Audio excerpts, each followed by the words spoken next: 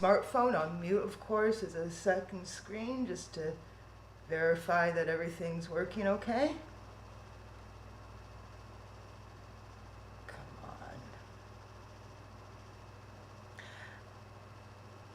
At least all of these experiences like this humanize me to the general public. And so, very good. So Twitch is working. And where am I? There we go. My captions on Twitch are working. Very good. And now I'm going to check YouTube. And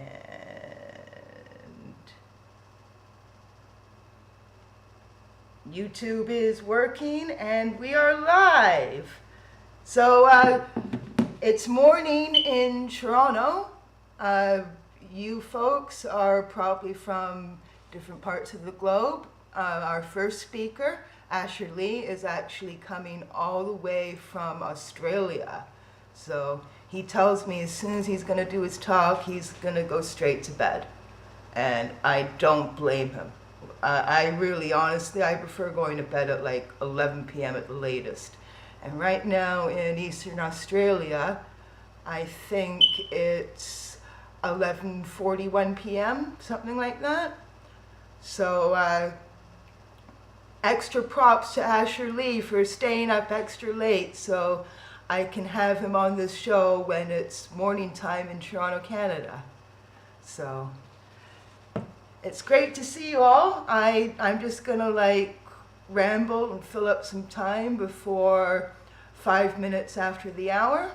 And I just moved into this apartment in November. And when I was decorating my living room, I was just thinking about where furniture fitted according to my own preferences. And I didn't realize that by putting my desktop workstation and my bookshelves behind me, that I was fulfilling some sort of YouTube streamer puts bookcases behind them to make themselves look smart trope. And that is a trope. Like some people have like fake bookshelves behind them just so that they can look extra smart on camera. But I assure you that my bookshelf is real. So we're going to have some really great informative cybersecurity entertainment tonight. So if you look at the website, first we're going to have Asher Lee talking about a day in the life of a cyber nerd. Then we have Sarani Alice McNeil talking about malware and reverse engineering on how it impacts users in the cybersecurity format. Next, I go on with my cybersecurity blogging greatest hits. So I'm just going to read from stuff that I've written over the years that I believe is still very relevant and topical today. And then we've got Thinker. He's going to be talking about, so you want to start an information security program. After that, we've got Spencer Hunley. Ain't no party like a crypto party, educating and teaching disabled folks how to protect themselves in digital spaces. I'm really looking forward to that talk. Next up after that is Tanya Janka, Purple is the New Black, Modern Approaches to Application Security. Then we've got Michael Middleman and Andrea Downing talking about e-patients, hacking healthcare one community at a time. After that, we have How We Win, Neurodiversity for Blogging, Security, and Village, brought to you by B. And then finally, I'm going to do a little bit of an outro. So we've got 6.5+ hours of content here. You can watch it all in one go, or you can tune in and out and watch your favorite talks. I'm going to let you know right now that after this event is over, I'm making recordings of each and every talk, and they're all going to be uploaded to YouTube eventually. So if there are any talks that you missed that you want to watch later, there are plenty of options for you. So I have Twitch and YouTube running on my phone because I only have one monitor. So my smartphone is my de facto second screen right now. I don't see any chats on either medium, but I will check the chats from time to time. I'm going to let you guys know right now that when we do Tanya Janka's talk in a few hours, at the beginning of the presentation, there's going to be a fun contest. So Tanya Janka has this business called shehackspurple.dev, where she teaches application security online. And she wants to give away 2 free application security courses. So at the beginning of her talk, we're going to have a little contest, and 2 people will win courses. And you will participate in the contest by participating in Twitch and YouTube live chat. So if you want to learn about application security, that would be an excellent opportunity for you. I've been in Tanya's She Hacks Purple program, and I have been learning so much. I mean, application security is very important. We use applications every single day, and I've written about cyber attacks pertaining to applications, and they're atrocious. I think if you want to get into application security, that's a great track to steer your career in. So we have approximately, I would say, 20 minutes until Asher's talk, but that's okay because I got lots of stuff to talk about. Asher is going to talk for about half an hour, and then I'm going to spend the other half hour of his time slot I'm going to be reading some of my favorite articles over the years that I myself have written. So yes, during my own talk, that's what I'm going to be doing. But out of all the presenters today, I have by far the most flexible talk because I can just keep reading my own content. And that's also my contingency strategy for filling any space in the schedule that needs to be filled for whatever reason. So my dad's been dead for about a little over 6 years now, but when he raised me, he kept hammering on the point over and over again.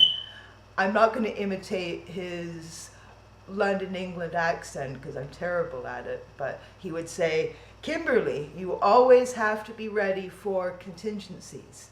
Just imagine that in a Cockney/Receipt pronunciation accent. Contingencies, contingencies. So if you got to drive to some place and you got to get there by noon, and it's going to take approximately an hour to drive there, you should actually be on the road 2 hours beforehand, just in case, for contingencies, because you can always kill time, but you cannot make up for time when you're late. And to my dad, other than mistakes in the English language, tardiness was the absolute worst sin ever. So my dad, if he was alive and he was able to see what I'm doing right now, I think he would be very proud of me. So, how's it going down there, Dad? So, I am well prepared to keep going for 6.5 hours. I've got this.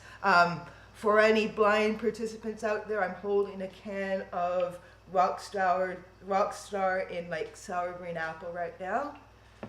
I've got a can of Monster Energy in Ultra Blue, which I'm also holding up to the camera right now. And if I run out of those, I've got several more in my refrigerator.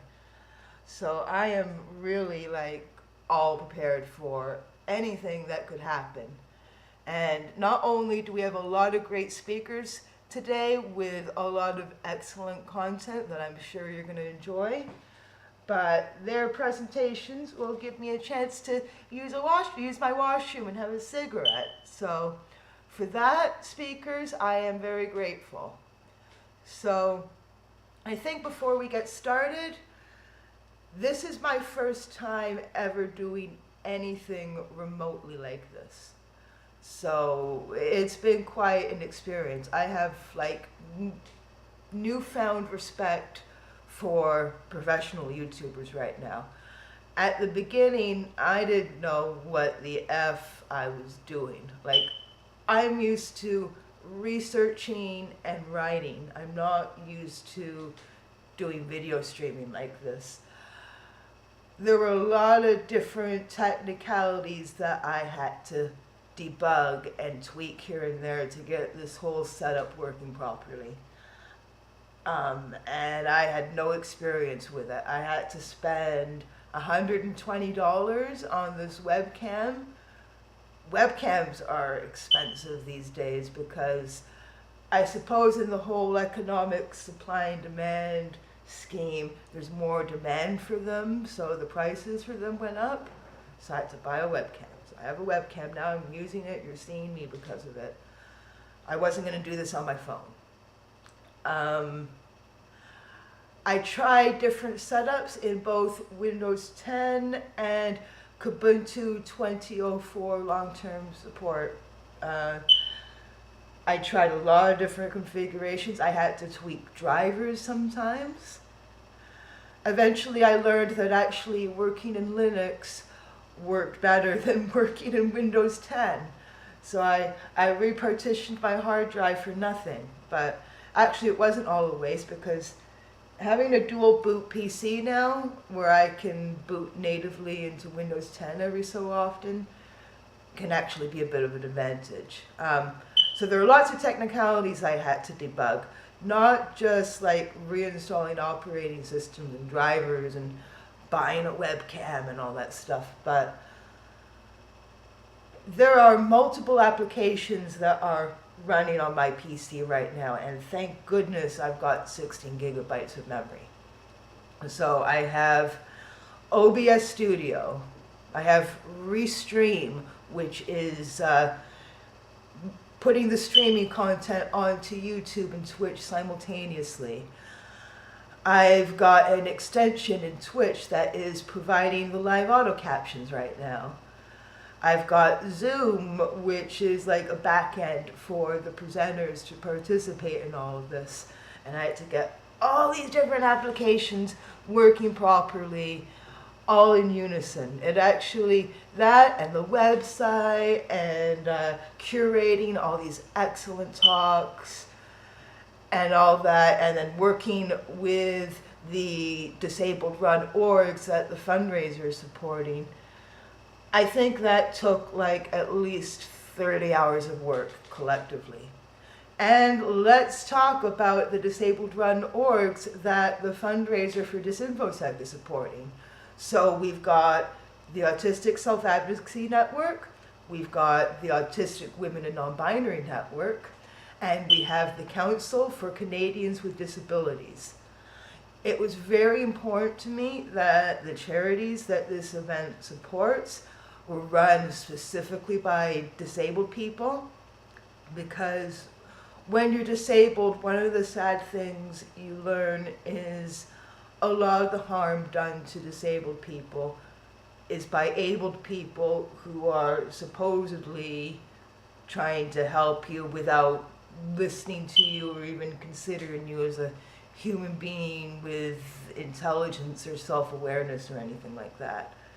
So there was no way that I was going to support, you know, condescending, abled person run organizations. I will only support disabled run organizations. So two of the organizations are about autistic people, but this event is supporting disabled people in general. So I choose it took me a lot of research, but I chose a third disabled run org, which is the Council for Canadians with Disabilities.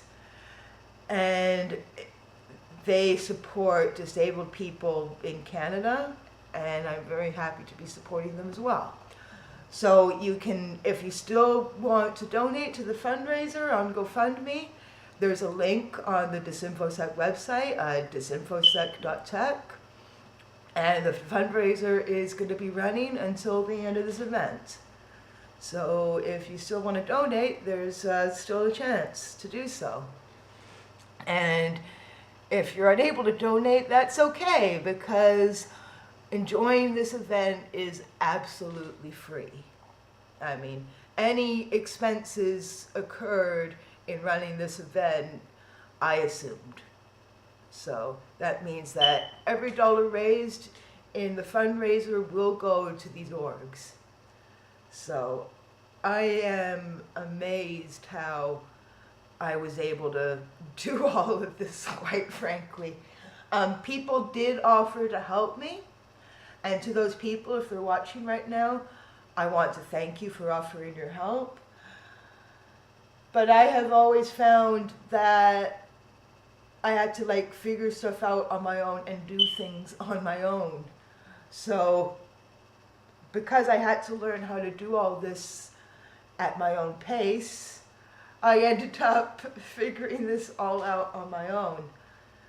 But to those of you who offered to help me with the technicalities of running a video streaming event, I am still really grateful that you offered to help. So thank you very much. So I'm going to check Twitch again and YouTube again and see if there's anything in the chat. Okay, nothing in the YouTube chat, that's okay.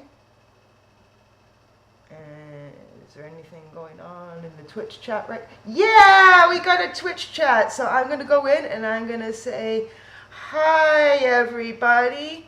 No, I'm not Dr. Nick. I'm probably more qualified to practice medicine than he was anyway. There we go. Yes. And the key to me being able to do this without... When I was testing the whole technical setup a little bit earlier, and I had the speaker of my phone running while I was using my desktop, while I was testing everything, there was a continuous echo. I would say, testing, testing, and then my voice would just go on, testing, testing, testing. And thank goodness I did that, because then I was like, holy shit. If I'm going to be using my smartphone as a second screen, I better have my phone completely muted. So it's a good thing that my attitude toward doing anything is to spend long and hard preparing for things before I try doing them live like I'm doing right now. For example, when I play Minecraft, I will spend literally dozens of hours until I've got full diamond enchanted armor, diamond sword, extra sets of diamond armor and all that. And I might not even face any danger before I do any of that. If you see me play any video games, I am a very cautious video game player. And that's my attitude toward everything. I look like I'm confident and I know what I'm doing and I look like I'm spontaneous, but there's absolutely nothing spontaneous about me.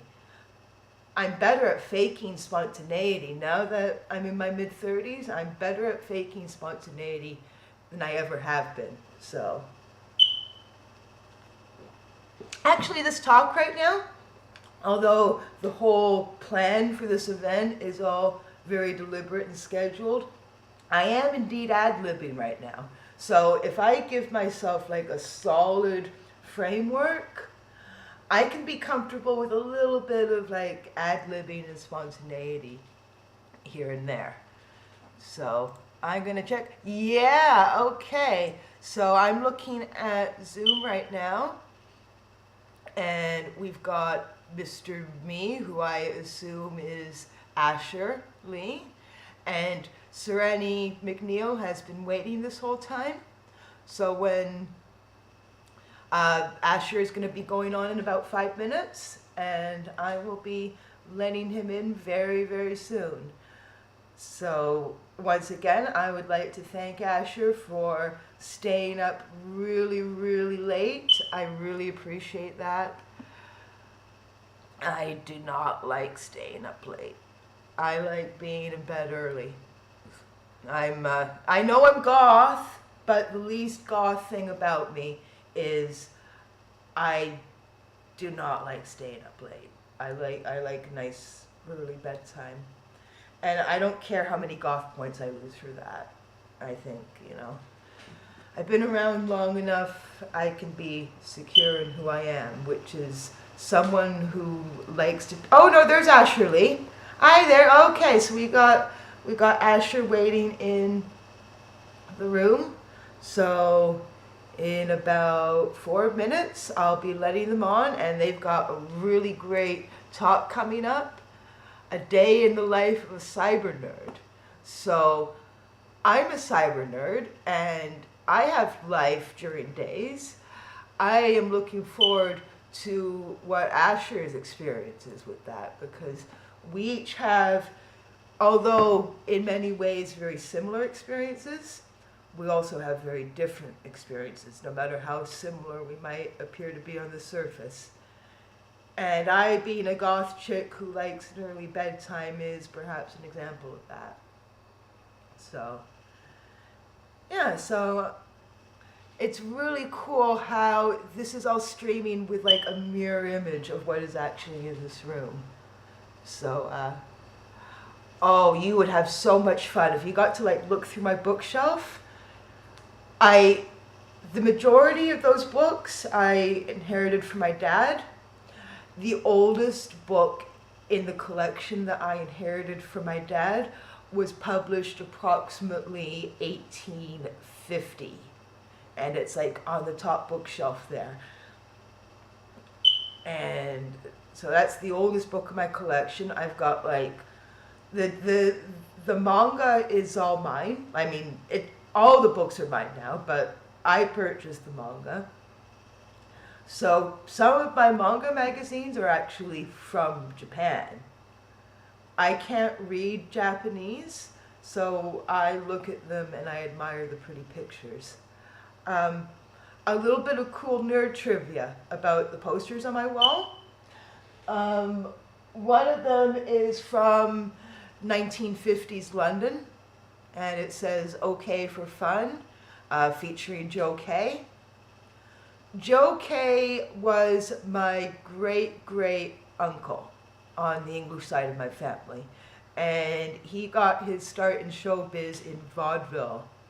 And that poster is advertising one of his shows that was broadcast over the BBC. And some really interesting nerd trivia for you is that my Uncle Joe had a very minor role in the first Star Wars movie.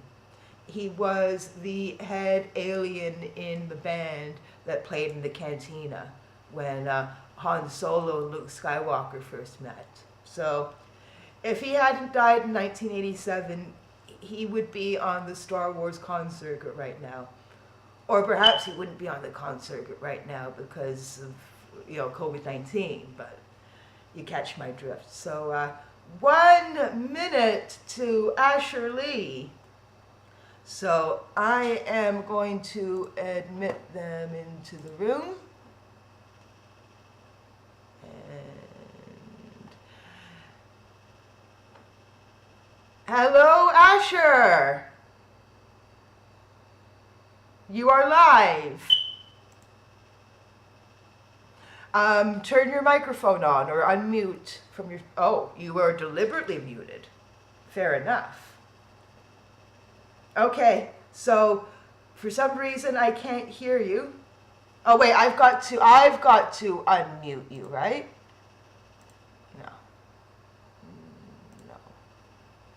Okay. Can we get... Why isn't your microphone working?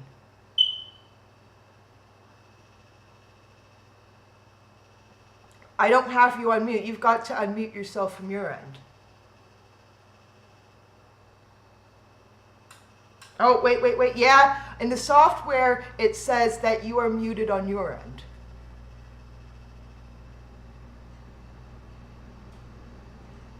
I'm not a lip reader.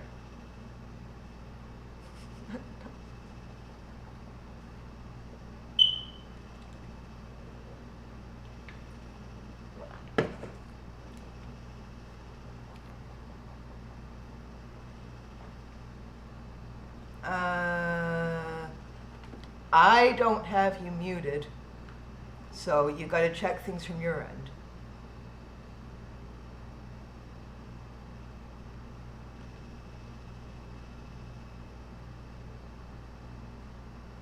Okay, let me just check something. No, it says that. No, I don't have you muted. I checked multiple spots in the UI, and you are not on mute. Not on my end. Check your end.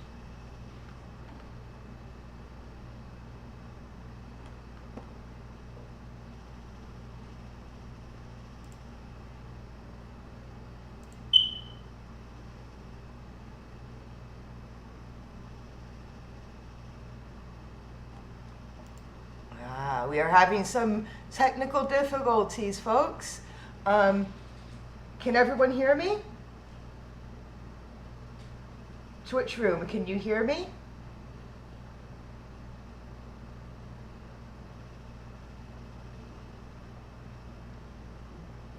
Okay, so Minerva's Refuge says that they hear me. Can anyone hear Asher?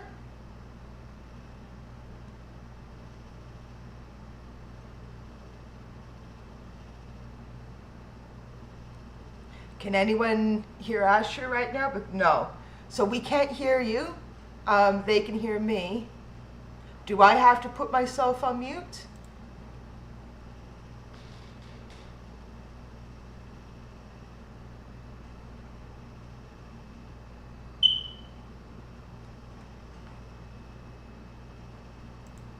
Okay, so I think what Asher is trying to do right now is, I think he is closed Zoom on his end, and he's going to relaunch Zoom and try again.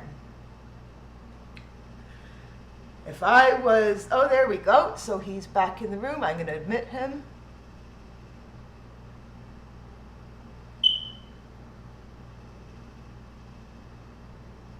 Okay, testing.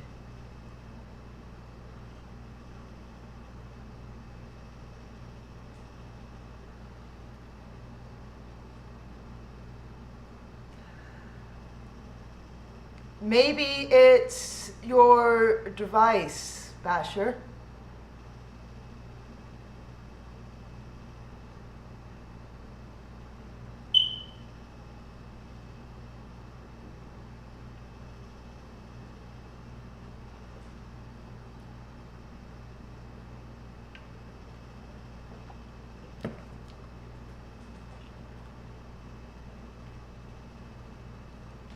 Yeah, I'm not hearing you. Oh, hold on a second. I'm getting a Twitter DM right now.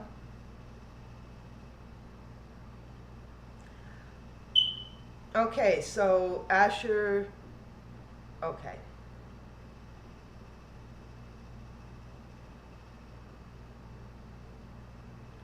I appreciate your patience, everyone. So someone is trying to switch computers. That's a cool shirt. A petabyte of data is a terrible thing to waste. He can obviously hear me because he was like smiling and chuckling right then. But I can't hear him. And when there's no audio, the subtitles are based on the audio feed. So while, okay, so I'm looking at a Twitter DM right now, and that's relevant to what's going on with Asher. So yeah, I've got like cool posters all over my apartment. So As you can see, I'm a big fan of Persona 5. That's not my only Persona 5 poster. I've got like Persona 5 posters all over my apartment. Not just Persona 5, also Persona 4. I have a... Oh, yeah, wait. Okay, so I admitted him, though. Let me see here. Do I have to? No, I'm not going to make him host.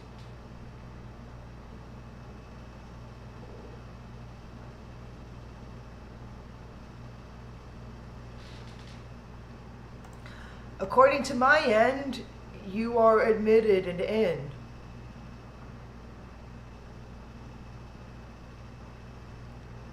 So I was just about to talk about, I am such a big fan of Futaba Sakura. I have her tattooed.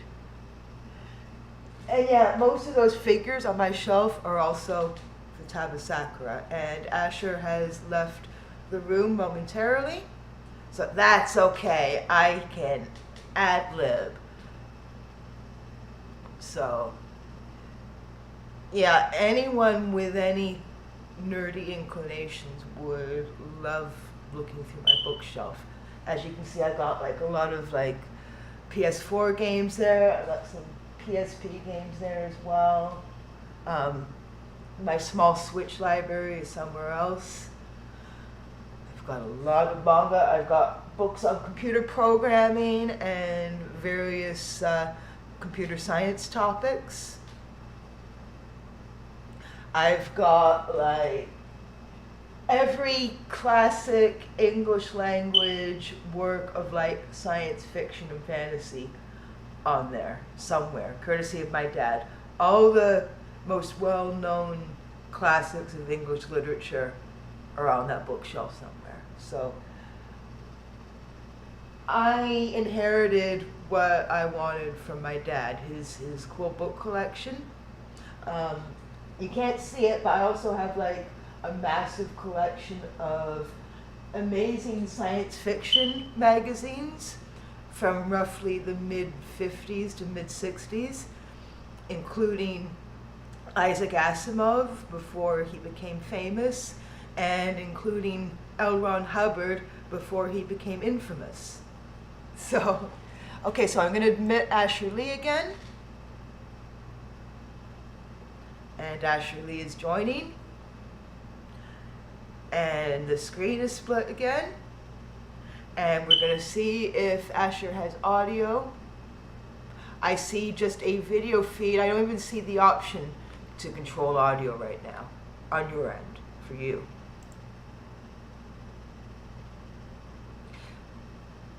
Next to my name, I see a microphone and a camera icon.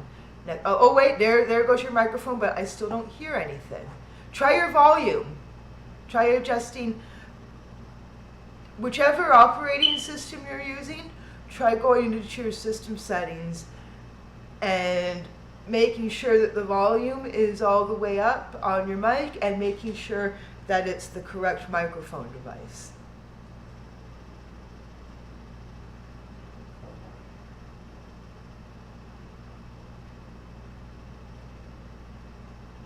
Yeah, I don't hear anything, Asher.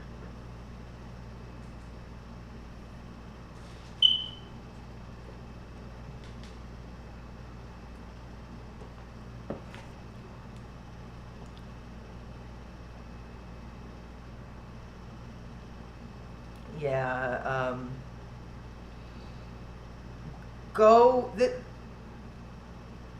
this is why I tested everything like 5 or 6 times, but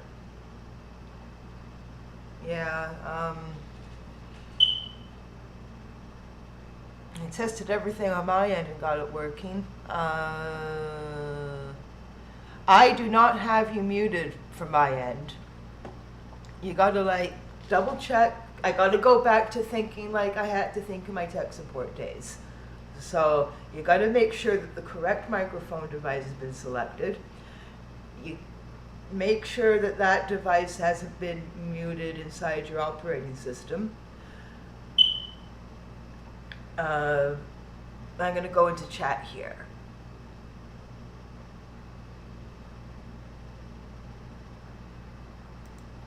Okay. So I'm going to look at these messages that Asher has been showing me. I'm going to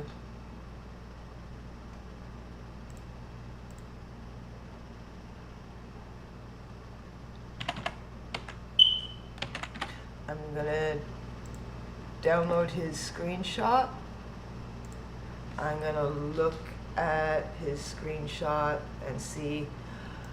Okay, I see that. Yeah, the microphone icon on your end is not on mute. Then the problem isn't your Zoom settings. The problem is probably either something to do with the physical device itself or something to do with your operating system settings. You might want to double check in Zoom as well. Okay, well, if you try two microphone devices, then maybe it's a setting either in Zoom. So even if you're not muted, maybe Zoom has the wrong microphone device for you.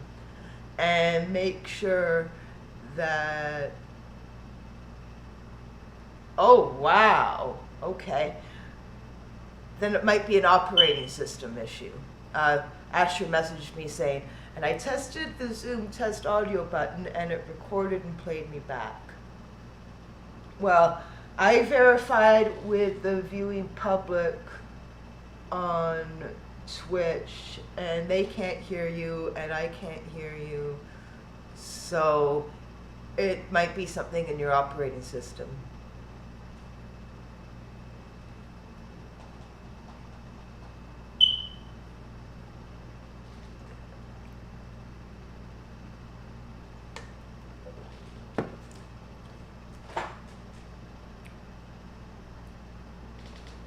Okay, so if there are any blind participants right now, I'm like giving the kind of shrug body language. Okay, so.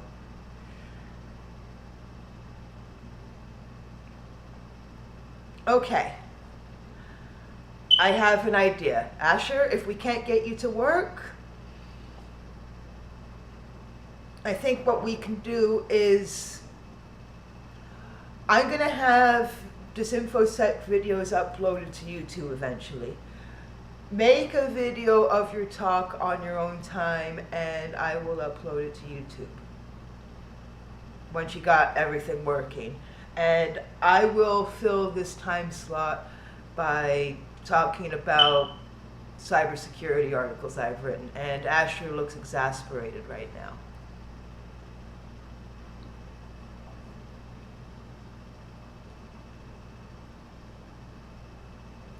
I'm really sorry about this. This must be like really frustrating and disappointing for you. So, okay, so while Asher tries to work out any technical problems he might be having, I am going to start reading some things that I've written because I think participants here have been waiting for some cybersecurity content. So the first thing I'm going to read is something I wrote for Venify's blog last September.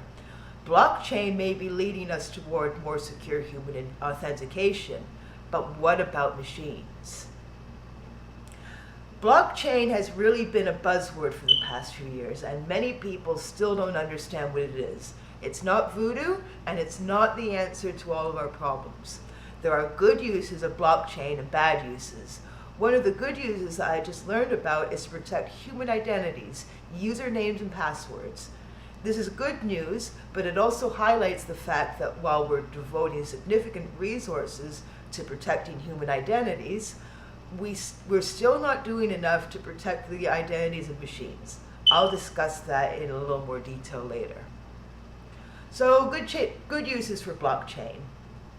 But before I move on, let me write briefly about good applications for blockchain, in particular the way it's used for Bitcoin and many other cryptocurrencies. It makes sure that people's transactions for buying, selling, and spending the currency are trustworthy and secure. Blockchain isn't a magic wand, Blockchain is a way to chain a lot of data in blocks in a decentralized manner. Blockchain binds each transaction or other such ledger data to the other transactions through encryption.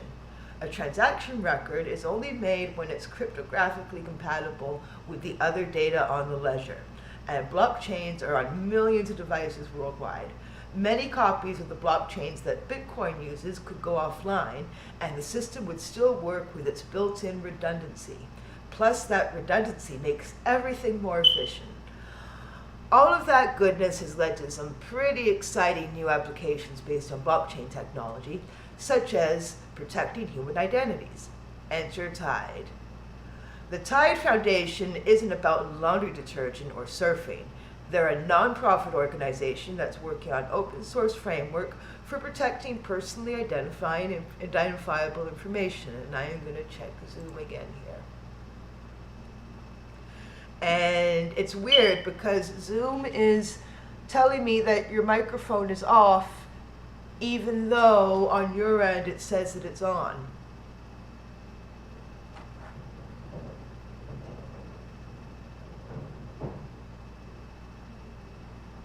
So I'm going to keep reading here. So the Tide Foundation is a nonprofit organization that's working on an open source framework for protecting personally identifiable information. That's something we really need, and their proposal for using blockchain technology could make user logins a lot more secure. Passwords are a notoriously problematic form of authentication. People forget their passwords, or they get sloppy and choose memorable passwords which are a lot weaker, and those often get reused too. Data breaches expose passwords all the time, and cracking applications work quickly on passwords that are less than 30 characters. Password managers solve some of these problems, and I use one myself. But then I cross my fingers and hope my password manager doesn't get breached, because then none of my passwords would be safe. Tide's blockchain-based authentication system uses their technique, which they call splintering. A detailed description of splintering is featured in a report by Tide's Jose Luis Lobo, Yuval Herzog, and Michael Lowy. The technique is intended to improve security without placing any further burden on an end user. However, it is also complementary to existing secondary security techniques such as second-factor authentication. In pursuit of this objective, a technique named splintering was developed. At a high level, it involves reducing the size of any password fragments shared with ORKs, which are orchestrated recluser of keys, and spreads them across additional ORKs. This in order to achieve a level of fragmentation where conceptually any individual ORK's fragment is so common that the number of potential false positive matches to password alternatives renders a dictionary attack impractical. If, rather than storing a full password hash on each ORK, only the first 16 bits is stored, then only that splinter is available for the comparison, and we begin to see collisions, where the splinter could potentially apply to numerous passwords. For example, a splinter of 8D96 could apply to both 123456 and linked 92. When an attacker attempts to employ a dictionary attack on these splinters, the result is no longer 100% certain, since different passwords share the same splinters. If we reduce the size of the splinter even further to 8 bits, the number of false positives becomes even greater. The Tide Foundation has put splintering through some thorough tests. They used a sample of 60 million user records from a publicly reported data breach. According to their research, splintering is 140,000 times more secure than conventional protections against a dictionary attack on passwords. In May, Tide offered a Bitcoin to whoever could crack single username and password combinations encrypted and splintered using their technique. More than 6.5 million attempts were made and none were successful. This sounds very promising. And now, okay, so I'm looking at the Zoom interface again, and I see Asher's background. I don't see Asher there. Oh, there he is. Oh, wait, he's going on and off. I guess that's his camera.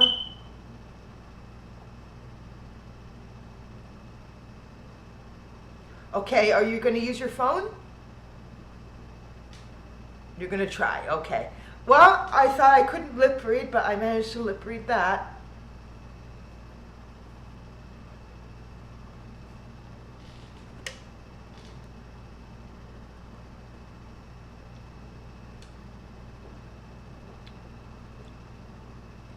So let's hope that this works. Thank goodness you've got plenty of room in your time slot.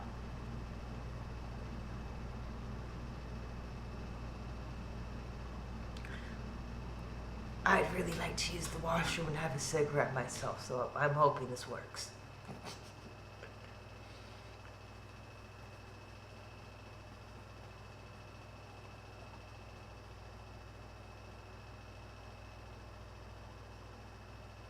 Okay. Fingers crossed, but I'm not going to cross the second set of fingers because apparently that's bad luck.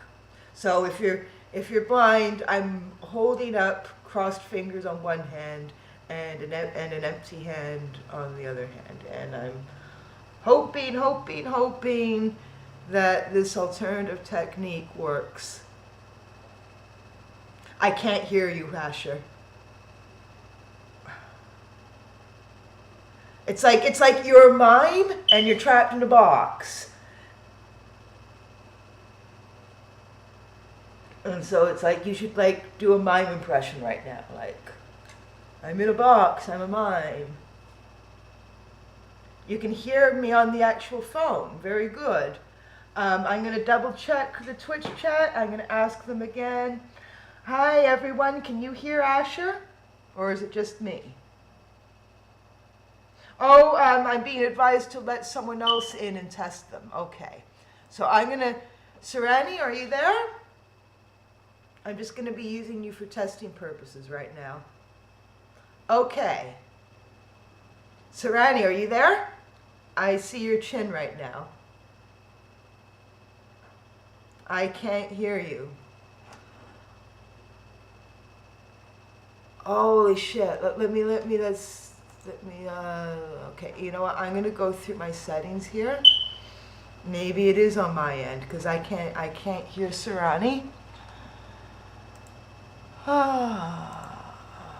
I don't have anyone muted. Security. Let's look at the security settings.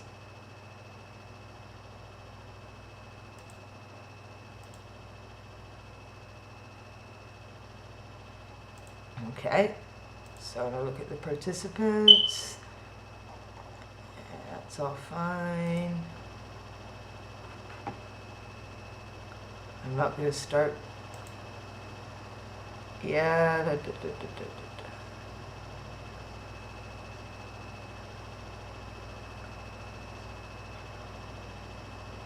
Audio settings. I'm going to look through the audio settings. My speaker works, but what about everyone else's?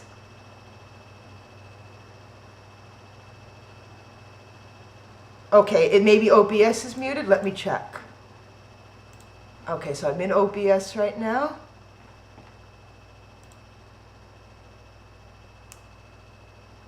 And like, all that's happening with OBS is Zoom is like being I don't know what the hell I'm doing. Zoom is being fed into OBS. It's not any of the individual audio settings would be in Zoom. Like basically right now OBS is just a back end for Zoom. Oh, this is okay.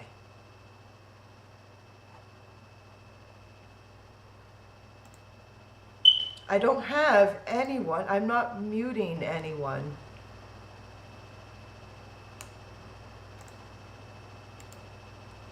One thing I'm not going to do is try making anyone a host. I'm the host.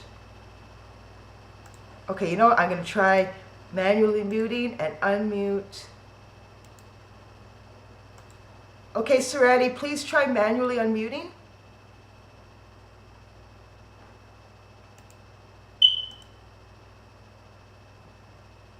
Could you both toggle mute, so mute and then unmute?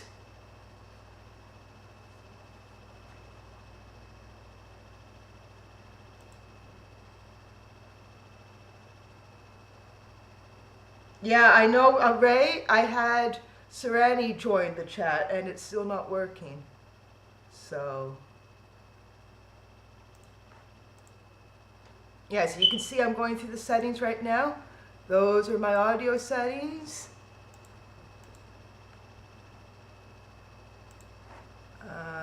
Try that again.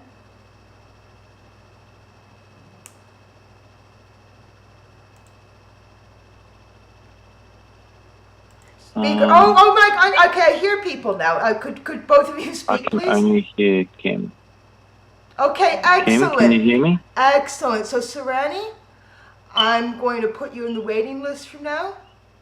Okay, I'm going to put you on the waiting room. Okay, so we think we're going to be on? I think so. Can you hear me? Oh, thank goodness. Okay, Asher, say one more thing. Okay, good. You've got half an hour to do your presentation and then go to bed. All right, fantastic. And people can hear me? Can you hear me, people? I can hear you. Okay, people in the Twitch room, can you hear him?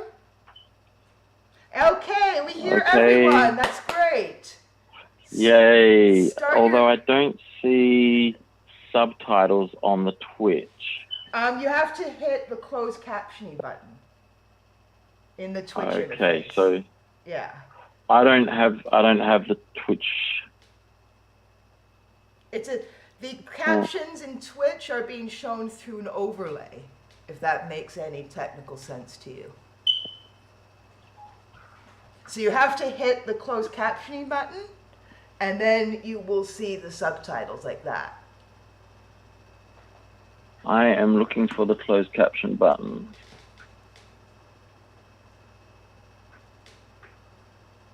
I don't have it. Okay, well, I guarantee you the captions are working. Just trust me on that one. Okay. So start to talk. Okay, fantastic.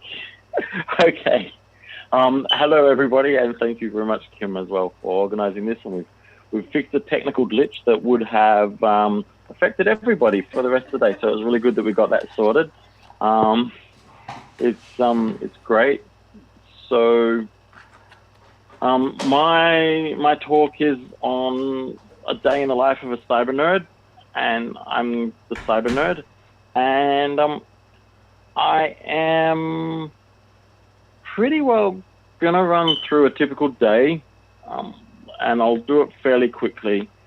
But essentially, in the cybersecurity realm, we have a number of different roles, from consultants, engineers, architects, responders, investigators, and analysts, and they all play different parts in a day-to-day cybersecurity or security operations center. And my day would typically wake up around about 7 o'clock in the morning, and I would generally roll out of bed and have a look at my Splunk app on my phone and see that everything's sorted and I don't have to worry about anything, which is kind of nice. And then I would do the normal home kind of tasks and head off into work, where we would probably grab a coffee along the way, and we have a little bit of a handover from the evening team to the morning team, or the daytime team. And after the handover, I usually run and get another coffee. There's not a heck of a lot of stuff that's happened overnight, if I'm lucky. So it'll just be some brute force attacks or some script kiddies having done something. The daytime approach is generally looking at insider threats, a lot more, and also spear phishing and those kind of attacks. We have a stand-up every day, and so for our security operations team, that's usually kind of mid-morning. Before and afterwards, you've got all the normal checking of your emails and your instant messenger type activity, everybody having a bit of a chat. It's changed a lot for operations now with everybody working from home. And I guess we spend a lot of time on Splunk. And one of the things, the reasons why I really wanted to talk about Splunk in my role is because it's a great opportunity for autistic people to showcase their super talents and their skills, and it's a really simple system to be using. So Splunk is essentially a log monitoring system, and originally when I thought of putting this together, I was going to show some usage of Splunk and show how we could see an attack and within Splunk. But with the screen sharing options being a bit limited, I thought it would be better to talk about a few things. Also, whilst I do remember on the screen side of things, my background is the Aurora Borealis, or the Northern Lights. So if you're just wondering what it is behind me, that's what's going on behind me. Then the main areas of Splunk that we use regularly, I mean, we use a normal, just a Splunk Enterprise Edition. We also have a cybersecurity special version, which is called Enterprise Security.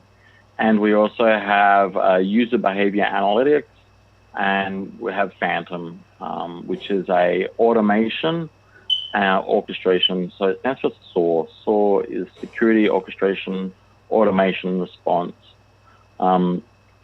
And those packages work together really well. They are taught about our environment, and then they are allowed to kind of give us notifications on what's happening, and even develop processes around the well, as an architect and an engineer, we do different tasks. So the architectural side of things is designing workflows and automation and playbooks, and then the engineers are putting those playbooks into place. And that happens, those playbooks happen over in Phantom, and they integrate with things like ServiceNow or other ticketing systems, which is where most of a security architect's work comes from. So the analyst, sorry, not the architects, the analysts. So the analyst work comes from tickets. And we have a number of analysts that will respond to work, and they'll run, preliminary investigations and work out what's happening to an extent. And some of the bigger things will run over to investigators, and we've got responders. And everybody's got their own little part to play in the system. And I thought with autistic people, we have some pretty good superpowers.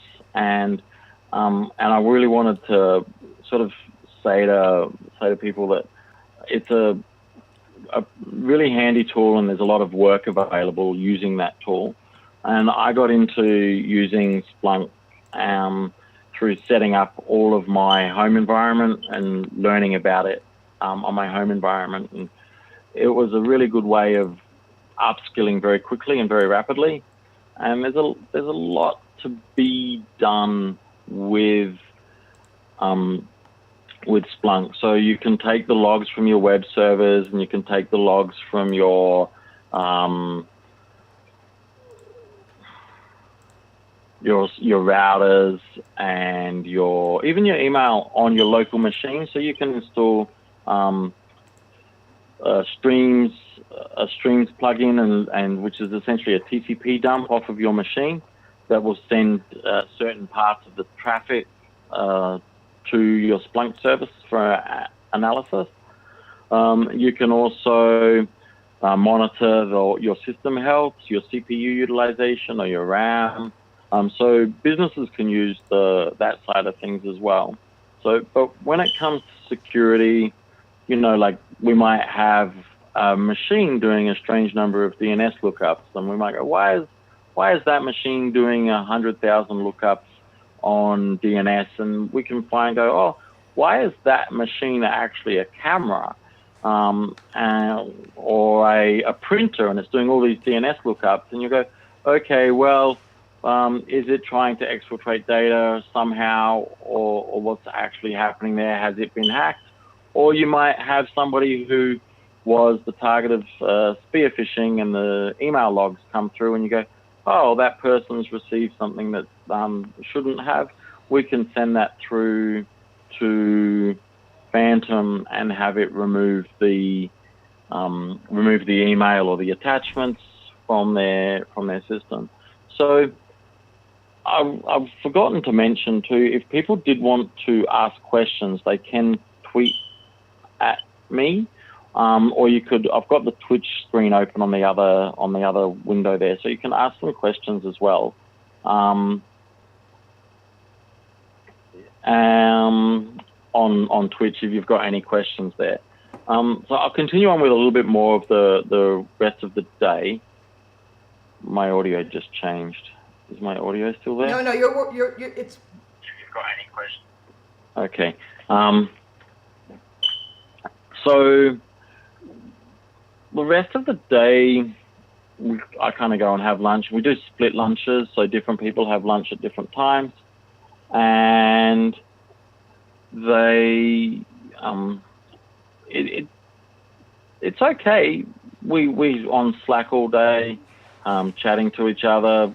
Most of our conversations are text. We don't do a lot of talking unless we get incidences. So for an autistic person like myself, it's kind of really handy to be able to relax with not so much talking. One of the reasons I wanted to do this today is I wanted to do a little bit more talking. And talking in a one-way conversation here is really different to what I'm used to.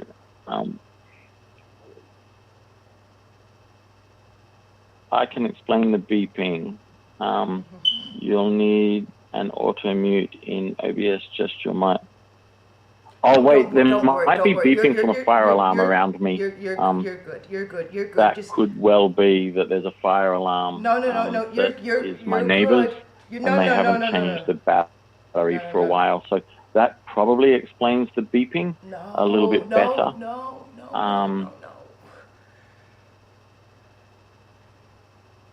I'm really, really sorry. I've tried. I muted my Zoom. No. Asher. No. Asher, you're good.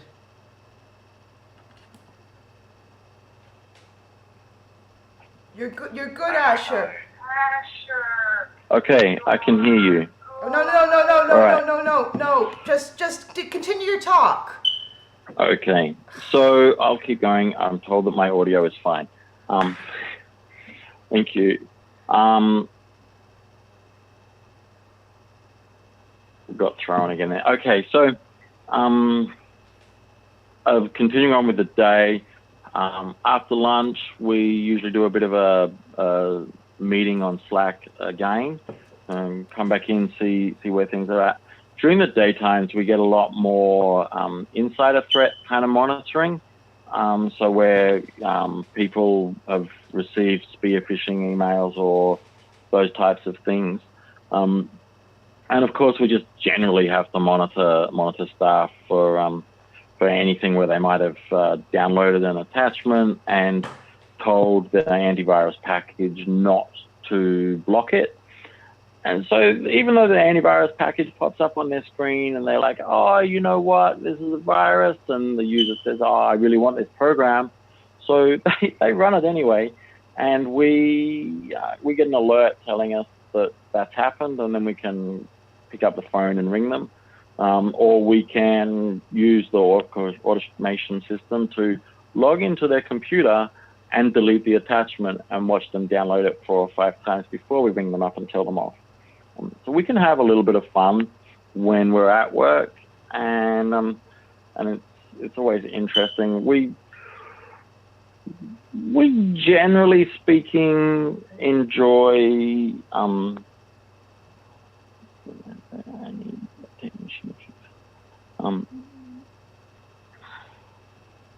sorry.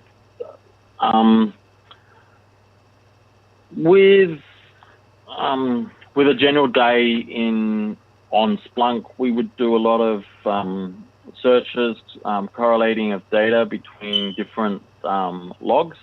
So we get data from many sources during a day, whether it's the firewalls, the routers, it might be the Active Directory services, it could be the AAA logs off of individual services, the email logs, the web proxies, the CASB,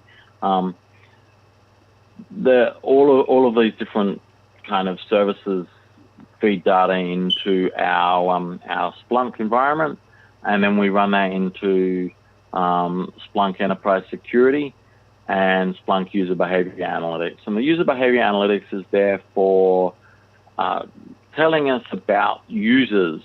So it's a really interesting idea. You've got a user that is going and looking at all of the different job websites every day, and they haven't done that, and they've been with the company for 11 months or 10 months maybe, and they've never really gone to the job websites before. You can start to think to yourself, why are they looking at jobs? So the risk of those people trying to perhaps steal corporate data can go up, and user behavior analytics can tell you about that on your own users. So even though they are legitimately allowed to go and look at the websites, it's out of character action. So at the same time, the HR people, they might be looking at those job websites every day, and it's not out of character for those people. So you can teach user behavior analytics software, or the UBA agent for Splunk, about your business units and your teams and what's normal behavior and what's abnormal behavior, or what's acceptable, unacceptable. You can monitor for the files getting written to USB hard drives, or you could go, oh, that's unusual behavior, or that's not unusual behavior. And then users themselves get an increased risk rating, and that happens automatically. And then based on those risk ratings, if users do something, then your enterprise security environment can give you an alert to say, hey, this is out of character for the business unit, and it can start to find those outliers for you. So Splunk does a pretty decent job of kind of helping us in the security realm of doing our work. We have to pay a lot of attention to it, and we really have to listen to it, but it's got a lot of power there. And it's pretty nice to be able to use, and it's really fun to use in a big environment. And I think that's one of the really enjoyable components of using Splunk is the larger environment. When I wanted to use Splunk and really get to know it, what I did was I got my own server which I was running, and I had Postfix installed, and I was doing my own mail service on my own web server, and I just piped all the data into Splunk. So I set up the forwarding agents on those servers to send data to my Splunk server, and then I started listening to what it was doing, and I got all of the environment variables off of the servers as well.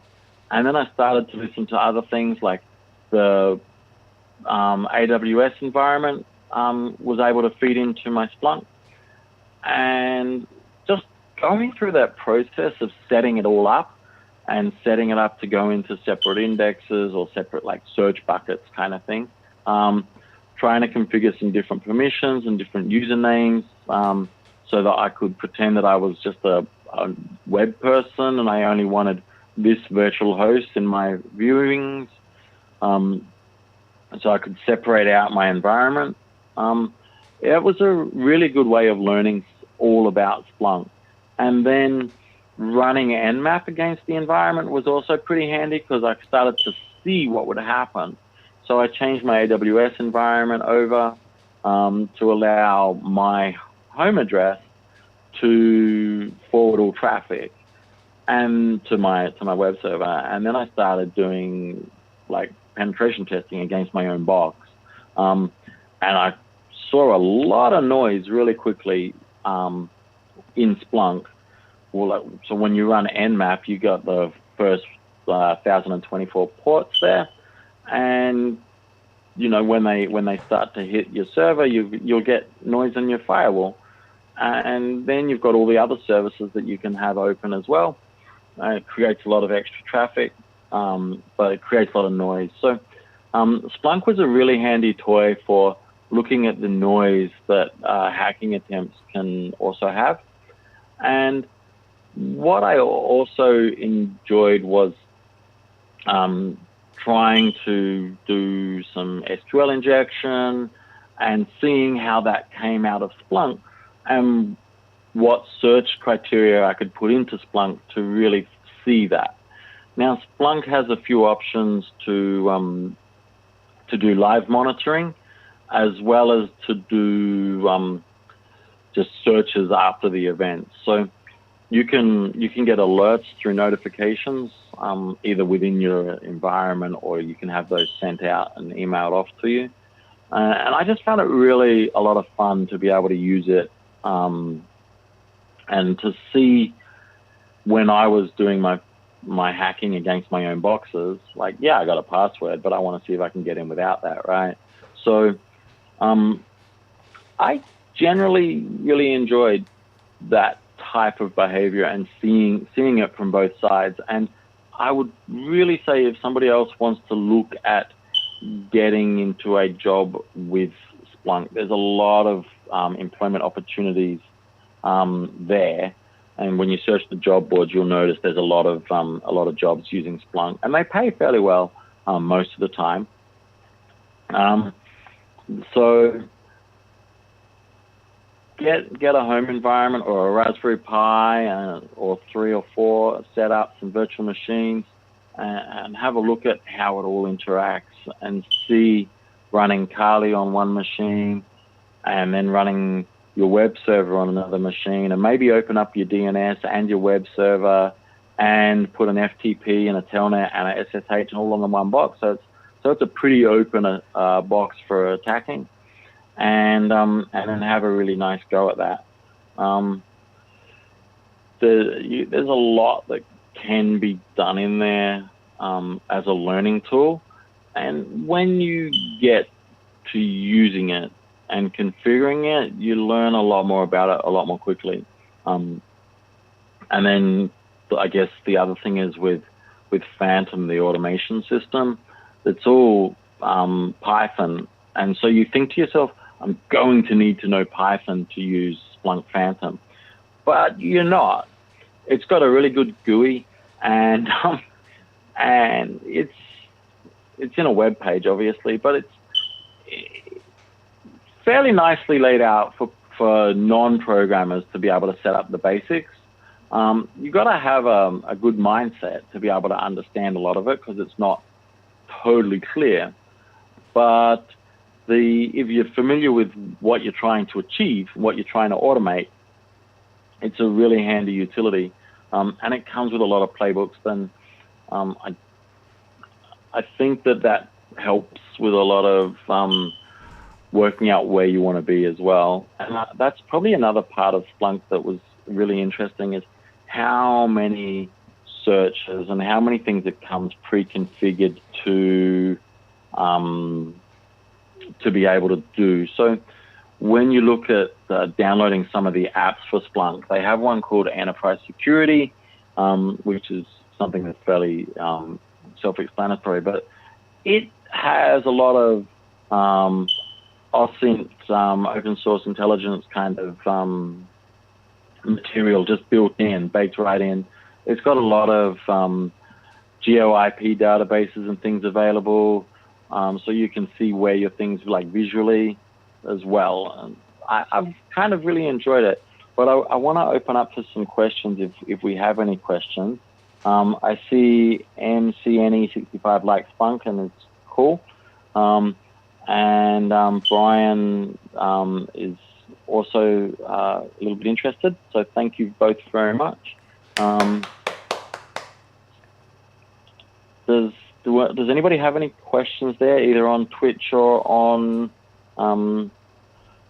Twitter for us? I'd love to have a question, please.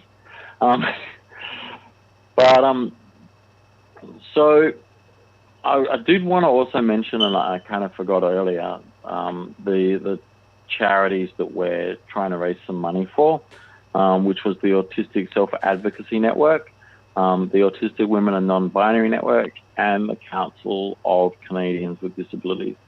And I know that Kim mentioned all of that a little while ago, so I'm just really hoping that we can raise a few coins there.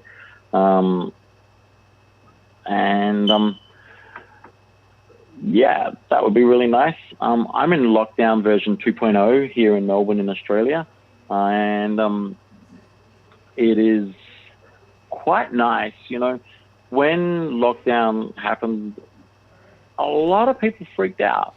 And when I went outside, I was really, really happy.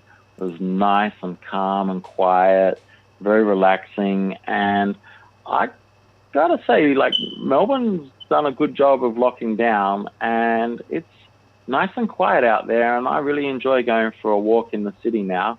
And it's a great place to go and get my exercise. And I live near the river, so I'll go for a walk along the river, and it's really nice. And I think by way of the benefits of lockdown for autistic people is huge. At least I'm finding that. I'm finding I really, really enjoy that. Kim? Yeah, do so you, my do you my enjoy audio lockdown? my audio is fully on. I am on entirely the different side of the globe, completely different hemisphere-wise. I like to think of Canada as being the Australia of the Northern Hemisphere, and Australia as the Canada of the Southern Hemisphere. And both countries in the British Commonwealth in similar ways, with equally brutal treatment to our respective Indigenous people. A shameful Very legacy. much so. Very much so. It's quite embarrassing how Australia treats their original people. Our Indigenous people are treated really poorly, and historically have been treated really badly as well. And it's horrible. Yeah, but I mean, I really enjoyed your talk. You talked about some issues related to NMAP, and that got me thinking that I just finished writing a book about penetration testing with Philip Wiley. So that's going to be published by Wiley Press probably toward the end of this year, beginning of next year. And Phil Wiley, if you happen to be in San Antonio right now, San Antonio, Texas, USA, he is giving a talk on the Pen Tester's Blueprint at that event today. So I'm doing a cybersecurity event, and he's doing another cybersecurity event. But the Pen Tester's Blueprint is the title of the book that we collaborated on, which is based on his curriculum. That's awesome. That's really cool. So this has been a really good talk. I really want to apologize to viewers about the technical F-ups on my end as well. That's all right.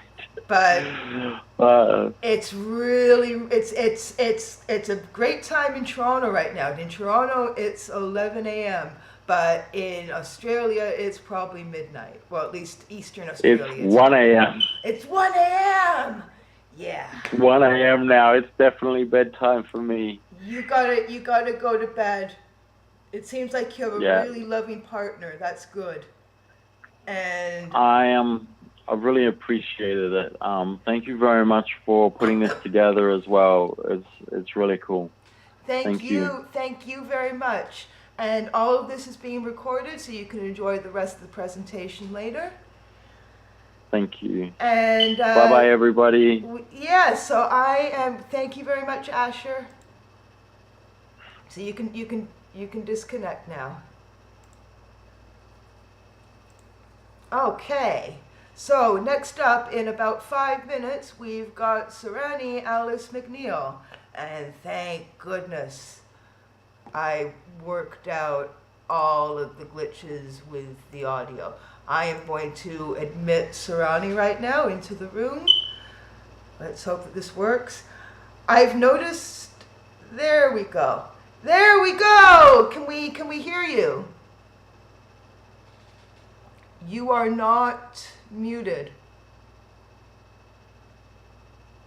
I was hearing you before. Oh. Okay, so you're doing a bit of a screen sharing thing? Okay, I still can't hear you though.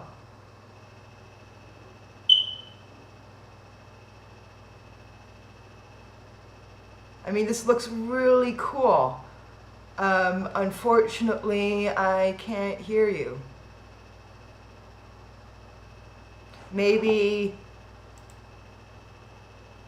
yeah, I've got all the same settings as when Asher's audio was working.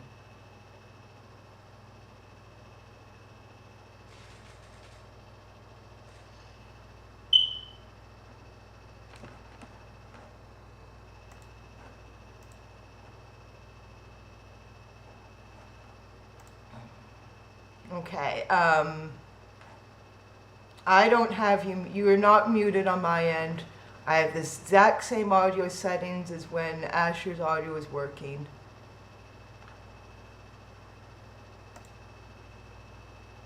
I am going to go back to this view now.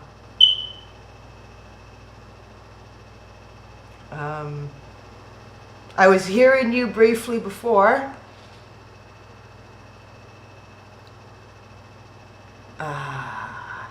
Thanks for your patience, everyone.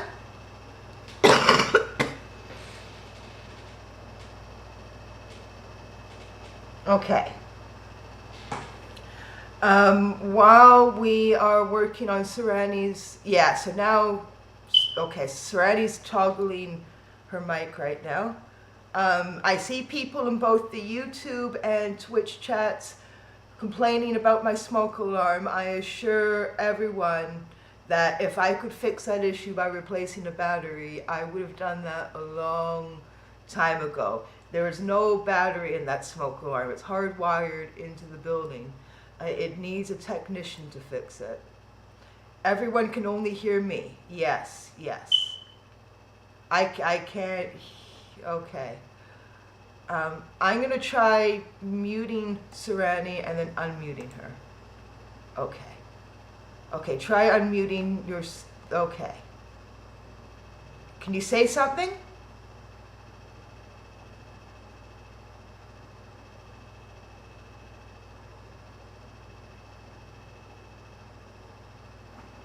I swear, oh, I've got all the same settings as I had before with, okay, I'm gonna toggle the speaker, toggle it again.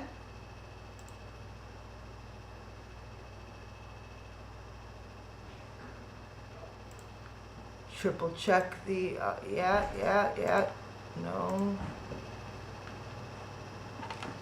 You are not muted, Serani.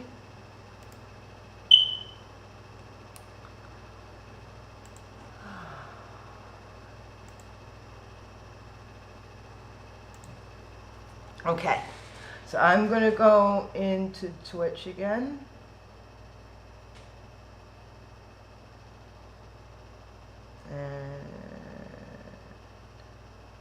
Can anyone hear Sarani right now? Has anyone been hearing her?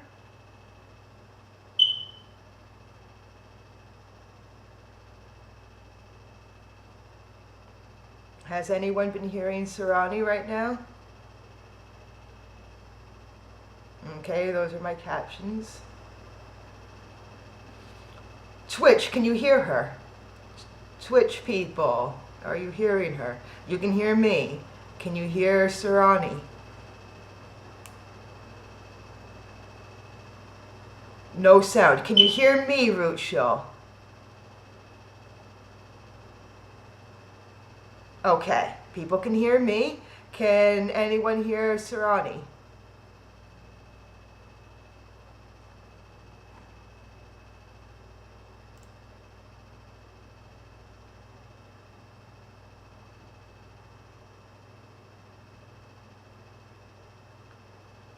Okay, I'm gonna toggle. You can probably see on the screen if you look carefully. I'm gonna toggle again. Same as system, built-in analog, stereo, same as system.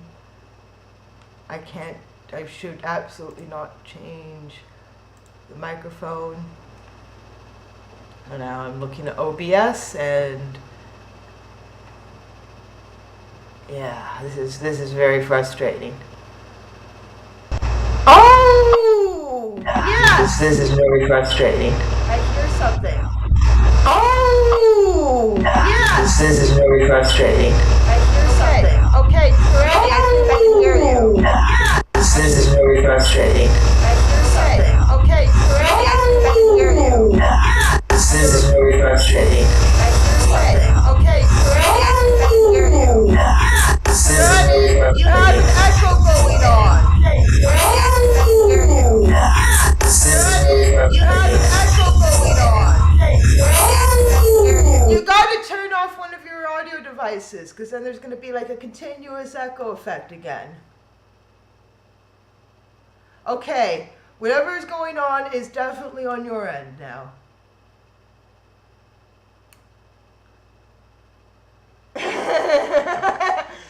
Gremlin Lady in Twitch says, sounds like a fun dubstep.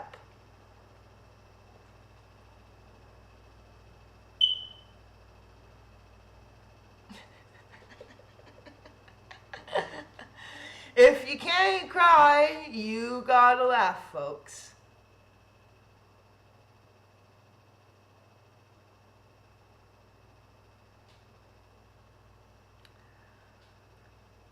Okay, so Sereni, we can't hear her.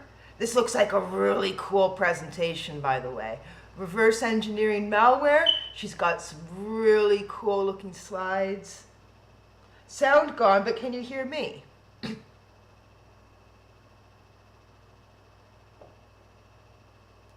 Root Show is saying sound gone, but can you hear me?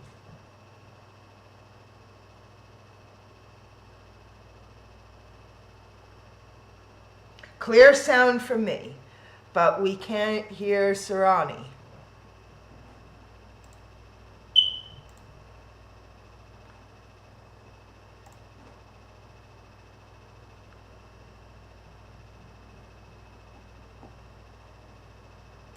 Okay. Sarani, when I was testing the audio yesterday and I got that like really intense echo effect, it was because I was having audio from the stream playing on my phone speaker and it was picking up on my mic on the desktop.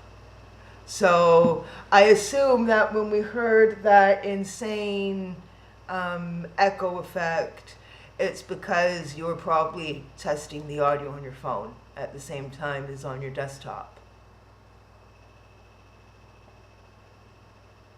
Okay, she's got her phone out again.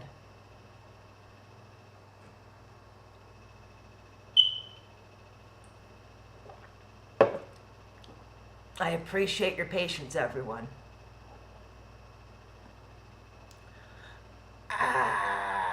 was a great talk by Asher Lee.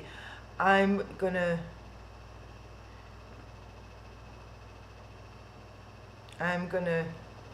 enjoy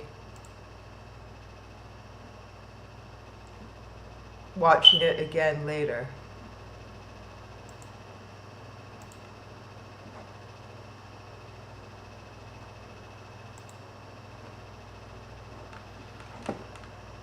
So I'm just fiddling around with things on my own.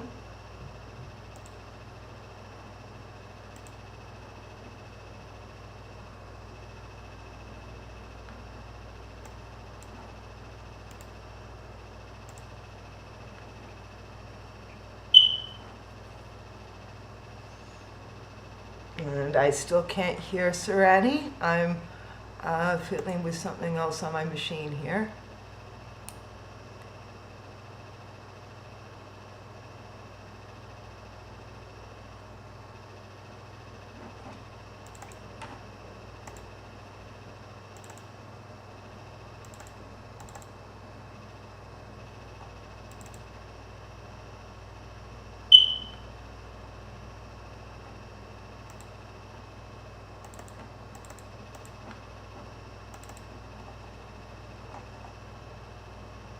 And I'm just, don't worry folks, I'm just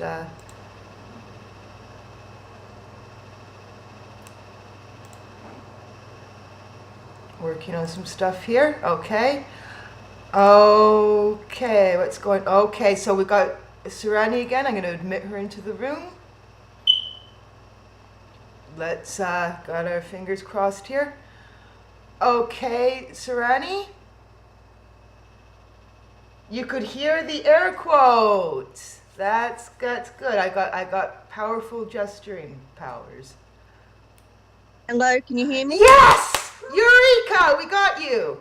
Okay. Okay. So feel free now to share your screen with your presentation, which looks absolutely beautiful, by the way. Okay.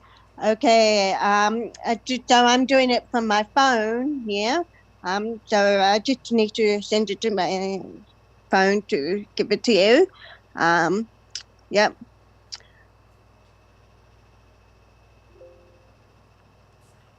I heard a Windows system sound. Or is that Mac OS? I'm sure that was like a Windows 10 system sound. Where is it? Let me just get it. Oh. Is this it? No, it's not it. Where did I put this? Oh. In documents, okay. I'm excited.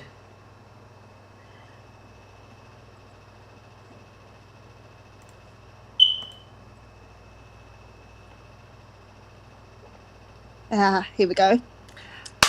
I just sent it to you. Oh, you sent it to me? Okay. I'm not sure how that's gonna work. Yep. I'll check my email. Like, how did you send it to me? Just to see if it worked, because I'm not sure it will. But anyway, I'm going to. I sent it also to myself, so. Okay. Let's see.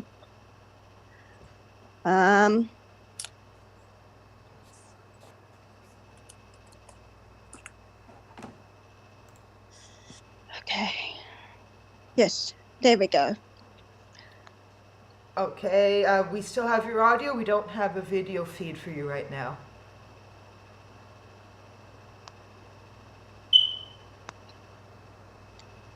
Zoom with Zoom. We are experiencing some technical difficulties. Please stand by. Okay.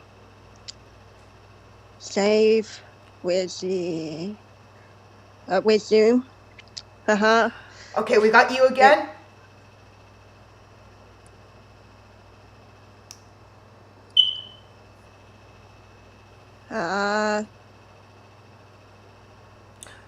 And that looks like your floor. Okay. You're just switching between cameras on your phone. Share content. iCloud. There we go. Yeah, So yes. it's working? Yeah, yes, we got it. We got it. Congratulations. Woo. High five over the internet. I'm sorry. It's It's okay. it's not exactly how I pictured it because I wanted to do it on the computer, but that's fine. We'll make do. So I am going to minimize myself here. Actually, I can. There we go. So I'm Savani, and I'm doing the reverse malware engineering software. So about me as a child here, I'm adopted to European parents from France and Thailand. So that's me in Bangkok here, and that's me as a baby. That's me in Hawaii. I lived in London also. Yes, I've lived in many parts of different Europe and Asia. I've got a cat called Daisy here, and I decided to get into information technology because I wanted to do something good for the world, I guess. But I didn't discover IT until I had come back from Auckland, New Zealand, where I had been living for 5 years. So came back in 2015 and I finished a course here in MIT University in Melbourne. And then here's about Australia. Do you know the animals? Hello?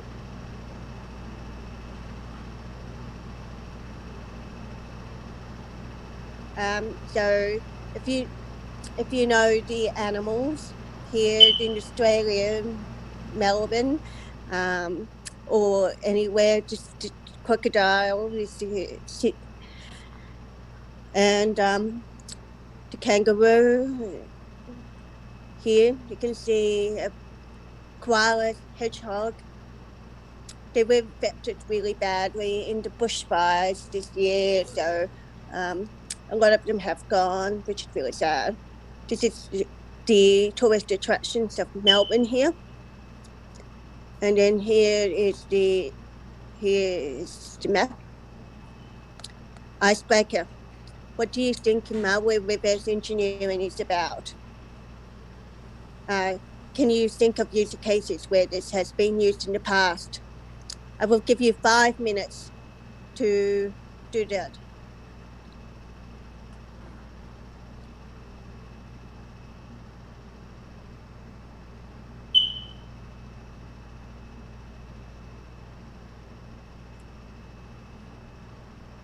Okay. Uh, I, yeah. So if you're in,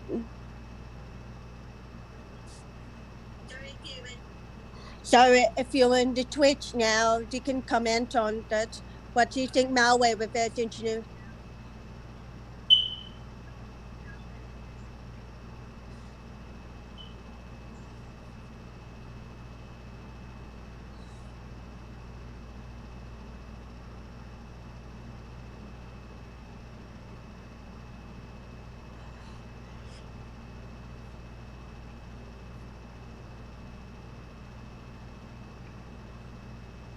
Mm-hmm.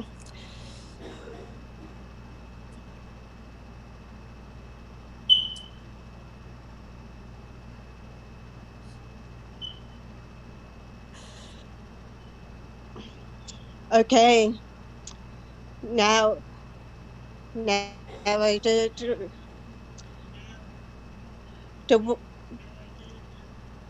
so one was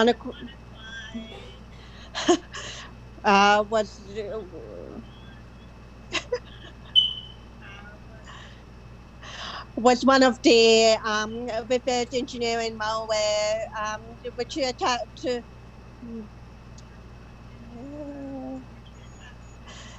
the hospitals.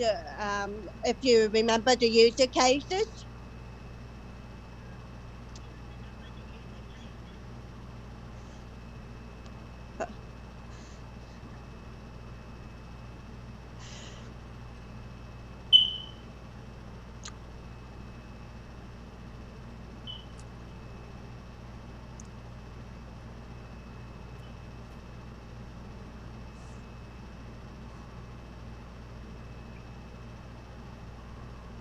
Okay, can you spot the risk in this?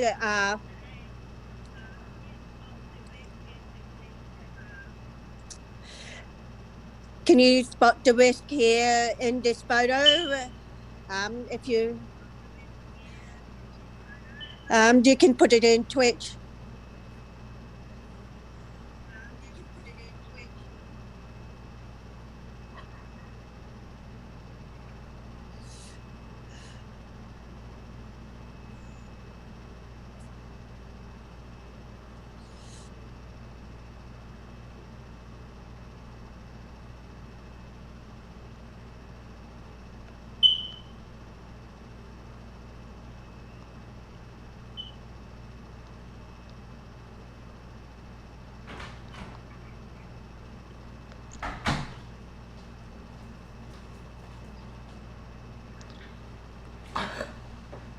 Can you name all the different kinds of malware on the Twitch?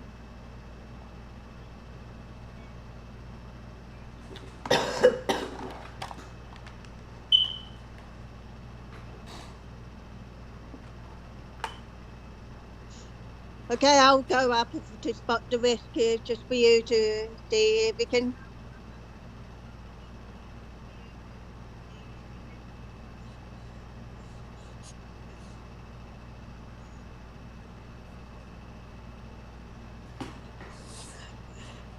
I think so with the sleeping.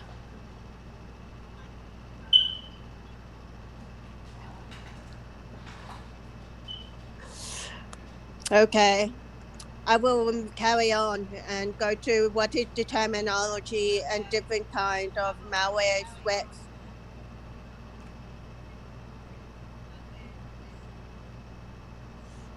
And yes, a worm is one type, but there are many different types.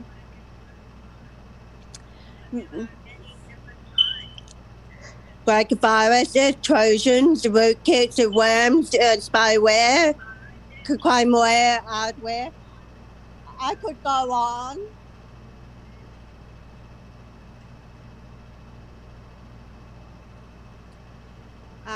So the terminology is short for malicious software.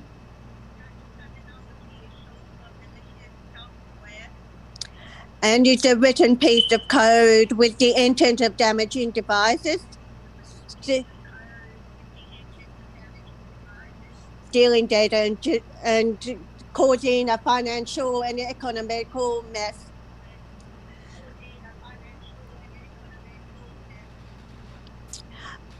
So it's often created by hackers who are looking to make money.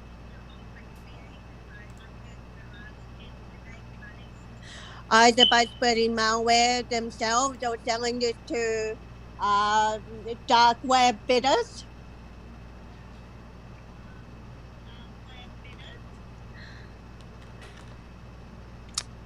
But interestingly, other reasons for malware threats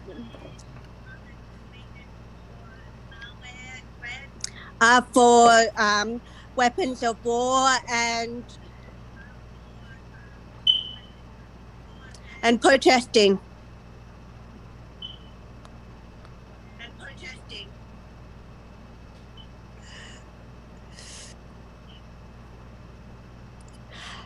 How to protect yourself against the malware.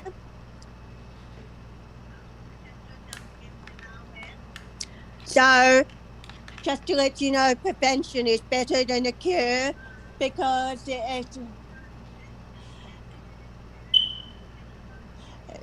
You know, it's common sense.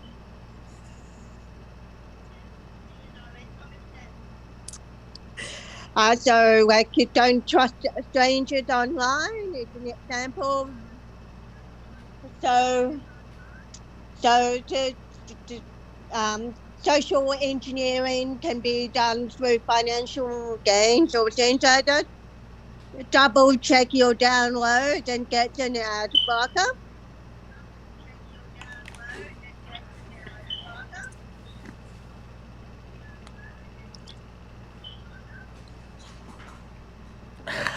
Okay, what does a malware reverse engineer do?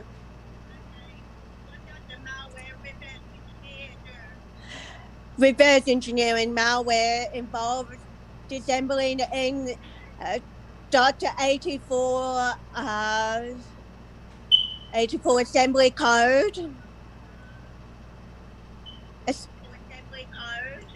and involves disassembling and decompiling software program.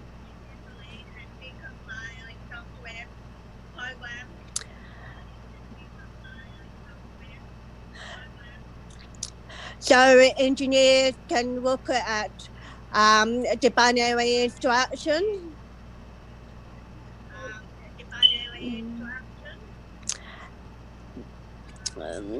The detailed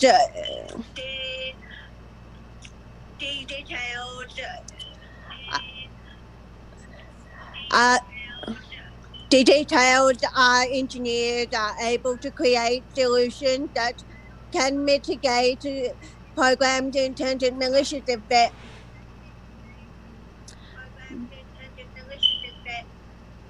A reverse engineer will use a range of tools to find a program is propagating through a system and what is engineered to do.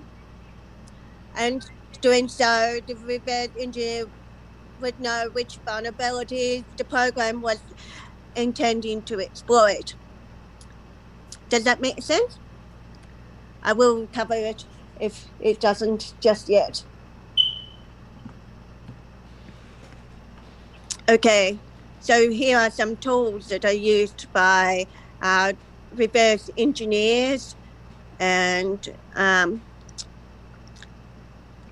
so disassemblers that we just talked about are just one kind, debuggers as well, another, PE viewers and network analyzers like Wireshark, you may have heard. So here's an example here.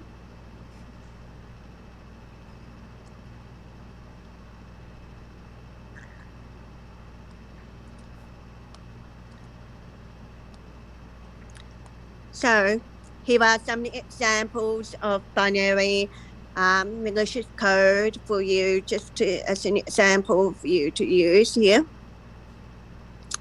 And this is all about the malware evasions and obfuscations here, which obviously about needing encryption, API and control flow obfuscation, anti-disassembly. Sorry, I'm just feeling a little bit sick. Okay. Keep yourself safe using these methods so you can identify, communicate, block, restore, recover, re-examine. So those 6 steps there are where you check where you have been impacted and where you can actually make a difference to that and to make your computer work again without the malware being on it. Okay.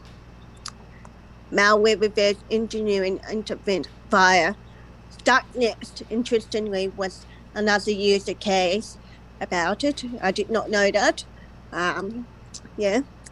So there's many different things that you need to do, which is reverse engineering method analyzers and algorithms, behavioral and attribution analysts of malware, malware incident response to intelligence. I won't go into it, but there are all different kinds which you need to consider in mind when you do this.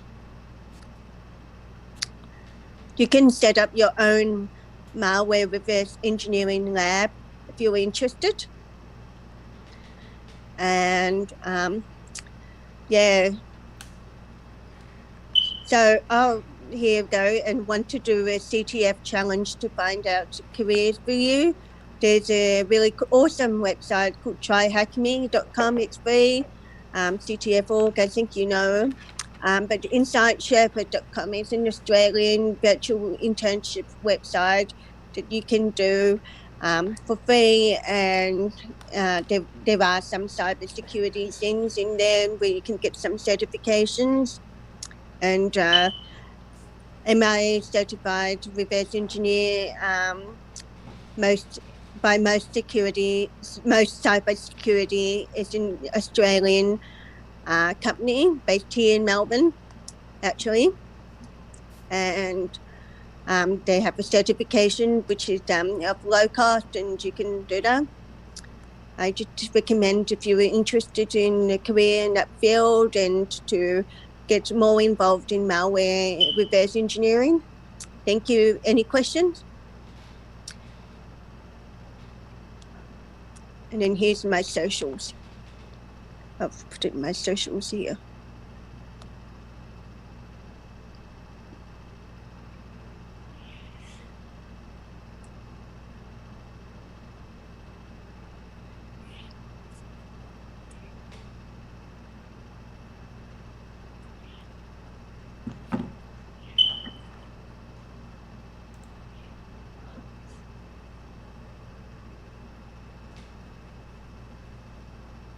Sarai, Okay, well, yep. You're doing Okay. great. You're doing great.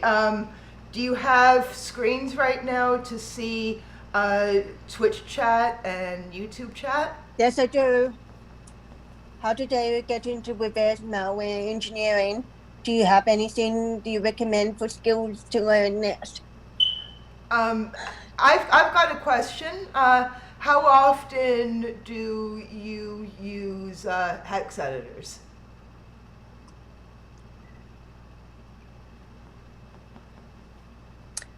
Well, I don't use the hex editors often because I'm not currently doing a CTF challenge or data, but I am trying to do some stuff in that. And yeah. Michael Middleman has a question in Twitch here. He asks, how did you get to reverse malware engineering? Do you have anything you recommend for skills to learn next? Well, I'm studying at Box Hill TAFE in Melbourne, which is like a community college, but it has all this awesome cybersecurity course, which is of low cost to government funded, and I think I just liked doing it through some events and stuff like that, which they hosted, but we've been doing a lot of Splunk and in Python. I think that's one of those skills that you really need to learn. Yeah, Python and Splunk. I can only think of that at the moment because a lot of data engineers use it, I think. That is really cool. I've always found malware reverse engineering to be fascinating. Do you have a favorite virtualization client to run VMs in? No, not really. I think I just mainly used the Kali Linux. I think it's just the easiest to use, I guess. I am impressed by how much work that you went into, like creating all the slides and everything. Like, I think that's really cool. And it appears that you're in Australia too, so it must be super late where you are right now. It is about 1:30 at night, but that's okay. I mean, I'm a late night owl. Oh, you are a And, night owl, okay. Well, then I don't feel so guilty then. This software engineering, blockchain security is another area of interest for me. So you can ask me some things on my socials if you're interested in getting to know more skills on that sort of thing. At the moment, I'm focused on Ethereum. So if anyone wants to do a project using the IPFS with Ethereum, let me know. That is really cool. Can everyone see her social media here? Yes. Okay. So we've got LinkedIn, and we've got Twitter. You've got is that GitHub? Yes, that's all I have That's at the moment. That's great. That's great. So I am. There's no more scrolling down, Gremlin Lady. We've seen maybe the very bottom is being cut out. Do you want to say what your LinkedIn and Twitter links are in case people are seeing that from a cut off screen? So if you want to follow me at Twitter, it's at JobSeekerSurani, and at LinkedIn it's Surani M, but with a dash in between. So just remember, might come up to person. That is really cool. You've got another 20 minutes in your time slot if you want to fill it up. Otherwise, what I can do is I can just do some more reading from my articles. It's up to you. Yes.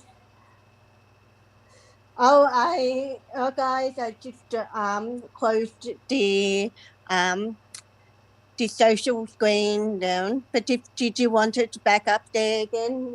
So I don't see. I just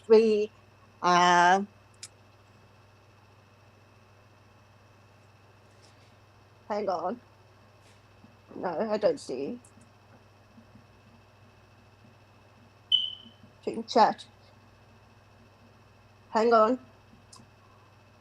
Can you see me now? I can see you. I can see you, and I can hear you. Okay. Yeah, I can't see the comments in the chat if there is any. Did you hear everything for her social Okay, media? everyone in Twitch appears to have heard you discuss your social media links. And I'm looking in YouTube, and there are no new YouTube comments at the moment. And if you have any other questions, just let me know. But otherwise, if you're interested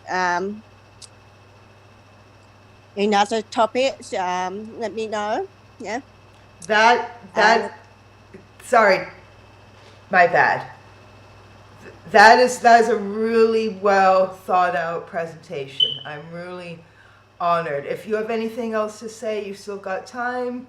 If not, I will read some of my content. It's up to you. Okay, I'm just going to talk to you a bit about the blockchain Ethereum thing, which is a different topic, but it's really cool. Yeah. You know what? I am going to just put you on there, and you've got at least 20 minutes to talk about whatever you want to talk about. Yep. So for blockchain Ethereum, it's a developer application. It's not like Bitcoin. You can do anything with it, really. You use a MetaMask plugin, which is your wallet. But there's other wallets out there, like Alpha Wallet. I mean, there's heaps more coming on the market. And seriously, it's good, but it's very technical at the moment.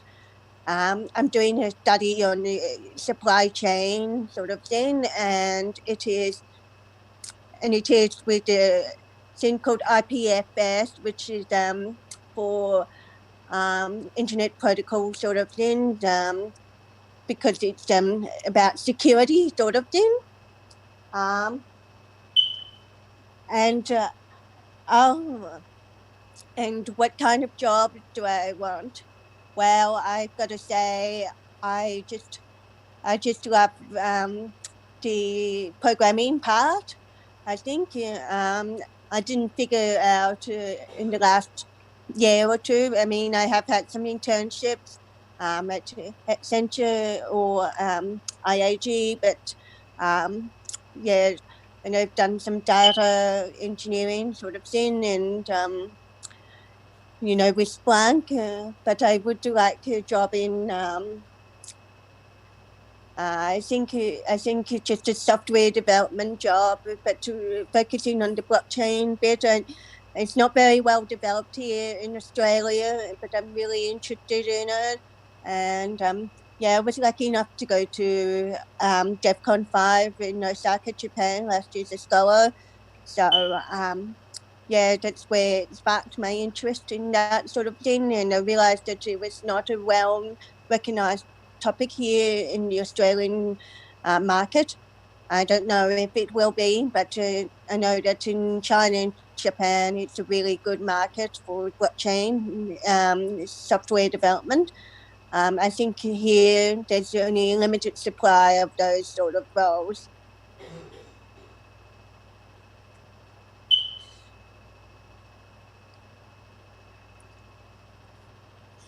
Okay, and I would like to introduce you to my cat.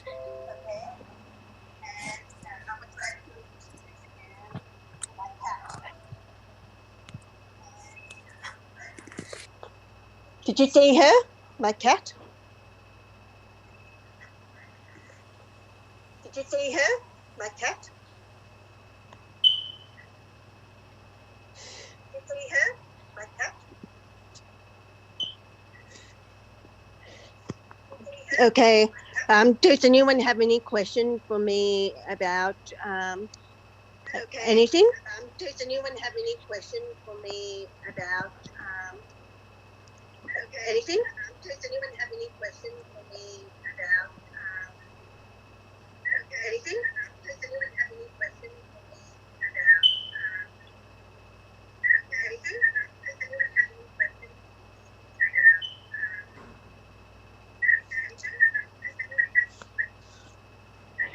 So, just a personal note here, I'm hearing loss.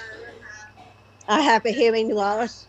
So I'm completely deaf in one ear on the right since birth, and on the left, I'm actually wearing a hearing aid. I've worn it all my life. I got it when I was about 2 years old.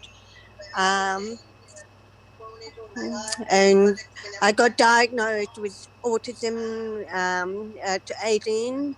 Well, it's not autism, but it's Asperger's syndrome. And Asperger's syndrome. And Asperger's syndrome.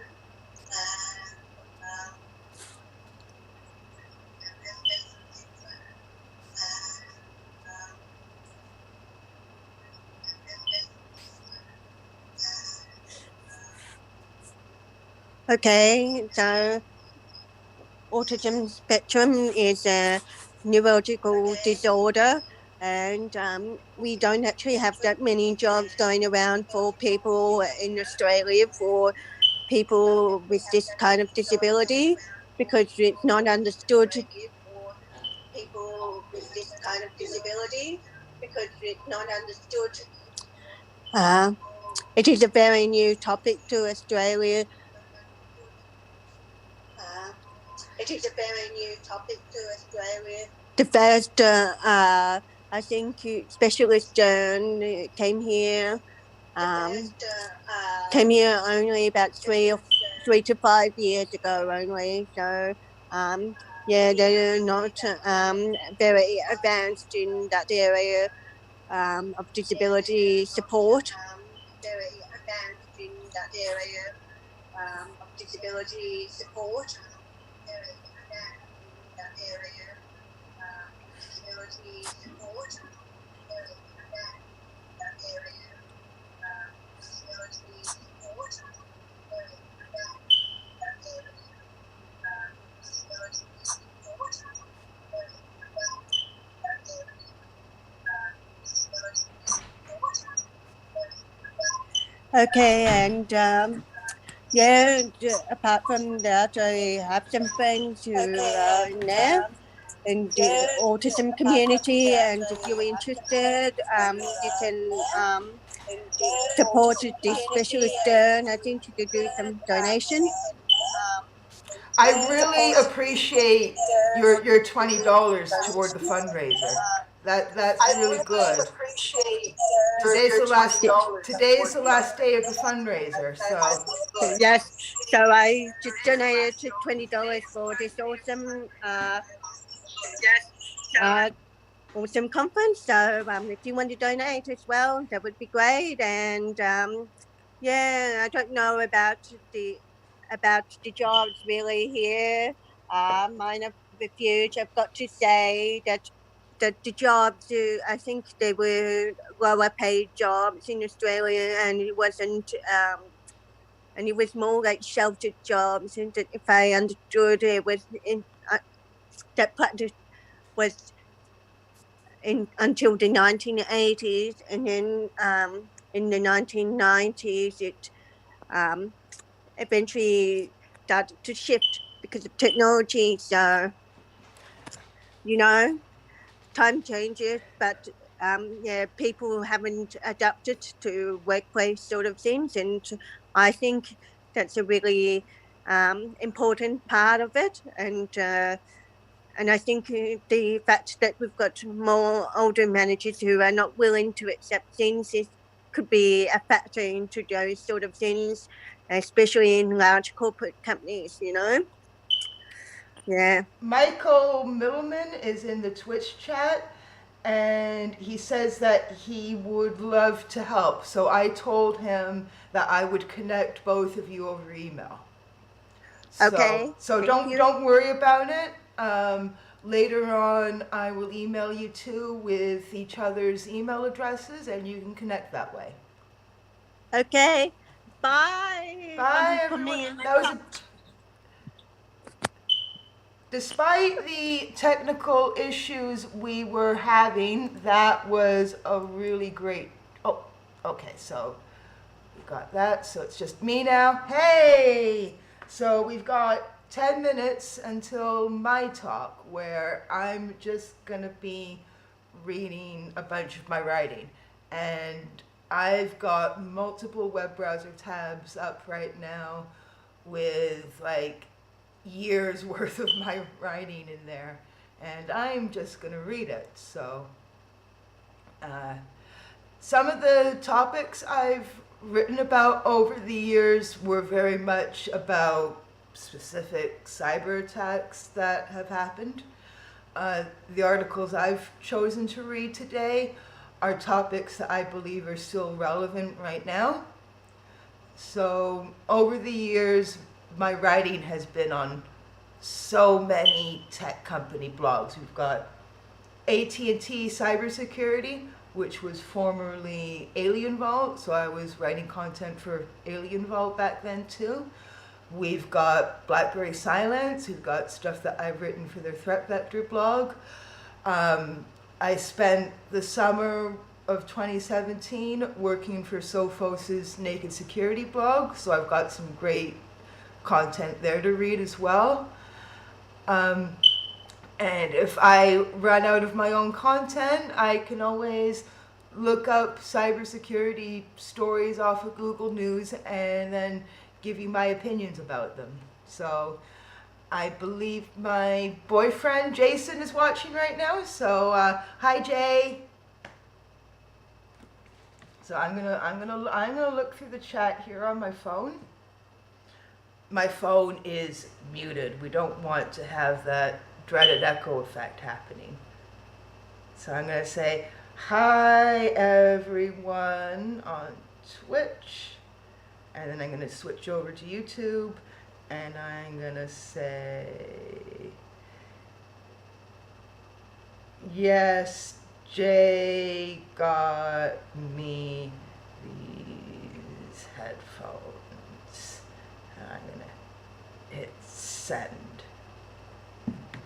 So, yeah. So, how is everyone doing today? Where in the world are most people right now? Are you in the United States, Canada, Europe, Africa, Asia? Asia's a massive continent. You've got Australia, New Zealand, Oceania, which are like all those islands in the southeastern quadrant of the globe. I love geography. That's one thing that people don't know about me. I am a total, maybe not geography in general nerd, but definitely a cartography nerd. Fascinating autism fact about me. I love reading maps.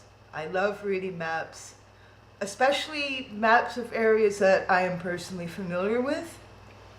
But I'm older than I look, and I remember a world not only before Google Maps, but also before MapQuest. Back in the late 90s, early 2000s, people would visit MapQuest's website and they would print off maps off of their printers and then have the printout in the front passenger seat. Those were the days. Before then, people usually used Rand McNally. And I remember like throughout, the early 90s, mid 90s, late 90s, Crawley family car trips where we'd actually have a giant like Rand McNally atlas with all kinds of like highlighter marks on the pages. So, but if you are Gen Z or Gen Z or a Zoomer, you probably don't remember a world before everyone had access to GPS and Google Maps on their phones. Yeah, but it was quite a time. It was quite a, oh wait, okay, Google thought that I wanted to bring up maps. No? Stop it, Google. I didn't want you to bring up the map application. You know what? It's 11:53 a.m. in Toronto. I've given myself an hour just to read some of my own cybersecurity content. I hope no one's too disappointed if I just start now. So I'm actually, due to the nature of disinfosec, I think one of the first things I should read would be something that I wrote for AT&T Cybersecurity's blog back in November of last year, so November 2019. The editor that I've been working for AT&T Cybersecurity, her name is Kate Brew, and when she found out how I went through the autism diagnosis process in early 2019, she invited me to write this piece for AT&T Cybersecurity's blog. And Kate has really been very good at like getting some really good content out of me. I've had a lot of great editors over the years, and they've really helped me grow professionally. So I shout out to Kate Brew, because a lot of the times I give these corporate tech blogs pitches, but this is actually based on a pitch that they gave me. And the title of this piece is The Surprising Truth About Cybersecurity and Autism.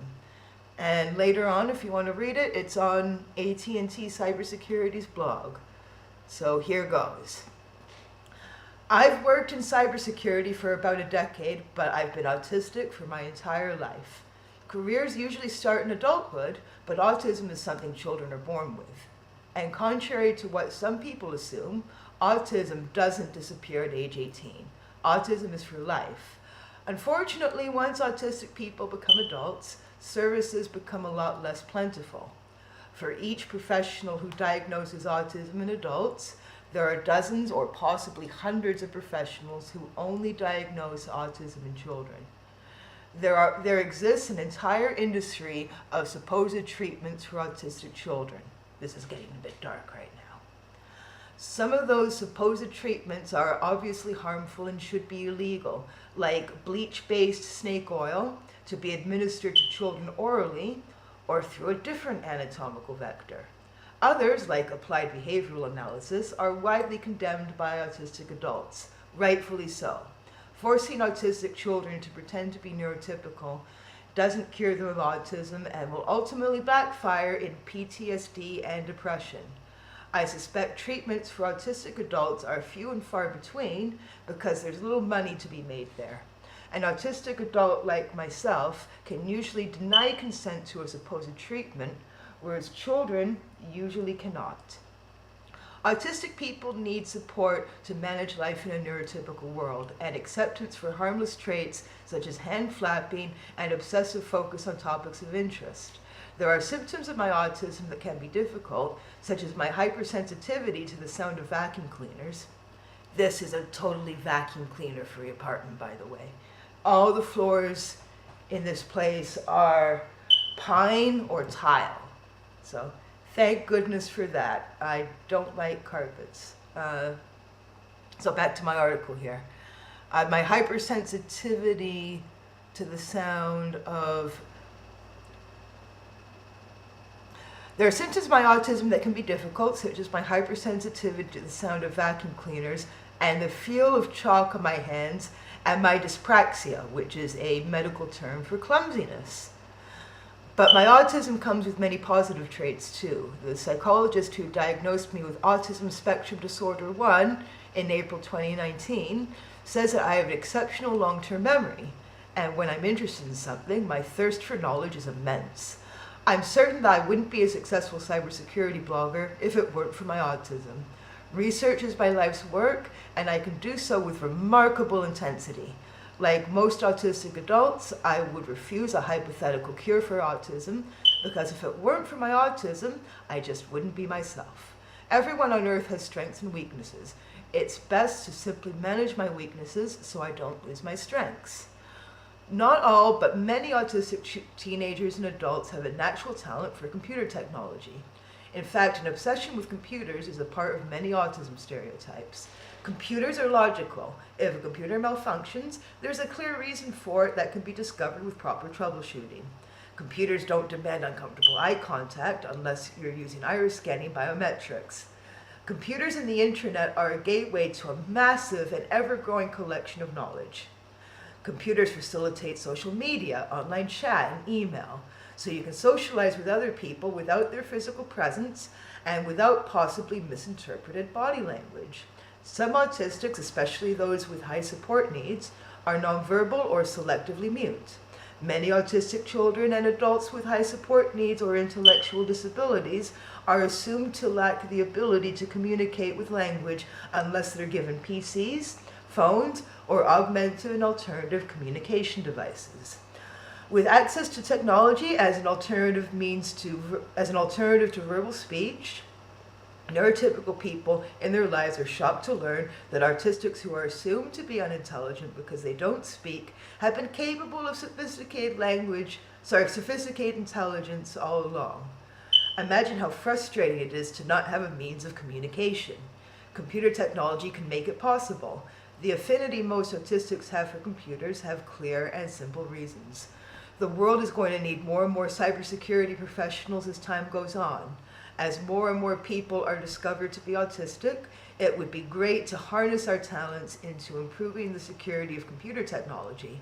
I'm one autistic in the cybersecurity industry, but I know many others. And if autistics with low and high support needs are given the opportunity to learn about cybersecurity and pursue careers in our field, the world would be a better place.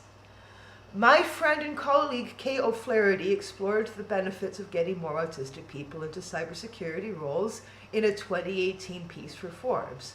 So she wrote, Mike Spain, director at Cyber Exchange and founder and chair of the Cyber Neurodiversity Group, thinks neurodiverse adults can make a huge difference. Actually, the proper word is neurodivergent. The term refers to individuals with spectrum conditions, including autism, dyslexia, dyspraxia, ADHD, and OCD. Neurodivergent individuals have a lot to offer.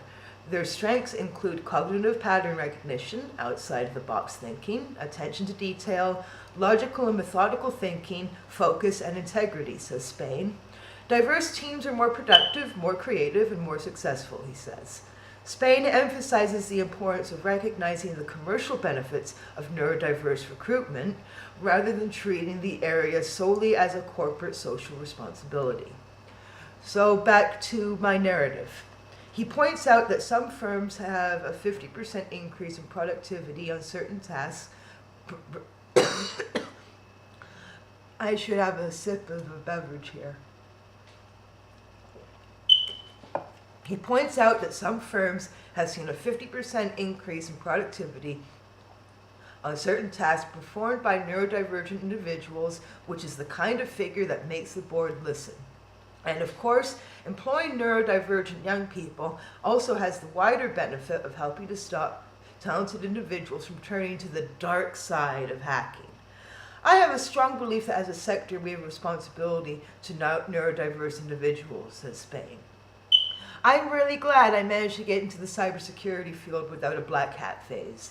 I would strongly dissuade the idea of engaging in actual cyber attacks as opposed to consensual penetration testing as a means to a cybersecurity career. You'd likely get caught and do prison time without being offered professional opportunities upon release.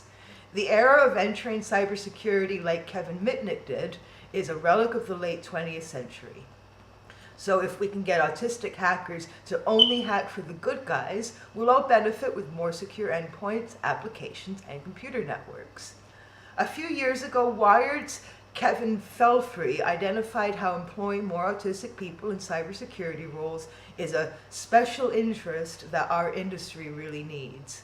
So he wrote, the common prejudice is that people with autism spectrum disorder have limited skills and are difficult to work with.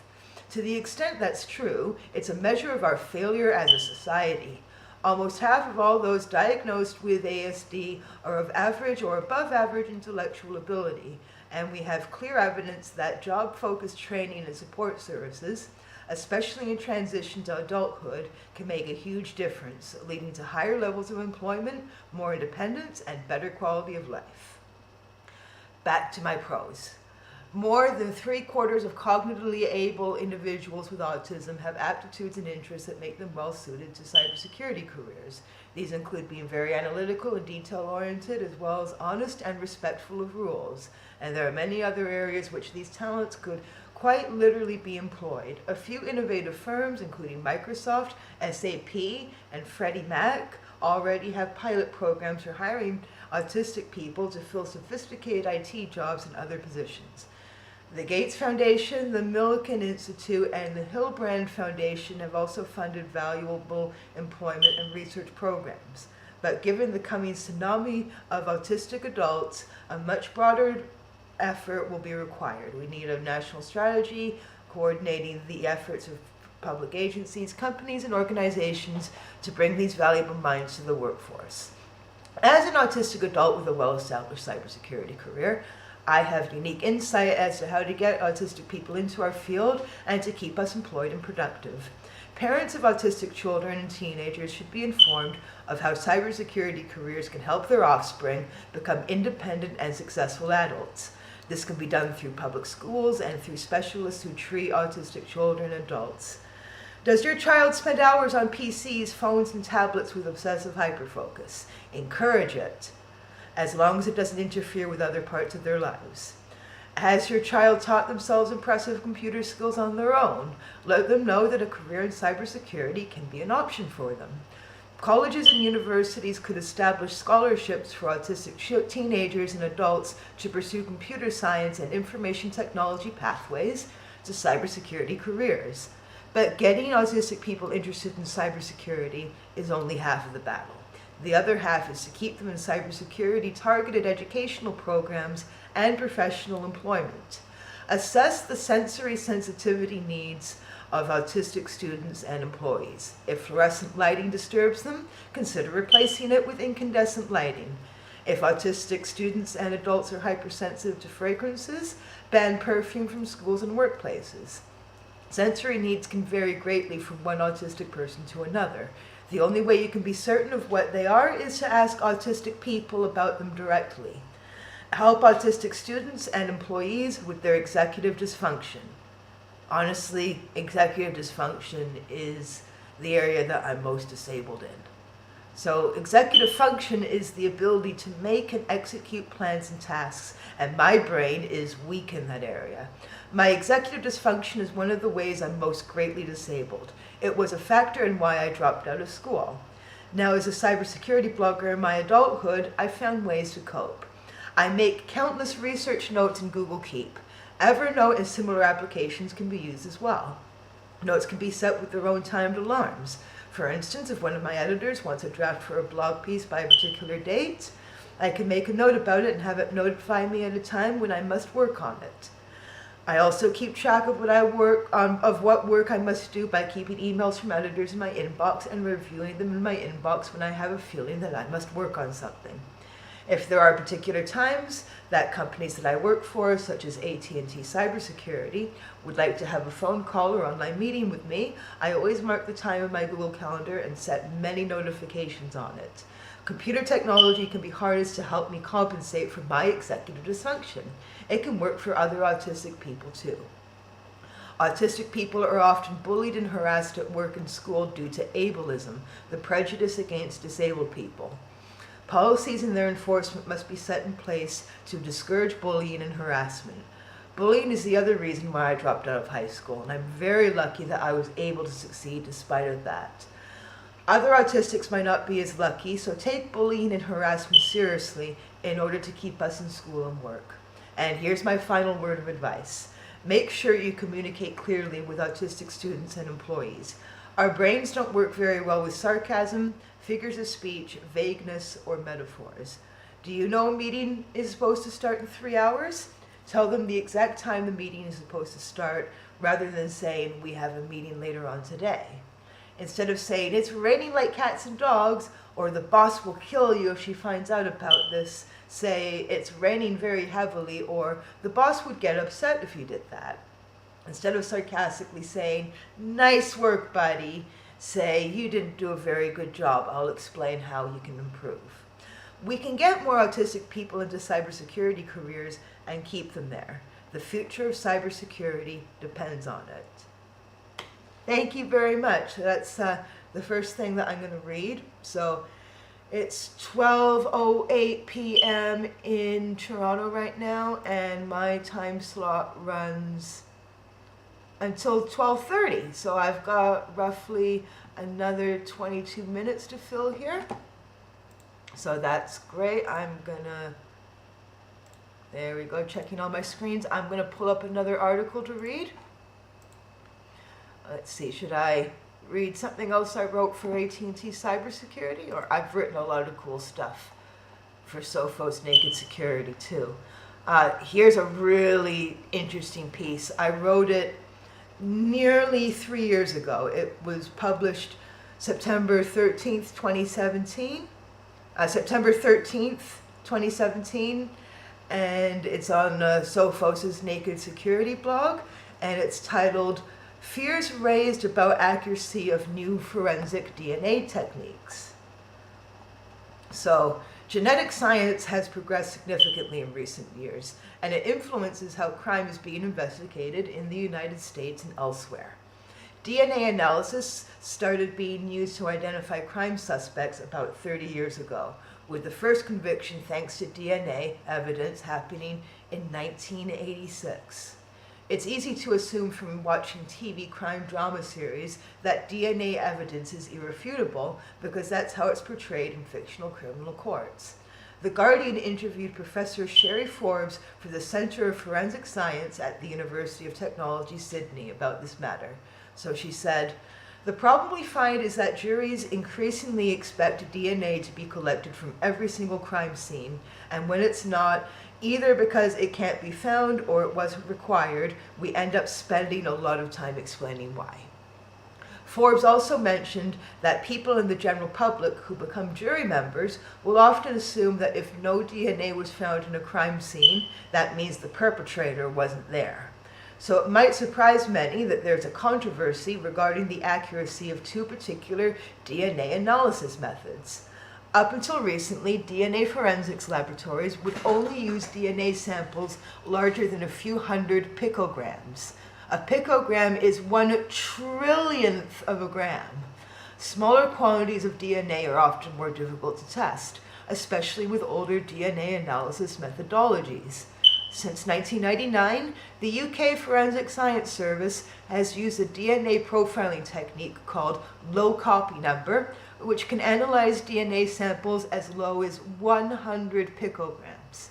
The DNA laboratory in the office of New York City's chief medical examiner has introduced two DNA profiling techniques designed to analyze even smaller DNA samples. The lab's Dr. Teresa A. Caragini, I think that's how her name is pronounced, a forensic scientist, developed the high sensitivity testing method and implemented it in 2006. After several years of experience with that method, Caragine and Dr. Adele A. Mitchell invented the forensic statistical tool, which is specialized forensic DNA analysis software. Both methods are still being used to test really tiny DNA samples, as well as DNA samples which may contain genetic material from more than one person. That's not how forensic DNA testing was done in the 1990s, or even in the first decade of the 21st century. According to the lab's former director, Dr. Mechild Prince, in 2009, a couple of years ago, DNA testing was limited to bodily fluids, semen, blood, and saliva. Now, every laboratory in the country routinely receives swabs from guns. So, semen, blood, and saliva produce much larger DNA samples than can be acquired from the traces of skin sebum or sweat which is left on objects. Plus, tiny DNA traces can be found on objects are a lot more likely to be mixed with DNA from other people. The forensic analysis of very tiny amounts of DNA is a difficult area. According to a report from Promega, a biotechnology firm, every lab faces samples with low amounts of DNA. Laboratories in DNA analysis need to choose whether or not to attempt an enhanced interrogation technique, such as increasing the cycle number, desalting samples, or higher capillary electrophoresis injection. If such an approach is taken, validation studies need to be performed to develop appropriate interpretation guidelines and to assess the degree of variation that can be expected when analyzing low amounts of DNA. Deciding where to stop testing or interpreting data can be very challenging. Some laboratories stop testing based on a certain amount of input DNA, using validation data to underpin a quantitation threshold. Others set stochastic thresholds that are used during data interpretation to decide which STR typing data are reliable. Both the high sensitivity testing and forensic statistical tool methodologies are now being legally contested. A group of defense lawyers have asked the New York State Inspector General's office to launch an inquiry into thousands of criminal cases that have used the methodologies in New York City's DNA lab. Because the lab uses cutting-edge techniques, they also test DNA samples provided by the police departments all across the United States, not just in New York. On September 1st, that I would assume that's 2017. The Legal Aid Society and Federal Defenders of New York alleged that the Medical Examiner's Office in New York has engaged in negligent conduct that undermines the integrity of its forensic DNA testing and analysis.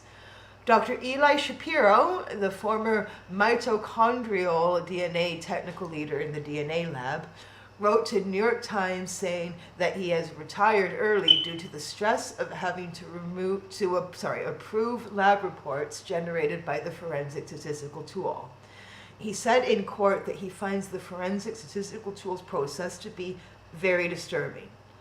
Dr. Bruce Buddle, I think it's pronounced Buddle, who helped design the FBI's National DNA Database, believes that the New York lab's statistical methods are not defensible.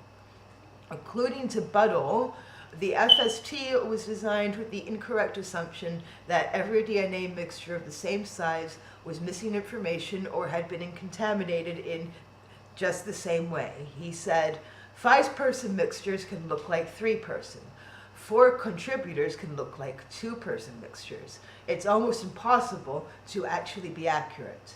FST's developers have acknowledged a margin of error of 30% in their method of quantifying the amount of DNA in a sample, but they still stand behind the accuracy of their software.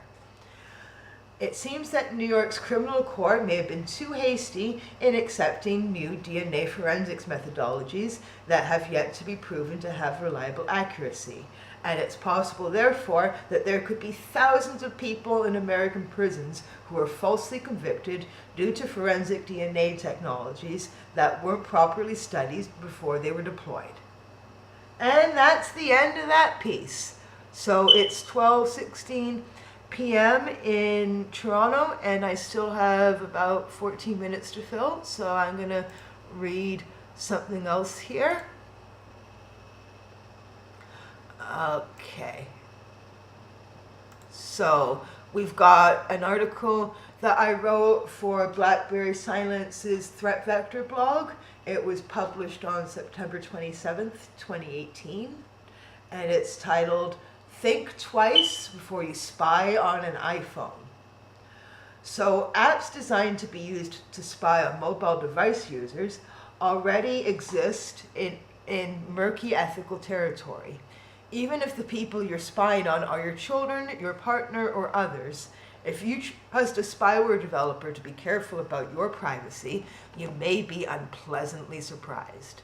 In early September, which is 2018 by the way, people who use mSpy's iOS apps to spy on other users have found their spying data, passwords, and their mSpy transaction history exposed in a publicly accessible web database which doesn't require any sort of authentication. You would be surprised how many vulnerabilities I've written about that are that ridiculous. So anyway, this is the second known mSpy data breach since 2015. The database from the 2018 breach was taken offline in early September. mSpy is legally sold software, and an app must be deliberately installed on the devices that you want to spy on in a way that requires physical access. If a malicious cyber attacker wanted to use mSpy, they'd absolutely need to be able to have their hands on your phone for a few minutes. Using mSpy requires a subscription fee. This fee ranges from $29.99 for 1 month to $203.88 for 12 months with 3 different service tiers.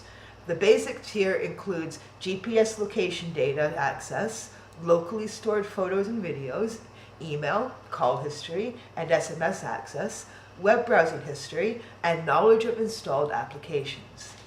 The premium tier, which requires jailbreaking the iOS device you want to spy on, includes all of the basic features plus a keylogger, WhatsApp, Facebook Messenger, Skype, and Snapchat access, Wi-Fi usage information, geofencing, call blocking, alerts of uninstalls, and unlimited changing of spy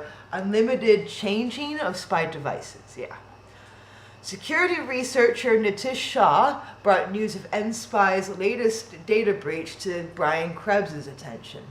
The information that was leaked in the publicly accessible web database included usernames, passwords, encryption keys, and Apple iCloud authentication data. The leaked encryption keys enabled access to spyware-acquired data that only paid mSpy users were supposed to have access to on the devices they were set up to monitor. The breached data is from iOS users who have used mSpy at least once in the last 6 months. The specific number of affected users isn't available, but Krebs says the number is in the millions. Shaw said that mSpy's developer ignored his warning about the latest breach. Shaw said, "I was chatting with their live support until they blocked me when I asked them to get in contact with their CTO, or head of security. An individual who simply gave their name as Andrew, claiming to be mSpy's chief security officer, said to Krebs, 'We have been working hard to secure our system from any possible leaks, attacks, and private information disclosure.' BS. All our customers' accounts are securely encrypted, and the data is being wiped out once in a short period of time. Thanks to you, we have prevented this possible breach, and from what we can discover, the data that you are talking about could be the amount of customers' emails and possibly other data. However, we could only find that there are only a few points of access and activity with the data. Also BS. But this 2018 incident is mSpy's second known data breach in merely 3 years. That doesn't give me a lot of faith in their attitude toward the security of their paying users. The first known data breach was in May 2015. The database with the data from that breach was on the dark web and only accessible through Tor. The leaked data includes emails, Apple IDs, text messages, payment, and location data. At least 400,000 paid mSpy users were impacted, with about 145,000 financial transactions exposed. mSpy representatives flat out denied the breach for about a week. You can security harden against having mSpy used on you by setting up a lock screen on your phone, which requires authentication in order to be accessed. iPhone X recently debuted Apple's Face ID biometrics, which, if you deployed properly, would make it even more difficult for someone to put an app like mSpy on your phone. Depending on where you live and some other factors about how you use spyware, software like mSpy can be legally murky. Stealth Genie is very similar spyware, and the company's CEO, Hamed Akbar, was arrested in September 2014. Regarding the matter, U.S. Attorney Dana Boenti said, "Advertising and selling spyware technology is a criminal offense, and such conduct will be aggressively pursued by this office and by our law enforcement partners." So my advice can be summed up like this. Watch your phone's physical security, know where it is at all times, and set up a lock screen with a good authentication vector. Also, don't trust spyware app developers.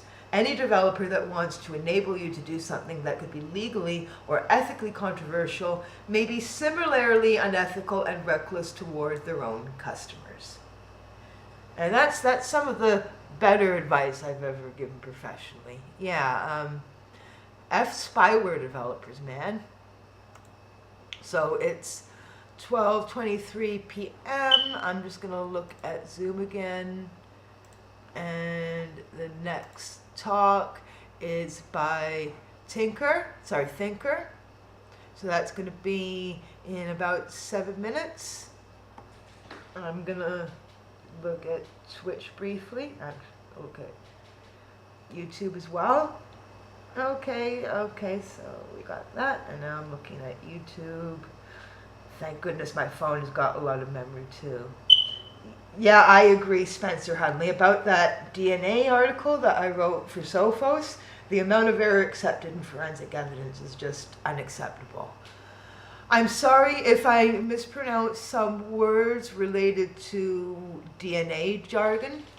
I'm very good with IT and computer science jargon, but there are a lot of words related to DNA forensic analysis that are a little tricky for me to pronounce.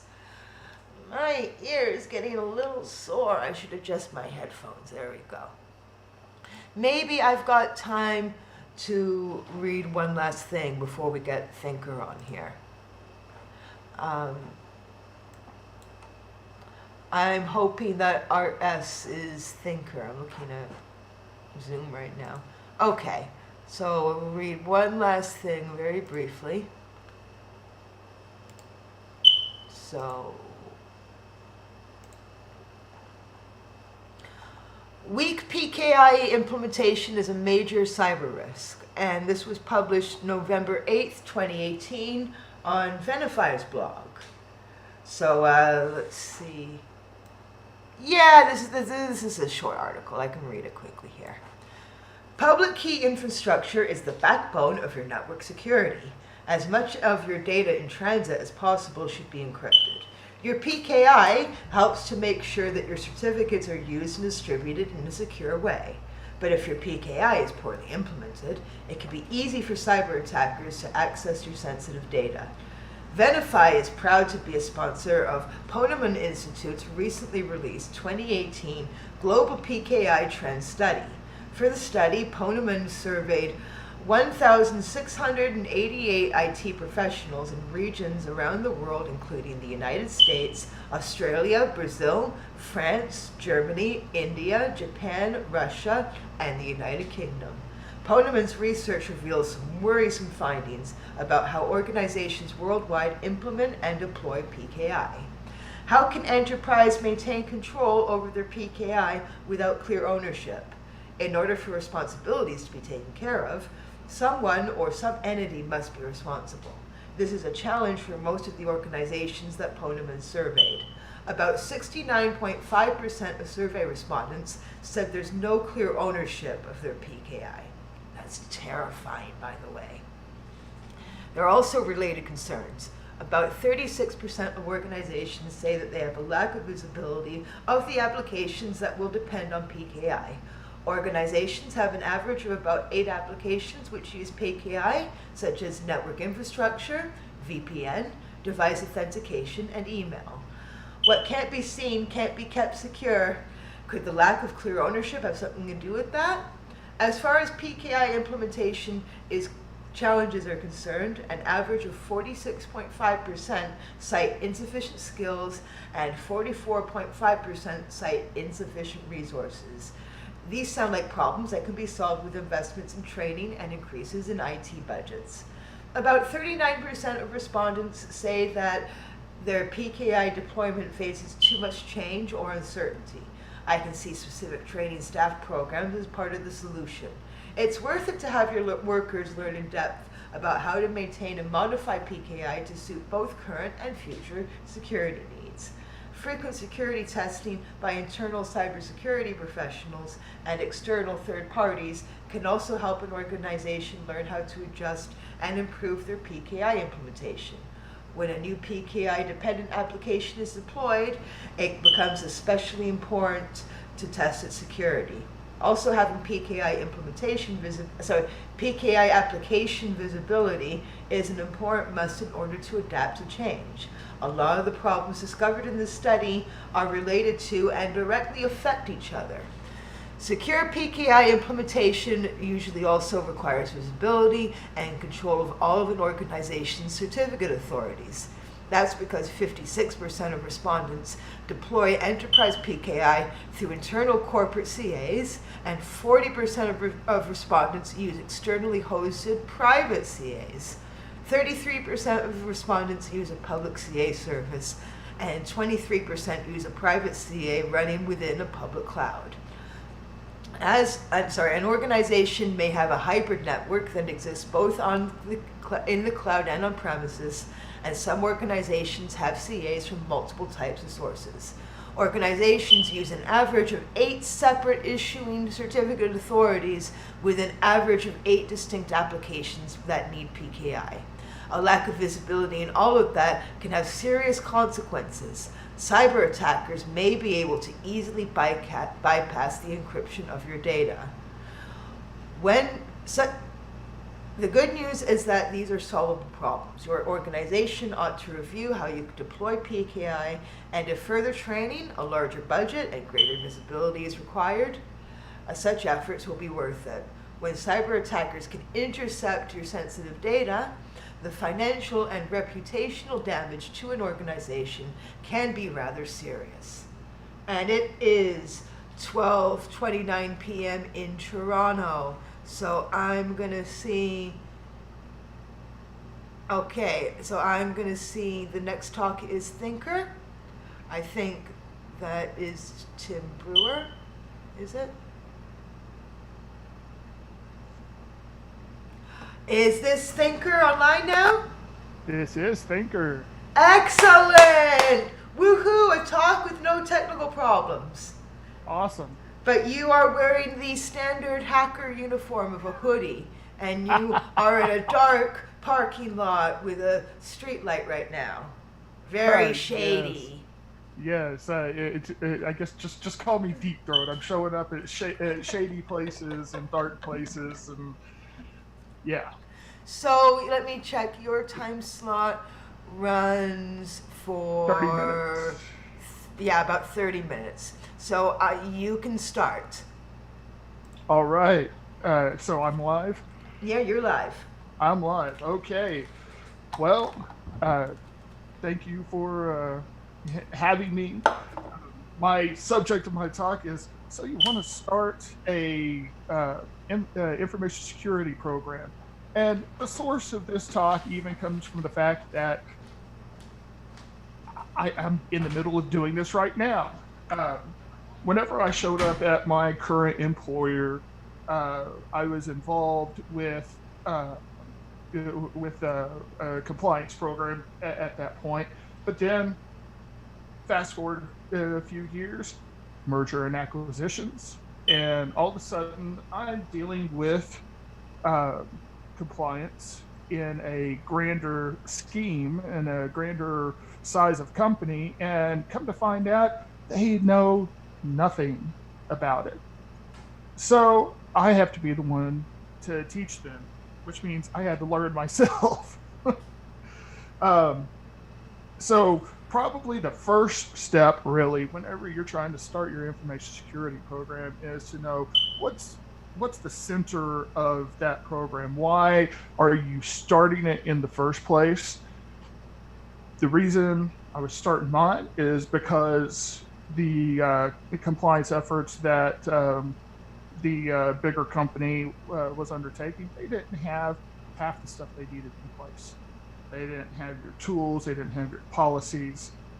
So compliance was my thing, and so I started to teach them about compliance while working on this program. First steps, compliance is the center of what I was doing. So as I started to teach them about the stuff they needed to know about compliance, then I had to step back and say, okay, what tools do I need for them to get into place? Now, these tools are important no matter whether you are talking about whether you're talking about just setting up a program in general, whether you're aiming for compliance, but probably the first and foremost is the C, Security Information and Events Management Program. Why? Because you need to know what's going on in your network. You need to be able to identify what's going on at any given time. And raise your hand if you like to actually manually sift through logs. Anybody? Really? Yeah, no, I don't either. Sifting through logs is probably one of the most tedious things you can do. But if you have a way to have those logs be sifted through automatically for you to receive your alerts, receive your regular reports, so you already know what's going on, that takes away that manual work. And then you get your alerts and you're regularly up to speed. Another thing is that a lot of times you're going to be in a position of you don't want people to take proprietary information out of the network. That's where data loss prevention comes into play.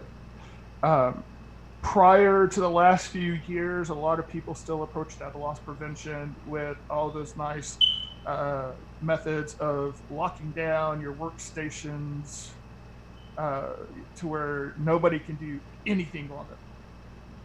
Well, that's one method. But data loss prevention software has come a long way in being granular, in being able to know what's being done, how it's being done, and like any other piece of software that's supposed to keep track on things, if you fine tune it properly, it can work. It can prevent things from being copied. It could prevent things from being put onto flash drives, onto other network attached storage, into cloud storage. Even cloud storage is a very easy exit point these days. Then on top of that, you also need to be able to manage manage vulnerabilities, manage antivirus. There is a whole list right there whenever it gets right down to it. However,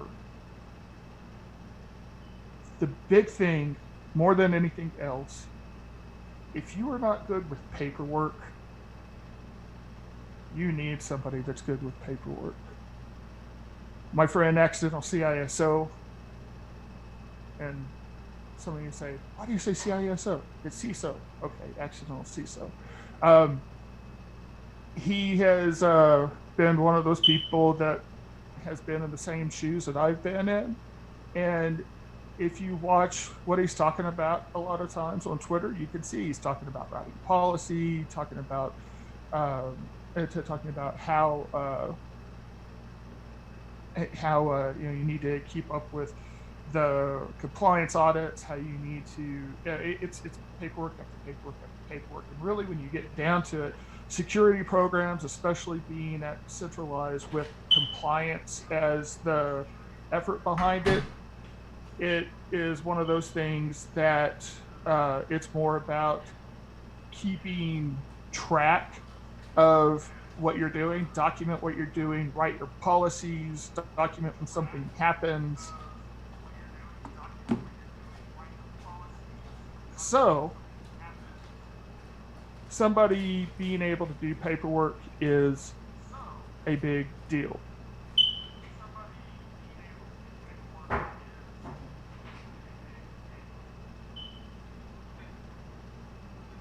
In half a second here. All right.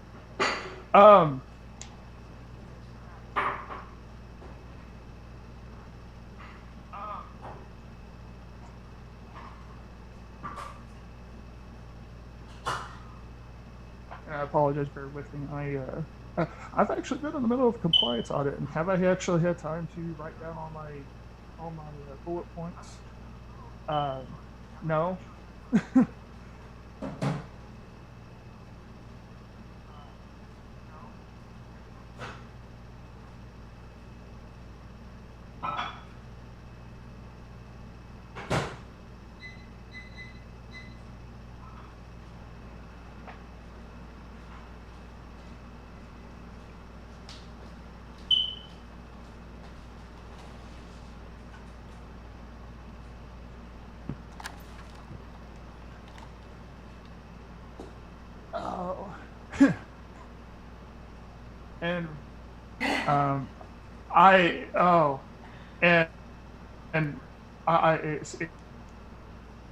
And this was my biggest worry about public. I believe I have not been effective right now. I've been enjoying. Continue. I think you're effective. Well, I have been sitting here realizing that I have been jumping from one thing to another, and as I just admitted to anybody listening still at this point before you sat back down, okay. I didn't even honestly had an opportunity to even write out a bullet point list before I sat down to do this.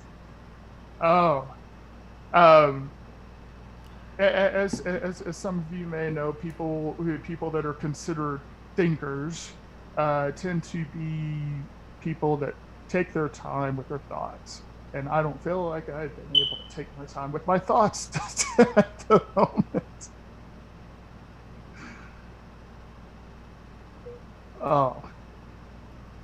I'm checking Twitch. Everything's working on Twitch now.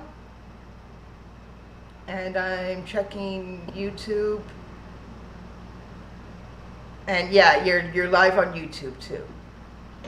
Okay, has anybody said get this guy get off the screen yet? No. We're enjoying your talk. Oh. Okay, so it's. Can you do me a huge favor and save me the embarrassment of a blank mind at this point? And let's just talk for the next 20 minutes. Okay. About anything, because as anybody that has listened to any of my podcasts that I put up, they realize I do much better whenever I'm having a you have a conversation. podcast. Tell us about your podcast. Oh, the 10 Questions podcast is what I've got out there. I started it really entirely on a whim. That's just my microwave, people. Don't worry. It's just I started it on a whim last year, just cause. I don't even remember why I did. But whenever I did it, I was just like, okay, who wants to talk? Who wants to record a podcast tonight? And it was Juno that was the first person that actually ended up being on there.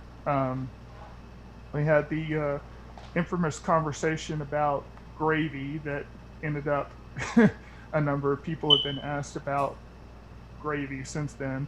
But yeah, the podcast has been anything but information security. It's been about people in information security and their stories. And you know, I like to do compliance. I like to do information security programs. I like to document things. I like all that stuff, and I am good at it, despite the fact that I can sit here and have a hard time explaining it. I'm just gonna make sure that my microwave is. That's fine. Yeah, I promise you that the powers that be, the overlords at the company, they have the same issues with me at times. They're like, okay, you can't articulate your ideas very well, but as you can tell, it's one of those things that whenever I'm speaking off the cuff, whenever I'm on the spot, even though in this particular case I put myself on the spot, not my strong suit, and that's actually probably part of that would be part of the reason that I even went ahead and put in to speak at this InfoSec in the first place, because I am autistic. I do have ADHD. I have generalized anxiety issues. I do have OCD, and it is, I mean, the list is big there. I operate a lot more eloquently behind a keyboard. We have a lot in common, except for the anxiety disorders. We have everything else in common. Yeah. Autism, ADHD, operating better on the keyboard. Yes, and that's probably why I actually do really solidly working in overall information security programming and compliance in all that nice little documentation and writing policy, because I could sit down and I could write you a policy. It might take a little while, but it will be formed. It will hit all the points. It will give you everything you need to know. And I mean, heck, in a different life, I probably would have been a lawyer, although I wouldn't have been a lawyer that does court cases, like actually go to court. I probably would be more of like a patent lawyer or something. From the lawyers that I have spoken to, they say that like 2% of their time is actually spent in court, and the other 98% of the time is on paperwork. Oh, absolutely, absolutely, and a lot of those little bitty ins and outs. Whenever you deal with law, is the same type of stuff. Whenever you're dealing with compliance, I mean, heck, one of the policies that I wrote up for the audit efforts that we're working on right now is for people taking PCI calls remotely. And anybody that deals with compliance, and especially PCI, they can tell you that that's a touchy spot. Um, and and what I ended up having to do with that policy was it was almost a legal document more than it was just a policy, because it's something that uh, had to hit on, okay, here's all the things that we're going to do as a company that you have to agree to let be done on your personal computer for these specific reasons that that keep the company in good position, that keep the company at the least liable position. But in the same vein, because it starts to encroach on personal computers and personal space, that policy also had to provide that room to address any perceived privacy breaches by the company. So it's funny. The current president of the company, the first time I ever had a good solid conversation with him, um, one of the things that he made a very distinct point to get across to me was one of the worst dirty words for him ever is liability. And the efforts that I'm doing in my own company, it's to reduce the company's liability, no matter what direction you're floating, whether you're talking about those privacy protections, or you're talking about the compliance that has to be met as well, because the goal is company liability being at zero as close as possible. Um, Now, one other thing I would even dip in toward, I kind of alluded to it with a comment earlier about how in the past a lot of people have used just locking down computer environments as tight as flipping possible to prevent things.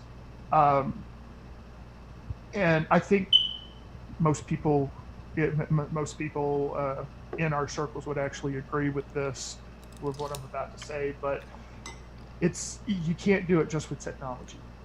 It is part technology, part operational security. Um, there is always a human factor. You have to always consider the human factor. You have to be able to put some measure of trust in the day-to-day users of your network, but have that safety net in place in case the trust that you have put in them ends up being failed. Yeah, there's just previous management that I dealt with. Um, so we were replacing our firewalls in our network, and in our firewalls we had web filtering in there, like most any other business. And some of what the web filtering did was prevented people from doing things like going to Facebook, other social media, stuff like that, while they were on shift and working in the company network.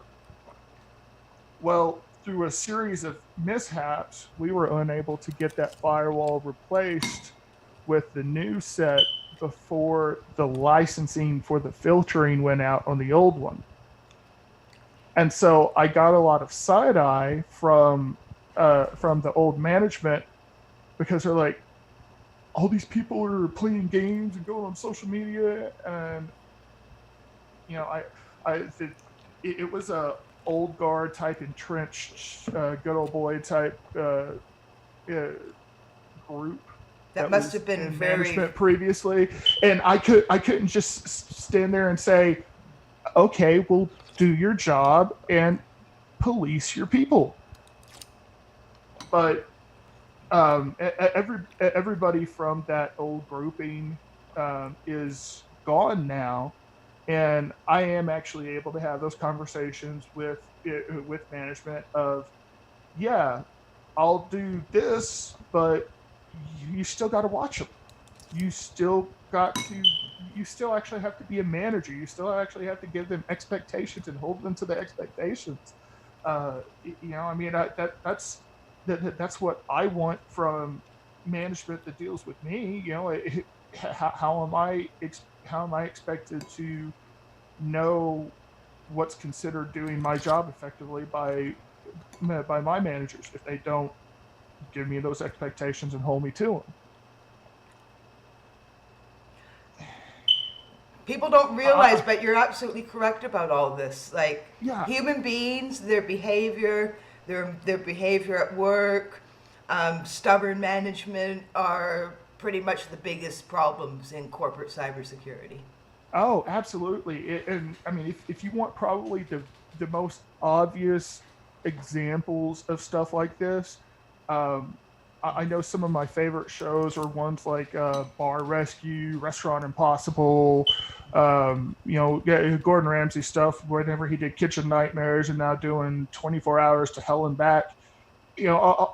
Every time you see shows like that show up on TV, one of the biggest things that they're always addressing is ineffective management. And one of the things you always hear the expert on whichever show you're watching say is, if you actually give the employees systems, expectations, and hold them accountable to those systems and expectations, you'd be amazed at the difference that you would see. I am so And glad I don't have to live with micromanagement anymore. I so in my company that I'm in right now, I have three levels above me in the org chart.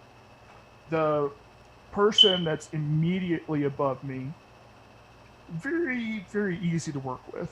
And if I need to pass along information, if he needs to pass along information back to me, not a big deal. The next person up is somebody that always says that, well, they don't ever say, just do this. I need this done. I need this done. Here's the details you need to figure this out. Here's the details you need to figure that out. And OPSEC wise, yeah, I'm not going to actually show the other side of the paper, but these papers right here in my hand are floor plans for a new physical office that are being opened, and I've had to submit estimates for equipment to deploy that office. But I don't know if it's going to get rejected or not, because nobody ever said, here's your budget. They just said, get estimates. Yeah, or in the compliance efforts of trying to make sure everything was up to snuff, I ended up figuring out that for a VMware installation in the local network, that I needed new hardware to be able to take advantage of the VMware versions that would be up to date, up to snuff. And whenever I pass it along, which, by the way, this guy that's second level up on the org chart from me, not only is he the CTO, he's also the CFO. CEFO? No. CTO, Chief Technology Officer, and also Chief Financial Officer. Okay, that makes more sense. Yeah. Wow. That's, yeah. So like a CTO would normally be saying, these are our technical needs, and they're more important than what our next quarterly earnings are. Exactly. Whereas the CFO is obsessed with the next quarterly earnings. Exactly. And everybody I have ever mentioned this to has had the same reaction of, okay, that must be an awkward thing to deal with. Um, yeah, he totally turned down the spend to get the updated hardware to make sure we could take advantage of the VMware versions that were in compliance. And but he kept going with this. Well, we need to find something alternate to do with. Well, we could do this, we could do that, or what. And finally, I just said, if you want me to do this, just say, do this. And he never would. It was like he was always trying to convince me. And I'm just like, no, if you want me to do something, I am the last person you need to convince. Just tell me. If you want something done, I will do it.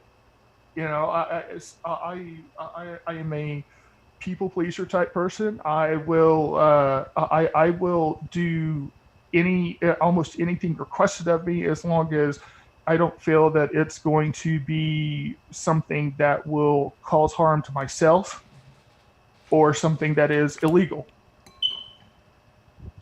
Even if I have to put in my objections about that I don't believe something is a certain thing is the right direction to go, I'll put in my objections and then I'll still do what's been asked of me anyway. So, and then on top of it, you got the company president, and he doesn't want to hear details about anything. He just wants to hear it'll be taken care of. So three very distinct, different ways of being dealt with in the three levels above me on the org chart, and it's difficult. It's especially difficult for somebody that's in the box like I am, in the box like you are, because our brains just don't process that way. And all I'm trying to do is put an effective security program into place. That's all I'm trying to do. And I have told them numerous times that I don't care how we do a lot of this stuff.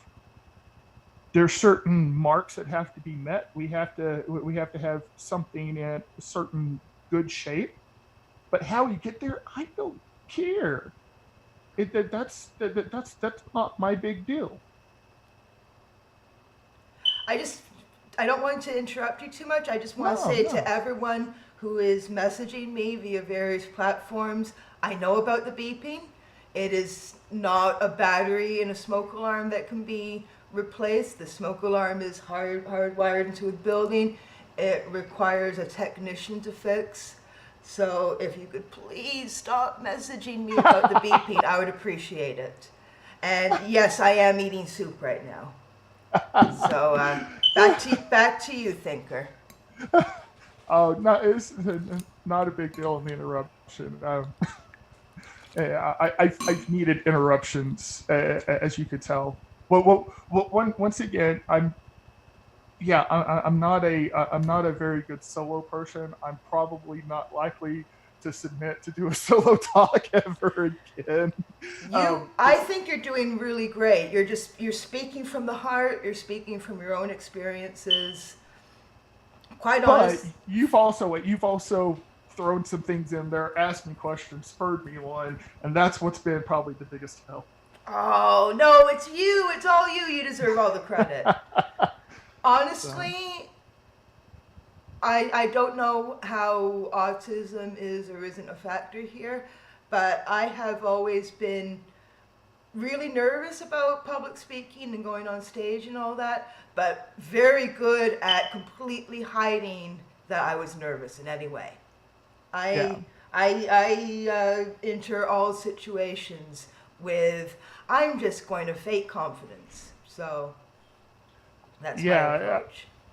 Yeah, I've always been in a position of being like super self-aware of how things have appeared to be to me, and maybe my awareness of how things are isn't everybody else's awareness of how they are.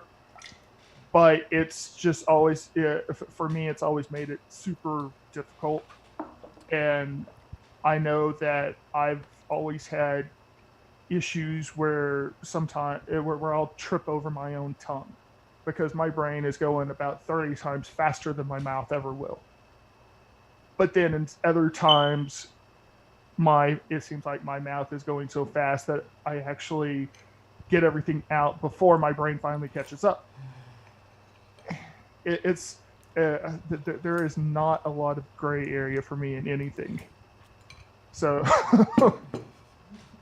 maybe next time I submit for a talk, I will do it. I will do it as a team talk because I do normally have an easier time with conversations than I do with just trying to knock something off the top of my head by myself. I think you've been doing really good. I am very lucky that in my work I get to work from home and I get to, honestly, my condo building has an indoor swimming pool. And when I'm frustrated by my work in the middle of the day, I go downstairs and I go into the swimming pool. There you go. So I'm really spoiled. I don't have to see my bosses face to face. My bosses, they just email me. Yep. But I know from talking to security practitioners like you and many other people that dealing with management is an MRFer. Yeah, it's wow. Yeah, and I could say too. I believe that especially with all the changes with the pandemic stuff in the last few months, between that and a lot of the things that I've gotten the okay to roll out because of the compliance efforts, I may actually be allowed to work from home at my own leisure going forward, which would be wonderful. That would be great. Not just autistic people, but people with a full range of disabilities would be able to be a lot more active in the workplace. Absolutely. If we could all make use of our internet technology and work from home as much as possible. Yep. I mean, shoot. Since I've been working from home during the pandemic, I don't think I have ever not done work on any given day. I think I've done some amount of work on every single day, but I can go as long as my brain will let me go, and then I can stop and reset. Unlike actually having to be at an office, and yeah, that's a whole nother conversation. We have Spencer Hunley is now in Zoom. He is doing the next talk. So it's 1:02 p.m. in Toronto right now. So his talk starts in 3 minutes, regardless of which time zone you're in. Right. We're about. I mean, you don't have to like ruin your OPSEC, but which particular area of the United States are you in? I'm in flyover country, the nice vaunted Central Time Zone, but. For those wondering my political leanings, if I'm in flyover country, I am not an ultra conservative person. I'm also not an ultra liberal person. That's one area that I'm definitely very gray area because I think there's pluses and minuses on both sides. I'm a Marxist, but really? I can assure you, being in North America's fourth largest city, that you will find a full range of political opinions here. Absolutely. The hillbilly stereotypes, the pretentious city slicker stereotypes, they're not consistent. There are racist, hateful assholes in Toronto, and there are super progressive people in the middle of Oklahoma. Yep. So you'll actually find a lot more variety of people practically anywhere these days. It's not a big fat just slap one label anywhere you go. So I am going to admit Spencer into the chat. I really enjoyed your talk. I will be uploading it to YouTube later, like as a static file, not as like live YouTube. Awesome. And thank you very Thank you for much. having me. And you did a great job. Thank you. So I am going to remove Thinker, and I am going to admit Spencer Hunley. So there he is. Let's hope that your audio is working. I hear audio. Can you say something? Hello, can you hear me? I can hear you. There's a lot Excellent. of interference for some reason, but I can hear your voice. You can't hear my voice? I can hear your voice. Okay. It sounds like you're on a Nokia cell phone from the late 90s while underwater. Okay, let me see if I can't change. Oh, that's one. How about now? Oh, that's way better. I'm gonna double check in Twitch and YouTube. Can everyone hear Spencer properly?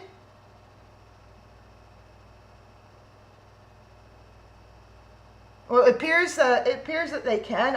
If I can hear you, then they can hear you.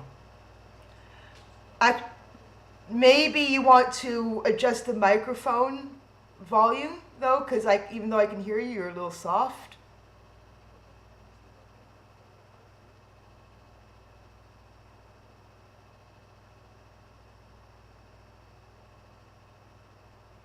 And Spencer, by the way, deserves mad props because he was helping me test having more than one Zoom stream during a live event.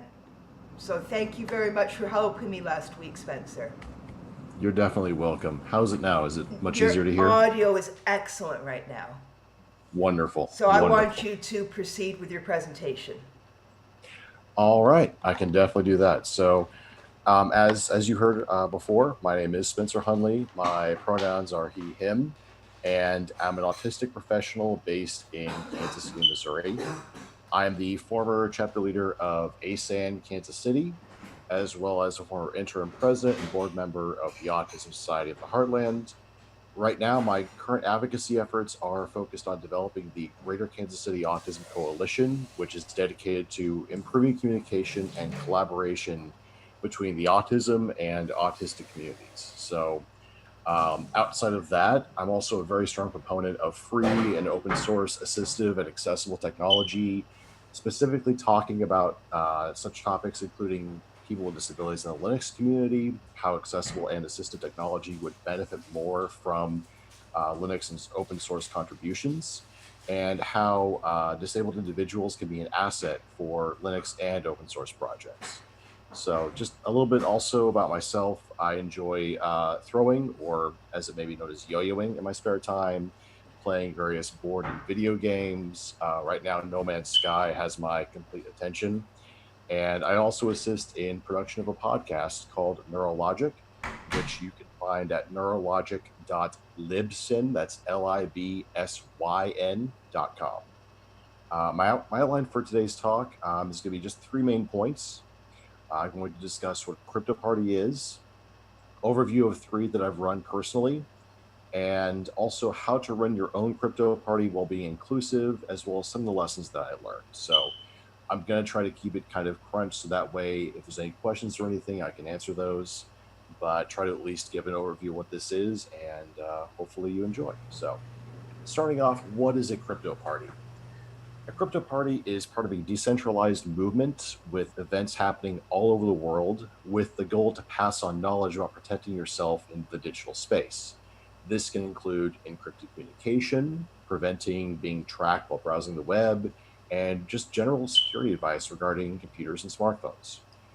A lot of the following info that I'm going to be presenting comes from the CryptoParty site, which is cryptoparty.in, as in new, where you can find tons of resources, tools, and other things to not only be able to run your own, but even maybe attend a CryptoParty in your area.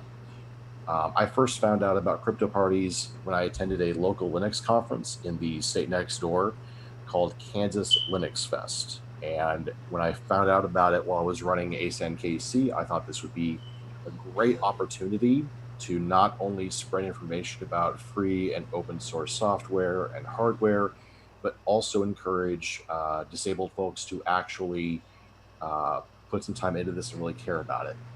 Individual disabilities are particularly vulnerable to online threats and often face a steeper learning curve when it comes to security and privacy online.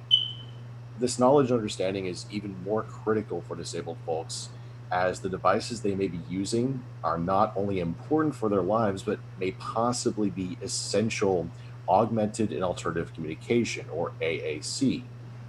It might also be a navigation and even a facilitation device. Smartphones being used in this multi-purpose fashion has been a reality for at least the past decade, possibly even longer.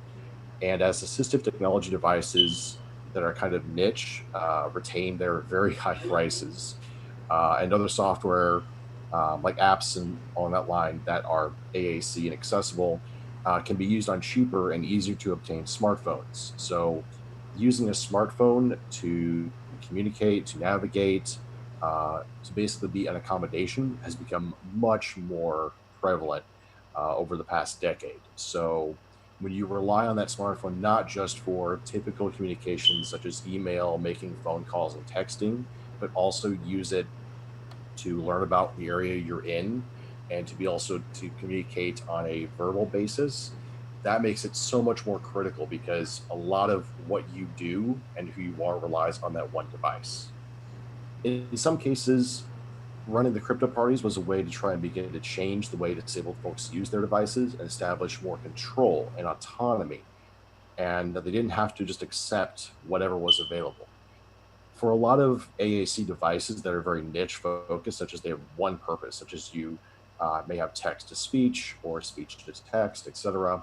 Um, you basically get whatever is afforded by the state if you're on disability or other type of welfare, which to me is very unacceptable because the prices of these devices and the rudimentary functionality is just obscene. We're talking $1,200 for a simple device that has a keyboard and an LCD screen where you type out sentences. And it doesn't save them; you just type and it speaks it. That's that's insane. It's way overpriced. So, as I said, smartphones are becoming the new thing for this, and it's good for lowering prices, but also opens up a vector of privacy and security concerns. Before I go any further, I want to make it clear that my experience and the way I ran crypto parties is not the only way to do it. There are many, many other ways to put together and run a crypto party, and I am heavily in favor of being flexible and adapting to your audience. As I said before, cryptoparty.in has excellent guides and resources and that will assist you in running your own crypto party. So let me move on to overview of what I've done when I've run for 3 crypto parties. I first started putting these together as part of Autism Acceptance Month, which is April for those who may not be aware. And I presented as a workshop for our local autistic self-advocacy chapter here in Kansas City, so ASNKC. Excuse me, sorry, I had to burp there. I tried to keep the time down to about 3 hours. That seems like a long time. However, I made sure to add in breaks and workshop times. Basically, pauses in the presentation to have attendees try out the software and applications that I just discussed, allowing for some specific one-on-one attention for anyone having difficulty, which is really important. I would do typically the schedule would go 35 minutes per topic and then 10 to 15 minutes workshop time following. The workshop portion I consider to be very important. While you can tell people what they need to do, they may not know how to do it. So building that in is extremely important because there's a very big disconnect between, well, I know I need to do it, but I don't know how. Considering the diversity of devices and specifications, some programs may not always work as described on someone's device. If someone's running a fully up-to-date laptop, that program may work fine, but if someone has something from 5 or 8 years ago, it may not fully work as intended depending on what they've got. Building the workshop times allows for you to be able to address that. For attendees, I also set up a pirate box using a Raspberry Pi and an operating system from piratebox.cc so that my attendees could download various files, such as my outline, instructions, and even some software, in addition to hosting a private attendee-only chat and sharing space. So basically, it was disconnected from the internet, but it was kind of an intranet, so to speak. So they could chat with each other while the presentation was going on. Therefore, if they had questions or other things, they didn't have to wait for the workshop time, and they could just chat with each other, and it was always able to be inclusive. Um, Pirate Box is an anonymous offline mobile file sharing and communication system built with free software and inexpensive off the shelf hardware. I used a Raspberry Pi from, I think it was version 2, but even the newest versions are even better at running this. But if you have an older one, they still work just fine for this purpose. Um, I'm not going to duplicate a lot of what their guide says because you can go there and check it out, but it was easy for me to set up. And once I just brought it to the workspace, I could just plug it in, SSH into it, make sure it works, and I'm good to go. So they have a really good guide for it. I recommend it. But for those of you or those of my attendees who could not or didn't want to use the Pirate Box, I also brought an external drive with the files needed for people to copy over. I even also had a Dropbox link to download all the files if any attendees wanted to do it via the internet or even from the comfort of their own home. To put it simply, I try to make the resources discussed as accessible and as easy to easy to obtain as possible.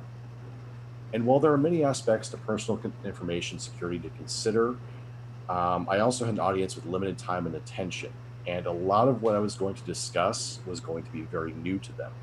So I limited my talk to just a handful of programs, focusing on what was easier to implement and what would actually be used by them. So this included the following: Proton Mail, which is an open source end-to-end encrypted email service founded in 2013 and based in Switzerland. It uses client-side encryption as well. It's a really wonderful email service. The Tails operating system. Tails stands for the Amnesiac Incognito Live System. It's a Linux-based operating system, and it's nice to use. I like it a lot. Also, various browser extensions include a couple from the Electronic Frontier Foundation, such as Privacy Badger and HTTPS Everywhere. Signal Private Messenger, which is a free and open source app that employs end-to-end encryption, allowing users to send end-to-end encrypted group, text, picture, and video messages, and have encrypted phone conversations between other Signal users. Password managers such as LastPass and KeePassX. And finally, VeraCrypt disk encryption. A major caveat I always made to attendees was to never assume what you're doing with your device is secure. Yes, the proceeding can mitigate a lot of risk, but never 100% of it. There are factors outside of your control that should be considered, such as the network you're using, the hardware you're using, etc., etc. So, going on to the next section, how to kind of run your own while being inclusive, with some lessons learned from what I encountered. People won't use or practice security or privacy programs or methods unless they understand how to use them in a convenient manner. This doesn't mean having someone doing it for them or making it as seamless as just pressing a button, but if the application or method is too intimidating, too daunting for someone, they're not going to use it. And then it's nice because they'll have it installed, but then they won't actually use it, which kind of defeats the purpose. Don't offer a false sense of security, but also don't scare people with all the things that could go wrong with security and privacy or the most recent threats. Some people do want to hear all of these things that could go wrong and are not scared, but they're fascinated. But you need to figure that out on kind of a person-by-person basis. Keeping a balance when talking about information security is important and goes a long way with an audience. Try to make your materials available for as many senses as possible. That is, visual, audible, and tactile ways to access what you're covering. Screenshots of installing a program and or using an application, describing it in verbal detail, and utilizing workshops for attendees to do it themselves with guidance can go a long way. For this, I would also recommend either having Tails as a live system on a computer, or even just running a basic either Linux or Windows system that you can run live or in a virtual machine, so that there's no risk. So you can use that if something goes wrong, you can just wipe the virtual machine and show it again.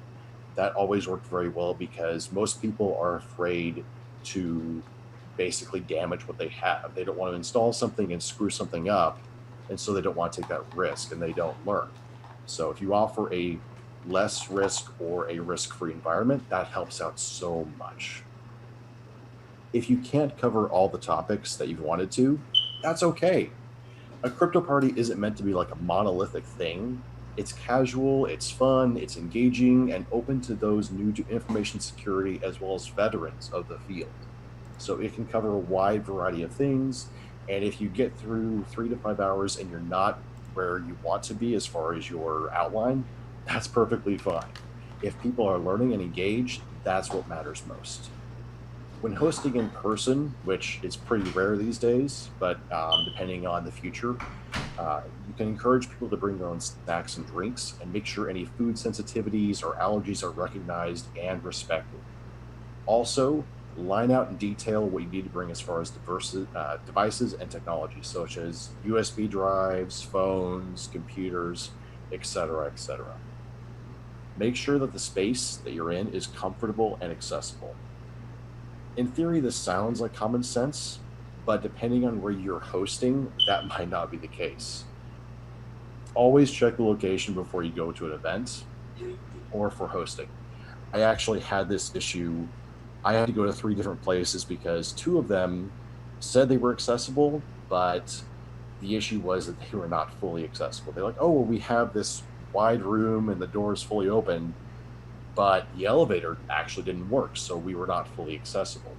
Other places were not big enough, or for one, actually, the noise from the echoes around was so daunting that it really just, for myself as an autistic person, it was a sensory overload, and for many other attendees, it was the same way. So we couldn't use that other location. Checking it out before you host is a very good idea. If presenting in front of strangers is even too daunting, but you still like to talk about this, I would recommend hosting a crypto party for your friends, either at a friend's place or even at your own home. I did this for my birthday last year, so I'm really kind of nerding out at this point, but it was nice to host because it was a more familiar environment, smaller number of people, and I wasn't as concerned with what my friends were going to do. They were going to listen to me and understand and be more comfortable trying out all the applications I was talking about. So a smaller number of attendees is also better for inclusion. It's better to run 2 or 3 crypto parties than to try to run a big one with a larger audience, because you can actually work with those people one-on-one and you're not feeling overwhelmed and they're not feeling that they're not being listened to. Don't draw lines in the sand. As in, don't shame or make people feel bad for using mainstream non-secure products.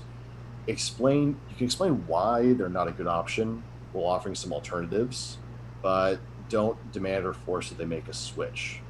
Leaving the Google apps and Apple ecosystems, as well as the Microsoft ecosystem, it's all very hard to do just on convenience alone, not to mention technology-wise. And most people don't even know how to leave these without having something that serves that same purpose.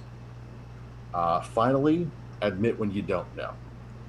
Too often people are scared to do this in a variety of fields. I've even seen this working in IT, but it's one of the most humanizing and effective means that you can do in a crypto party and otherwise, mainly because they're also coming from a lack of knowledge on the topic. So they can identify that you may not know everything, but you know something, and they don't see you as some sort of expert that just knows all of this and treats them differently because of it.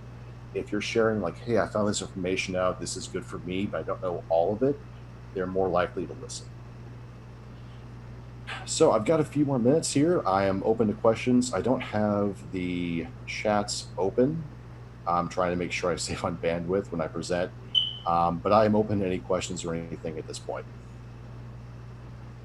let me go ahead and see. Kim has moved, so I'm going to go ahead and pull up that link again. Give me a second here, everybody.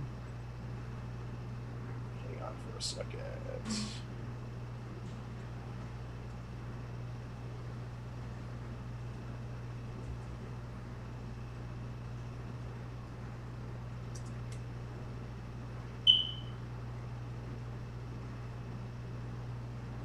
Just pulling up right now. I'm going into it. So I'm pulling up the Twitch. I will also put up the YouTube. I just got to find that link where I put it. So there it is. There's my link. Okay. Can open that up as well. There we go. I'm going to mute them. All right, I'm not seeing any message. I just pulled up Twitch, so if you have any questions, please put them in the chat. I can check there and I can answer any questions you have. And there we go. Okay, first one I'm seeing is from Nebco Games. Can you use Proton Mail personally but link to a Gmail? You can have that email forwarded, but it kind of defeats the whole purpose of it because you're routing those things through Google servers. To be honest, I try to keep those separate. I try to make sure that my Gmail is one area, but anything I want secure, I keep on Proton Mail exclusively. So what I would recommend is trying to keep those separate. I think you can, but I wouldn't recommend it. So I would check out Proton Mail as well. Just if you look, let me see if I can find the website here. Proton Mail should be available. ProtonMail.com, yeah. They have a lot of really good guides. I actually use a lot of what their website to create screenshots for users. So I would probably recommend keeping those separate, because when you're using Proton Mail, all of it goes through the Switzerland-based email servers. But once you associate Gmail with that, then you have no idea what exactly Google servers are doing with the information and how they will work on that. So, all right.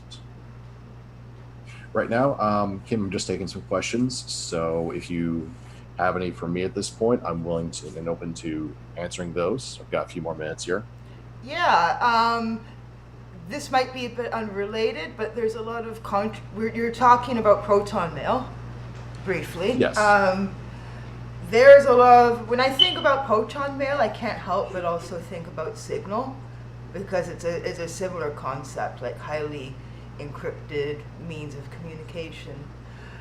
I'm probably one of the only people in our industry who doesn't have a Proton Mail account. I installed Signal on my phone. I almost never use it. I go with more of use Google, use Gmail, and just make sure that nothing that you communicate over there is too sensitive. And I tend to communicate sensitive information in real life by being in the same room as the person. Although that's not always an option. There's a lot of controversy right now about Signal security, which is really like rocking our whole industry. Have you? I've heard. I'm a little bit familiar with it. I haven't heard all of it though. Could you kind of refresh me on that one, because I haven't been fully in the know of what's been going on with Signal. I don't know all the details, but it has something to do with how their encryption keys are implemented, or something more specifically to do with the PKI. Gotcha. Okay. Yeah, that's kind of one of the other parts which was difficult in doing these crypto parties, was that from 1 week to the next, or even a year to the next, things would change. So someone would attend and they would be using these things, and then we'd go back and I'd say, okay, well, there's been an issue and it's not as secure as I talked about. So that is one of the weaknesses, is that you'll be giving a presentation thinking, well, this is good, this is run well, and a myriad of things could happen. The application could even get bought out by a different company, and next thing you know, it doesn't have the level of security you thought it had. So that is a difficulty. It's just something, unfortunately, you kind of have to live with.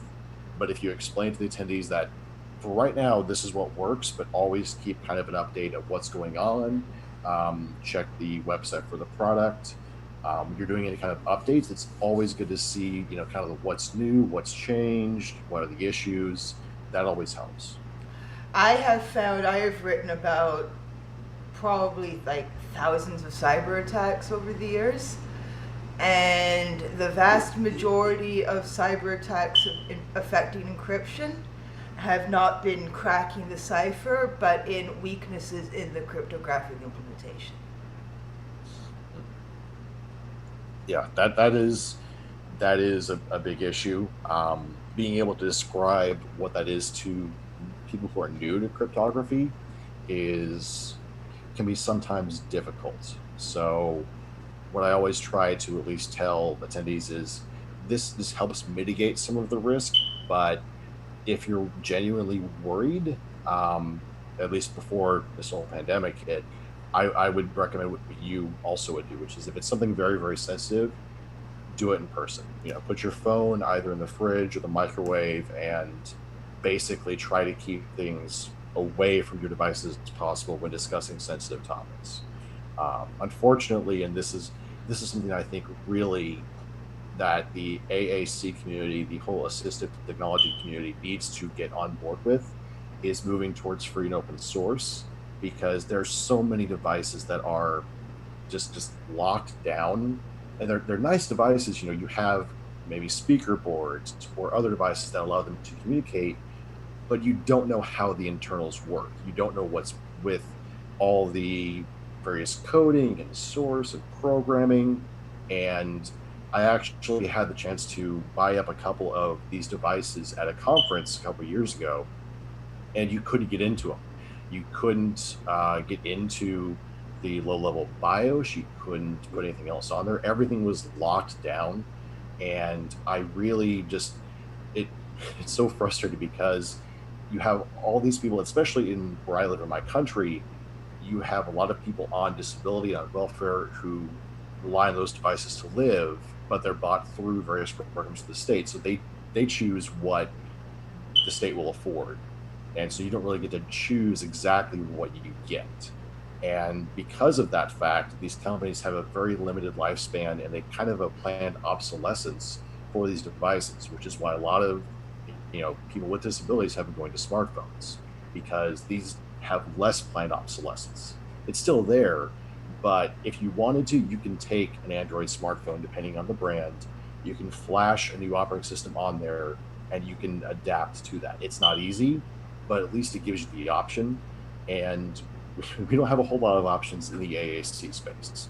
So I would like to see that changed. Unfortunately, I've even tried to talk to my own state's assistive technology government agency.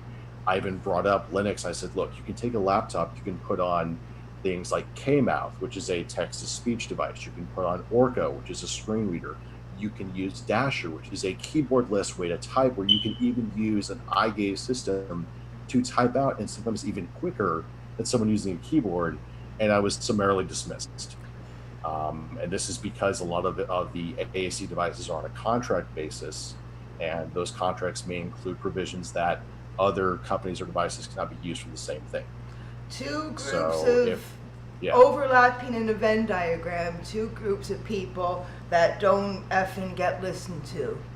Cybersecurity Yes. professionals and disabled people in general, including autistic people. Indeed. It's very frustrating, but I'm glad I was able to at least talk today about this, because there's not a whole lot of spaces to talk about otherwise. When you talk to people with disabilities, they sometimes don't even know how restricted the devices are, because they're using them literally as their daily communication tool. And I see it not as an extension of their person, but as a part of who they are. And too often, like I said, in my own country, it's cost-based. So as an InfoSec professional, it's, well, we could have better security, but we don't want to really pay for that, so we'll just take a chance. And that's extremely frustrating and scary, because you're thinking, well, yeah, it's going to cost more, but the breaches and all the other harmful things that can happen are going to cost you way more in the long term, and it's going to be prevention just way, way, way cheaper. A lot of, I'm not naming names. I've never spent any time on Wall Street really, but my evil bio mom was a Bay Street executive. Bay Street is Canada's equivalent to Wall Street. And a lot of those corporate executives, the ones who are obsessed with the stock market and stuff, and next quarterly earnings, and they're really obsessed with next quarterly earnings, and they're all driven by Coke. They do like tons of Coke at their desk, and all they care about is how many more millions am I going to get in dividends this year? And they don't care about the long term and how everything's going to be so much more expensive a year down the road, because literally all they give a damn about is next quarter.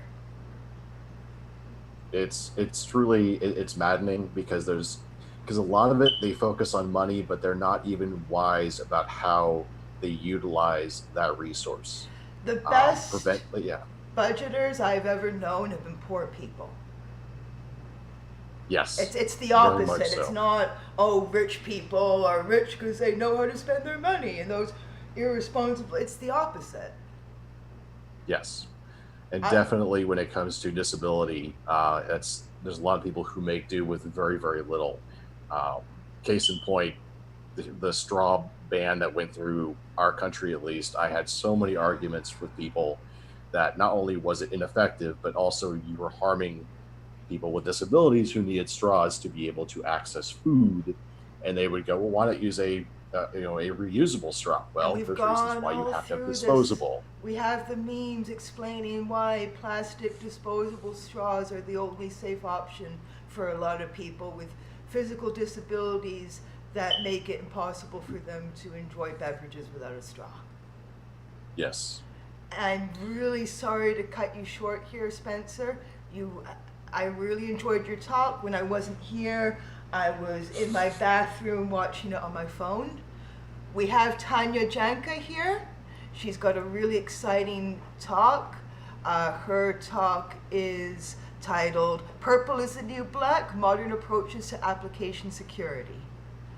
So so we've got Spencer out of the room. I'm going to admit Tanya Janka. Tanya is a real pro. There you are. I love your outfit. Oh, thank you. That is thank you. That leopard print takes a lot of confidence to wear, and you pull it off. Thank you.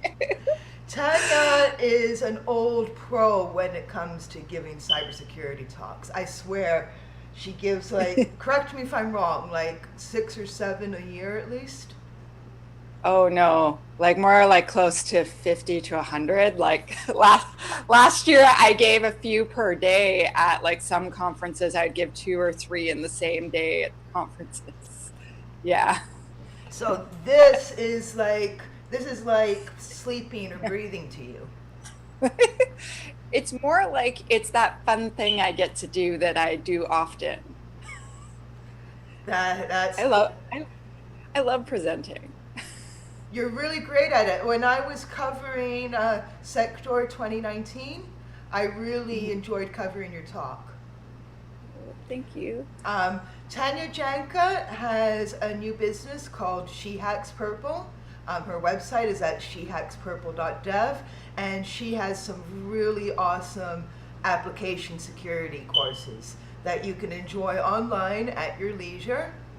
And I've got a special deal for DisinfoSec attendees, whether you are using Twitch or YouTube right now. 2 of you are going to win free AppSec courses. So I'm going to ask a trivia question, and those of you who answer the question correctly in chat will win. So is everyone ready? So my question is, in the context of application development, what does IDE stand for? First couple of correct responses wins a free application security course. So, you know what? I'm going to get you to start your talk.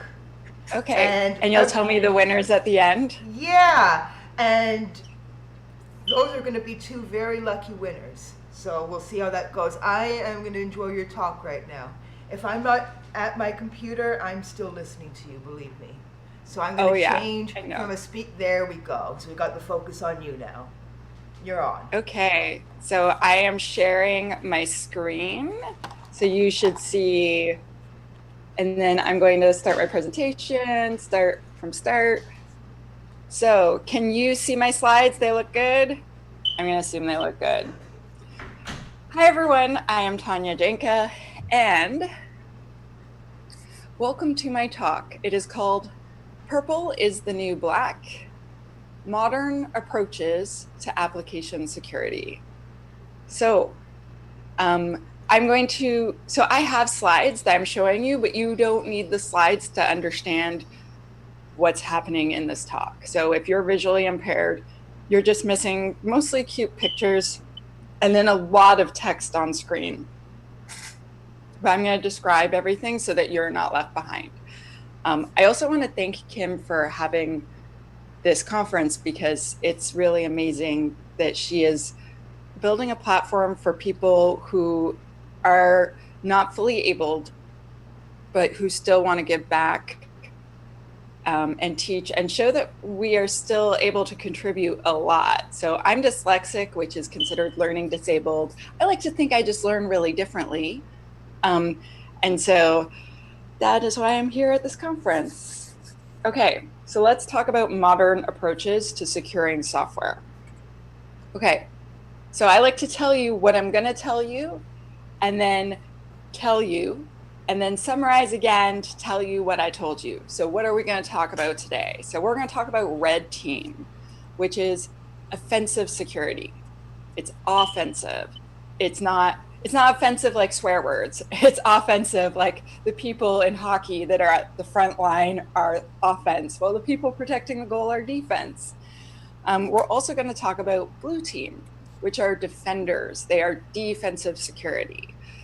I'm going to explain what all of these are. I just want to tell you what I'm telling you. We're also mostly going to talk about purple team. So this is why I'm called She Hacks Purple, because I do blue and red activities. And I like to call it collaborative security. We're kind of like the bridge in between the security team and the developers. We're the bridge between blue and red. We are the people that cooperate and make things happen. We do a lot of compromise, a lot of negotiating when you are a purple teamer.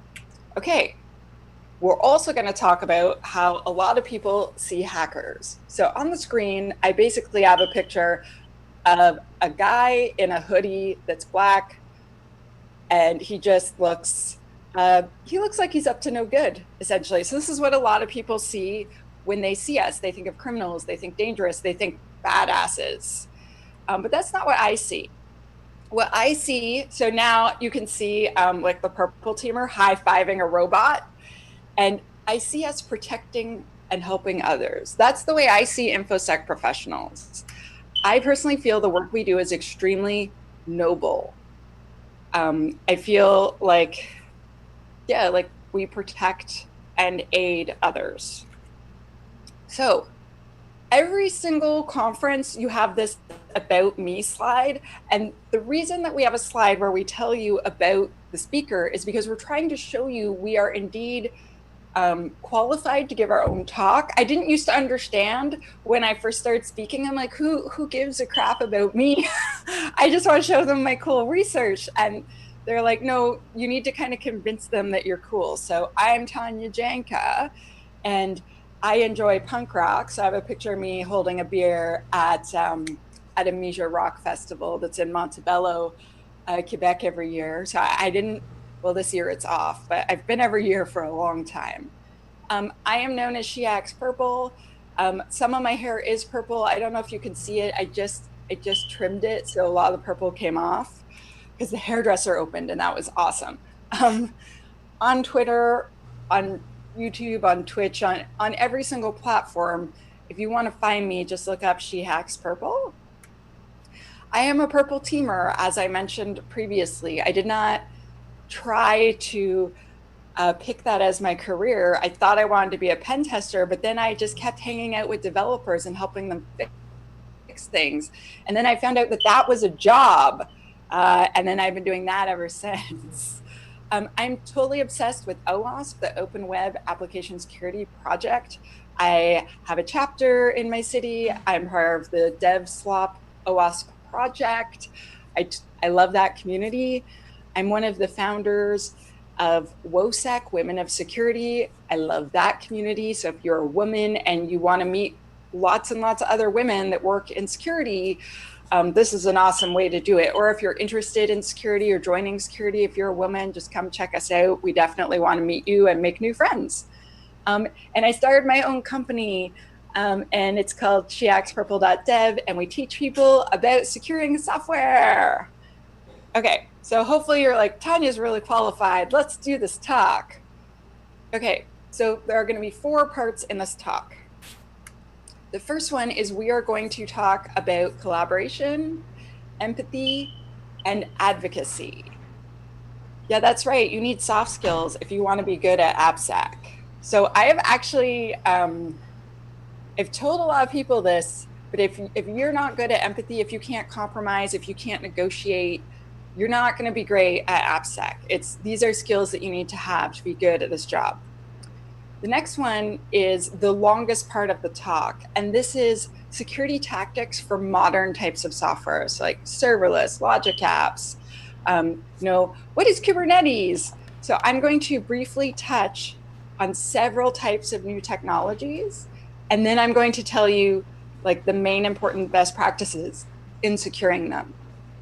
It's going to be a lot of information, and I apologize if your brain melts just a bit, but I just kept wanting to cover more and more and more. So, okay, and then the next one, briefly, we'll talk about automating boring stuff. So I learned to code so I would never have to do anything twice because coding's awesome. I'm just like, do my bidding, computer, I'll be back later. I'm getting coffee.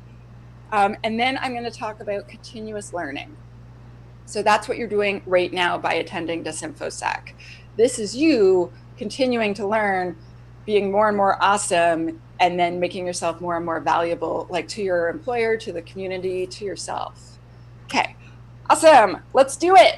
Okay, so I'm going to give you just a couple definitions because I never know where my audience is at. So I never know if you already know lots of this or some of this is new. So I'm going to go as though you don't know these things. So if you already know, it'll be like 2 or 3 minutes. So run to the other room, get a coffee, come back, or maybe it's later wherever you are. I am on the west coast of Canada. Kim and I are both Canadian. I don't know if you know, if you can tell by our awesome accents. So if at the end of the sentence, I say "a," that means that sentence was a question and I expect you to respond positively. So like, did you like my talk, eh? My talk was good, eh? Yeah. I'm out and about. So if you can't understand me or I say an expression and you don't get it, it's probably because I'm Canadian. Kim will probably laugh, but like, please ask in the chat questions so I can help clarify my Canadianness. Okay, so what is AppSec? So AppSec, or application security, is every single thing that you do to ensure your software is secure. So that can be hiring a pen tester to come in and smash your app and tell you all the things they found wrong. That can be adding a scanning tool to your software development pipeline to look for vulnerable components. It could be fixing a whole bunch of security bugs. All of those things are part of AppSec, and if you're doing them, you are fighting the good fight. Who said that? I said that. Yes, I quote myself in my own talk. So what is DevSecOps? So I get asked this all the time, so I thought I would cover it. So my friend Imran taught me this, and he said, Tanya, it's what we've always done. It's just application security, but adjusted for DevOps environments. We still want the same things. We just have to kind of do different tactics, use different tools so we can still make sure they're making secure software. That's all. He makes it sound so easy. He's really smart. If you don't follow Imran, maybe you should. So then what is a red team besides, getting to wear awesome red clothes? I love red. Kim, I almost wore a fire engine red dress. It was a toss up this morning. It was hard. So what is red team? So they are attackers and they do offensive security. Not offensive like they swear at people, but offensive as in they attack things, they test limits.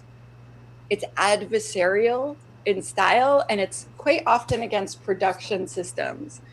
So once you think your stuff is really tough, then you want to have people testing the resilience. You want to have them test every boundary as much as you can, because having someone that you pay to test that, who will tell you what's wrong and what they find, versus having malicious actors test it, is much better. They find real risks. It is not a paper exercise, so it's quite technical in nature. So if someone's writing exploits, if someone is doing penetration testing, those types of things are all part of the red team side of security. So what is blue team? They are our defenders and our protectors. They are the people that ensure we have defenses and that they are set up properly and they work. They do monitoring, logging, patching, fixing bugs, like using tools to shield us from abuse. That's what they do. They protect our systems and quite often our customers and our employees. So, but this talks about purple, right? So let's talk about purple. So purple, I'm going to include in purple collaboration, empathy, and advocacy. So we are at step 1 of our 4 steps throughout this talk. So what is purple team? So some people say it's blue team and red team. And I kind of agree, kind of that. You kind of do both. I like to think that we are the collaborators, the cooperators, and the communicators. We are the bridge. We teach people, we help people, we provide tools, we enable dev and sometimes ops to get their jobs done securely, right? Like that's what our security team at every company is supposed to do. We are supposed to make sure everyone else is safe and what they're doing is secure. That's it. I make it sound easy, right? So I like to call us the bridge between security and software developers. Like we're right here in the middle. I'm like putting my hands together and like right where my 2 fingers touch, where my hands come together, that's where the purple team lives, helping both sides. So I like to think that purple team is application security as a whole. It encompasses red and blue, and it overlaps. And all of that is application security. You can't just do one side and say that you're securing your software. You must make sure you have defenses and you must actually test them. Okay, so what do we do if we are a purple teamer? Well, we talk to developers all day long. They are our besties. We give them guidance, we give them assistance, enablement. So sometimes that means we're going to buy them a tool. Sometimes it means we show them how to use their tool. Sometimes it means we go and we like kind of adjust things so the tool actually works a lot better. So like sometimes this means we pay for things out of our budget instead of theirs. Sometimes it means we actually write our own tools. It is rare that you are in a situation where you need to do that, but sometimes you just actually need to build your own stuff because it's so custom what you're doing. We write documentation that actually makes sense, that people can actually read and then use. So, like how there'll be like a 25-page policy on stuff. So maybe we have to write that for the policy team, but then we write a summary that says, yo, you need to log this stuff. You need to not log that stuff. And I expect you to put the logs here. And we advocate. So I'm going to talk about what advocacy is in a bit, but we have to advocate for security and developers. So we're like right in the middle between the two. We have to advocate for both sides. So we can't just advocate for developers. We can't just advocate for security. We must be able to compromise and negotiate between the two. Okay, Purple Team is a modern application security approach. We used to have two separate silos, and the security team mostly just said no to the developers. We were a giant gate they couldn't get by. We're doing things in a new way, and the new way is called Purple Team. So what do I mean by advocacy? Right? Like, what am I talking about? Okay, so the technical definition from Wikipedia, which I will read to you now, is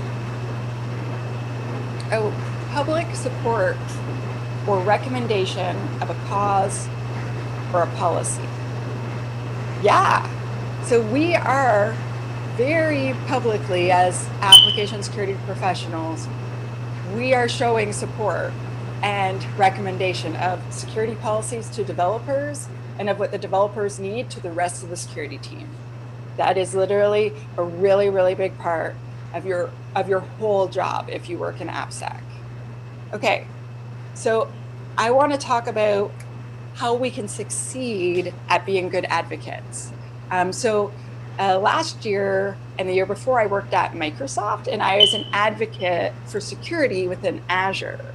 And I followed a bunch of these whenever I could, and I got really good results, but I did not make them up.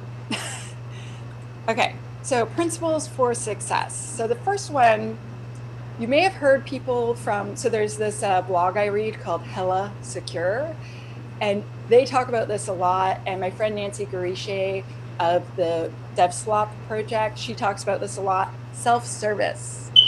Don't make people wait on you. There's never enough security people. There's never enough AppSec people.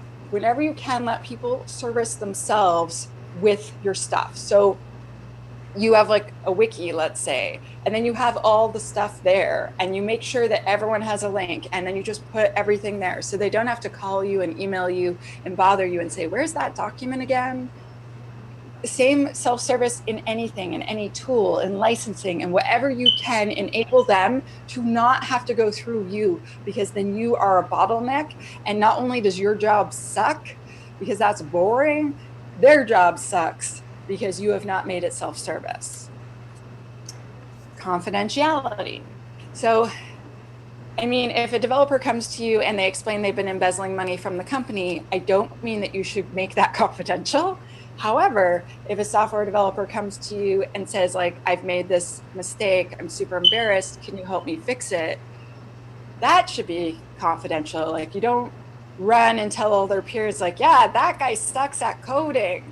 They need to know they can come to us and trust us, and that unless it's something where we must share, that we will help them save face, that we will respect their privacy as an employee.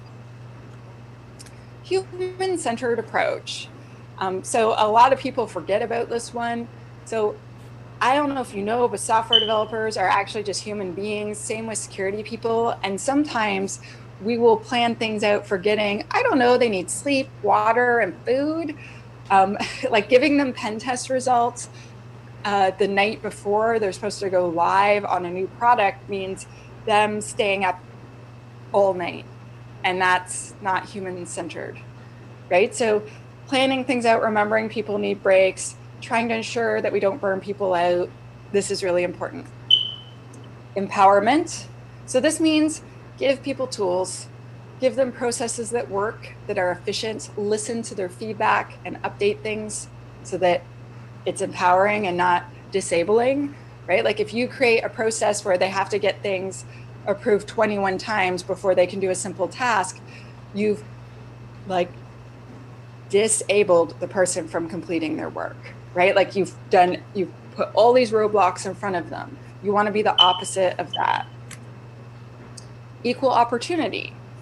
Everyone needs to have access to security. I've worked at a lot of places where only the super senior people are allowed to use security tools and learn about security and have access to the knowledge, etc. And I feel that's wrong. If there's a super junior person, but they're very excited I still want them to learn, right? Because that is the person that maybe one day is going to be on my team, or that's the person that's going to spot a thing everyone else missed.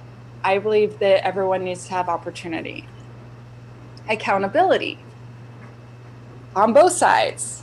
So the security team and the software developers. So for instance, if we are complaining the software developers are not fixing things within the service level agreement we signed with them, that means we have to also be meeting our service level agreement with them. So we can't then ignore their emails and never respond, right? It goes both ways.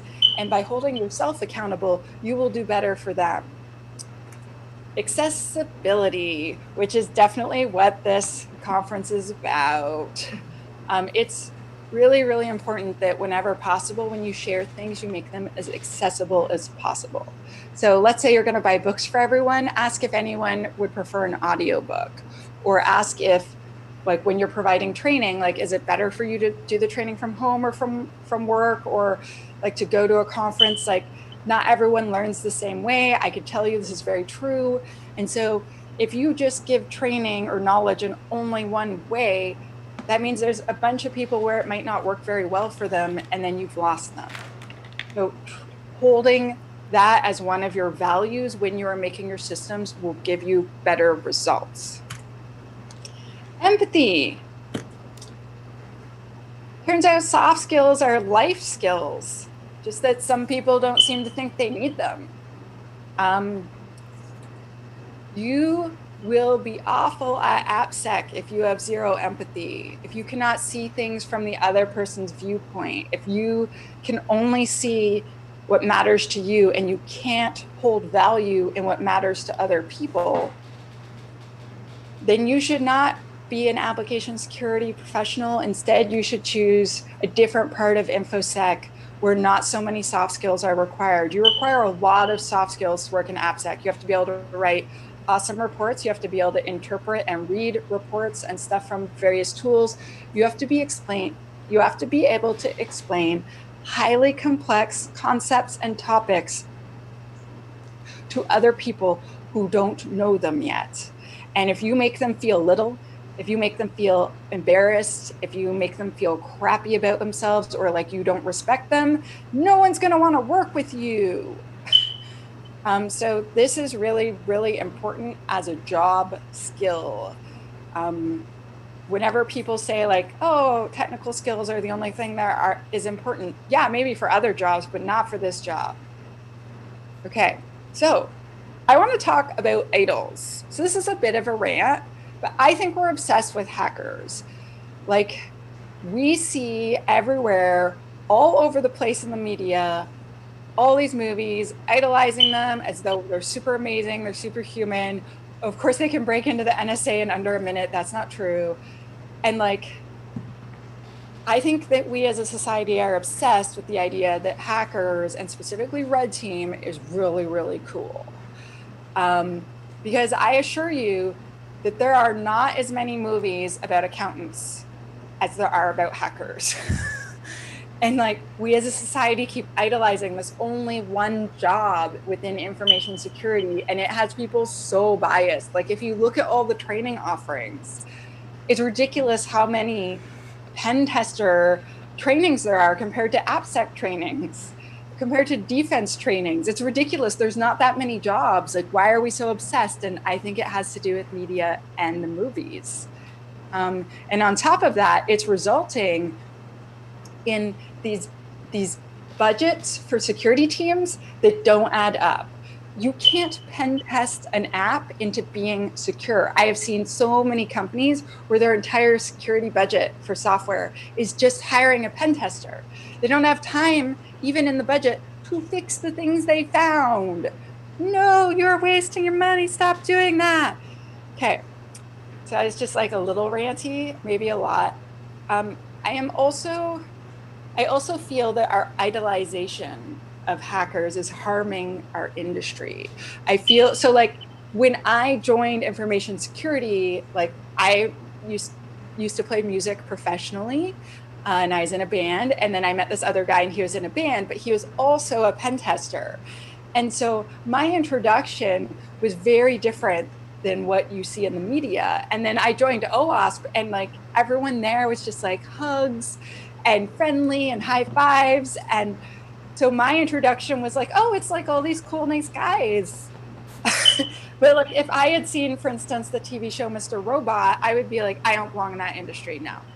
And I feel like we're scaring a lot of potential people away from our industry with this like weird image and subculture thing that has nothing to do with programming. You do not, like, I love hoodies because I live in Canada and it gets cold sometimes, but you don't need to own any hoodies to be an awesome hacker. Like, look at me, I'm wearing a cute leopard print dress and I can still definitely do SQL injection. Okay, so it doesn't matter like what you wear or like, yeah, exactly. And I find this a problem, and I'm seeing it in so many different ways. So as an example, I run this hashtag every Monday, and I encourage all of you to participate in this. So it's on Twitter, and it's called Cyber Mentoring Monday, and it's all one word with the hashtag # in front of it. And I try to pair people with professional mentors. And the first 6 or 8 months that I did it, 100% of people, 100% wanted to be mentored to be a pen tester. And only over me like sharing so many new things and sharing like, but what if you did incident response? What if you did digital forensics? What if you did, you know, application security? What if you, you know, just like we're an awesome secure coder, you know what I mean? And so now it's branched out into all these different areas, which is wonderful. And I'm really happy, but it took months and months and months to change. And it's because everyone thinks that it's the be all and end all of security. It is an important job. It is not the only important job. Okay, so now we are on to the big part of the talk. Modern application security tactics. So what the Purple team does, things that they need to do to secure modern software. So the first things I'm going to talk about are zero trust and assume breach. So zero trust is an ideology and a design pattern. So what we used to do is we just protected the perimeter. We had giant firewalls and no one was allowed in. And if you were in, then we just trusted you and assumed you were awesome. This led to a lot of insider threats, a lot of stolen intellectual property. Sometimes malicious actors would manage to get past the firewall, and then it was like a kid in a candy shop stealing all your stuff. So we came up with zero breach. And the idea is that, zero trust. And the idea is that no one trusts anyone. So let's say you have an app and it talks to a database. That database should only ever be open to that app's API. That one port that it talks to it can be open, and then it still needs to authenticate. And everything else, the database says, no, go away, thank you very much, and then reports on it to the SIM so that the Security Operations Center people can go check on who's trying to talk to your database that should not be. So we can apply zero trust within our applications, between our applications, and that includes APIs, with our configurations, and especially with our network and or cloud security designs. It's awesome, trust me. It's so much better than the way we used to do things. We used to do zones. Zones are dead. Okay, so the other way that we help with our designs, etc., is assume breach. So this is when you do things, you assume that a breach has already happened. So you design things in that way, like processes and systems. So a really good example of this is if you're running a bug bounty program and someone reports a vulnerability to you and you realize it is a vulnerability, you immediately kick off your incident response process to go check to see if someone has already used this vulnerability against you. If a security researcher found it and reported it to you, they might be the 7th person who found it, not the first. So by assuming breach, you go and you check, and most of the time you're fine. But those couple of times when you realize, oh, there's someone living on my network and they have been for a long time because of that, is definitely worth you having assumed a breach. Next, serverless and logic apps. I'm just going to take a sip of water. And by water, I mean caffeinated beverage. That's okay. I'm on my 3rd can of Rockstar today, Tanya. Yes. Yeah, I'm drinking Diet Coke as of this year, and I feel like I've officially become middle-aged. Okay, cool. Okay, so serverless and logic apps. So logic apps are triggers. So they are triggered by something that happens in your cloud environment, or you can call the trigger. But basically, something happens. So let's say someone tries to log in for the 100th time to your app, and the logic app triggers. All logic apps do is call a serverless app. They just boot it up. That's it. Serverless apps are little tiny apps, scripts sometimes, and basically they run without a server. Basically, usually an app lives on a server and it runs 100% of the time. Serverless apps aren't running. They're not on your network. They're doing nothing.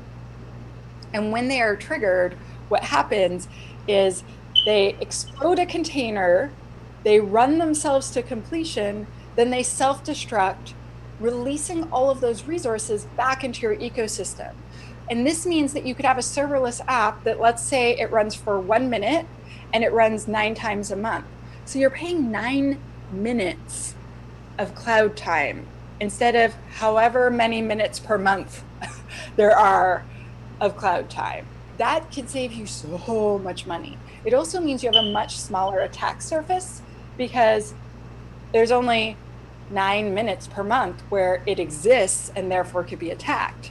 Both of those are awesome. Saving money, awesome. Reducing threat surface or reducing attack surface, awesome. Okay, so how do we secure logic apps, which are triggers, and serverless apps, which are just apps that only run for a few minutes at a time? First of all, you need to follow all the same AppSec best practices that you would usually follow. Yeah, you can't stop doing it just because it's new tech. So if you learn one thing, if you learn 2 things from this entire talk, one of the things is don't be mean to software developers. That is going to get you nowhere. And the other thing, the second thing, is that when you do new tech, don't forget all the best practices you already know. Almost all of them will always apply. Don't forget. Don't get so excited about the new tech that you forget yourself. Okay, so what are best practices that are old that you should already know from serverless? So monitor and log those functions. Yeah, you still have to monitor, you still have to log, and you still should not log personal information. 2, use all the same secure coding conventions that you would do. So validate your inputs. Secure and verify your data in transit and at rest. These are things that you should definitely already do. But let's talk about new stuff, because that's what this talks about, cool new stuff. If you're going to use serverless, you can use an API gateway as a security buffer. So it'll handle authentication and authorization for you. That means you don't have to code it, and that's awesome. It can also ensure, it can stop brute force attacks as well. Not only should you monitor and log your functions, but a new trend I'm seeing that I really, really like is that those logs are being fed into a SIM, a security information and event system for the people in the security operations center to see what's happening. Oh my gosh, look at the serverless app. It looks like people are attacking it. What's going on? I'm getting all these alerts. Yeah, please go check that out. Manage your secrets in a secret store. So this is a newer thing that people are doing. It doesn't specifically have to do with serverless and logic apps. It has to do with every single app. If there's a secret, by that I mean credentials, passwords, connection strings, hashes, all those things. Those should be in a secret store, which is a way where computers talk to other computers to share the secrets, and human beings are no longer involved. If human beings aren't involved, that means you can't have an insider threat steal those secrets. Deploy functions in minimal granularity. So I took this from the Sneak site. Thanks, guys. But what they mean by this is if you have a serverless app and it calls another serverless app, I don't know why, but people forget that they still, oh wait, no, minimal granularity. Serverless apps should just do one thing. That's what this means. Sorry, it's this one. Maintain isolated function parameters. So if you have one serverless app and another serverless app and a third serverless app, you still need to have authentication from the first one to the second one, authentication and authorization to the third one. You can't just like pass things back and forth and assume trust. You can never assume trust. For some reason, people are like, oh, this app's calling this server, like this big app is calling this serverless app. We're gonna do security in between there and there. But then you have a serverless app call another one and it's like, oh, I'm sure it's fine. It's not fine. Okay, thank you. Okay, next one. Third-party component and library management. Oh, good, I'm getting a reminder. Awesome. Ignore that. It's probably telling me to come here. When you build software, somewhere between 80 and 60% of your code that it gets compiled down into your application is code you and your team did not write. It is libraries, it is cool plugins, it's frameworks, it's scripts that you're allowing from another site for whatever reason. All of that is code you didn't write, but you still accept the risk for.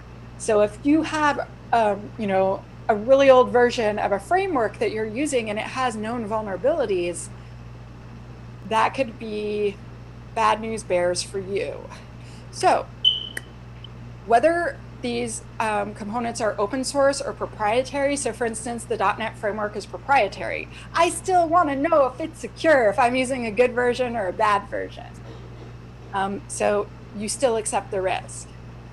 I suggest, if you can afford it, to use multiple tools to test to see if your components are secure or not.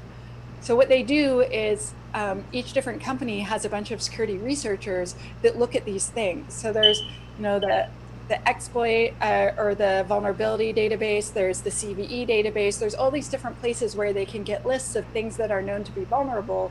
But then these more advanced companies have their own security researchers that are also checking on their own and coming up with new lists. So they all find these answers in different ways. So if you can afford 2 tools to check, that's even better than 1. I think you should scan your repository every single week, the whole thing. It's really fast and the code's just sitting there. You might as well take advantage of it. And I also think that if you use a DevOps pipeline or a CI/CD, same thing, you should be scanning for if there are vulnerabilities in your third-party components there as well. Because you might add a new component or upgrade something, and sometimes the newer version is the one that has the vulnerability. It happens. Online storage, your crown jewels. Online storage holds the keys to so many things. It has all your data and you need to protect it. So how do we protect online storage? I'm a big fan of templates. Don't make people make decisions or have to think if they don't need to. So if you create a template that's totally locked down for your org, and then everyone just gets copies of that template, that means by default, they're secure, right? When I worked at Microsoft, I remember I used our default storage template and I had to like pry the security off with like a million knives to try to get it open to the public. So then of course I could do a security demo with it. It was really impressive.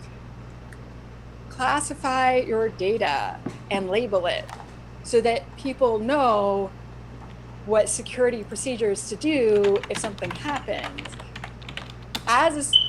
Hey Kim, can you mute yourself? I worked on the audio on my end so much that I'm afraid if I change everything, it'll mess everything up.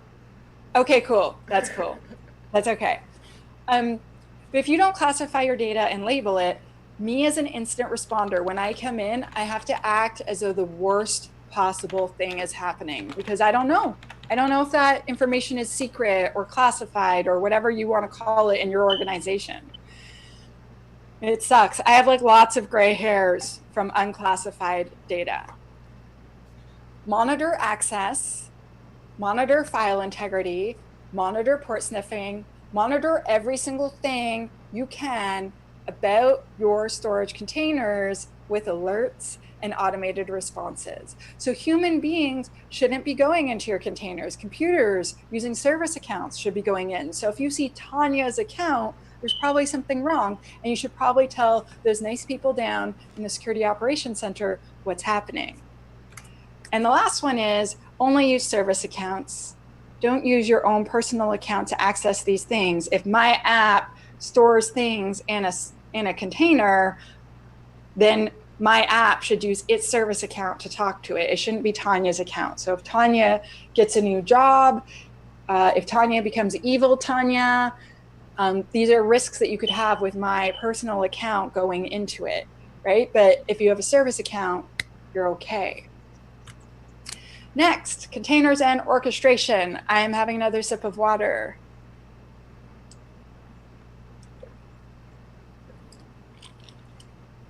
Also known as Diet Coke. Okay, so containers, let me go back a little bit, even though we totally don't have time. So we used to have giant servers, huge machines, and it would run one application on it, one operating system. And then some really brilliant people created virtualization, meaning you could have a whole bunch of different operating systems running different apps on the same physical machine, and that was awesome sauce.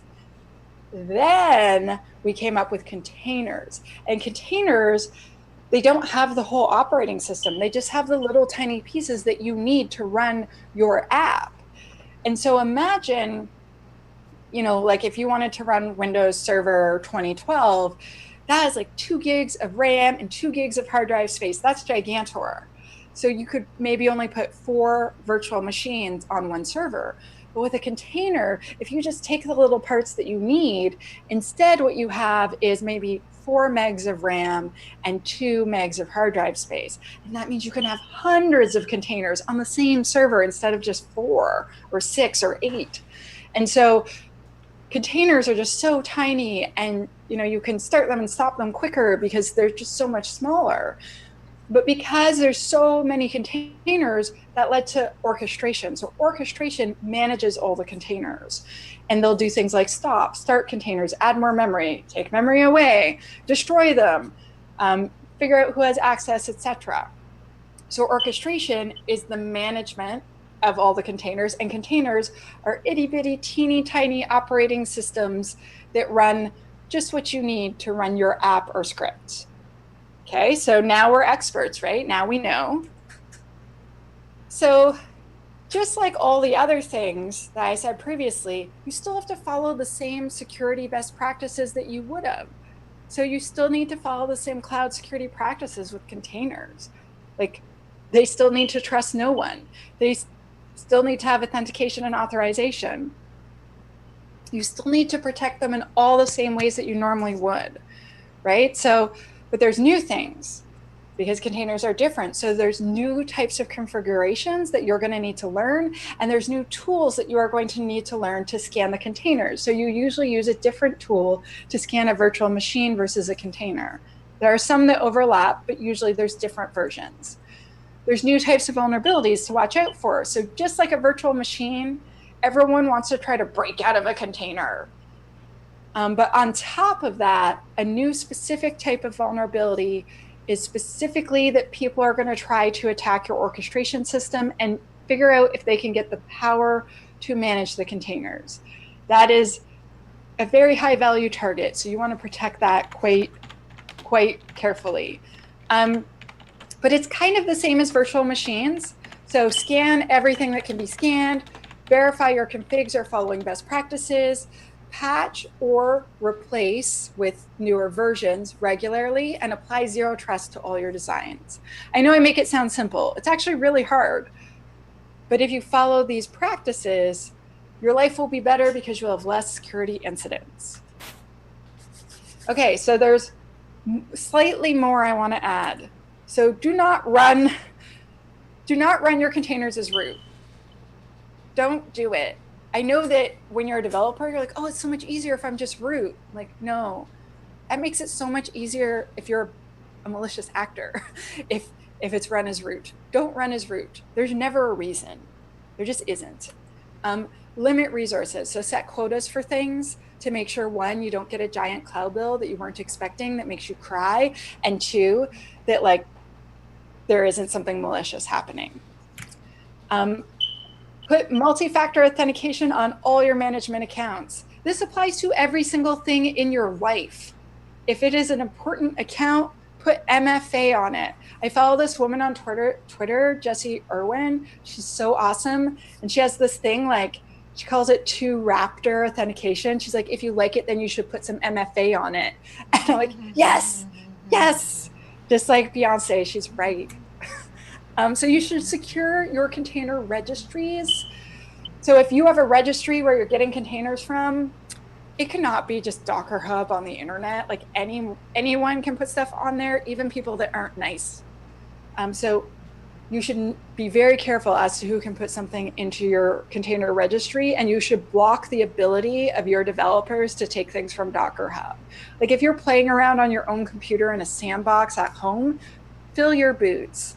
But if you are at work, no Docker Hub for you, I'm sorry.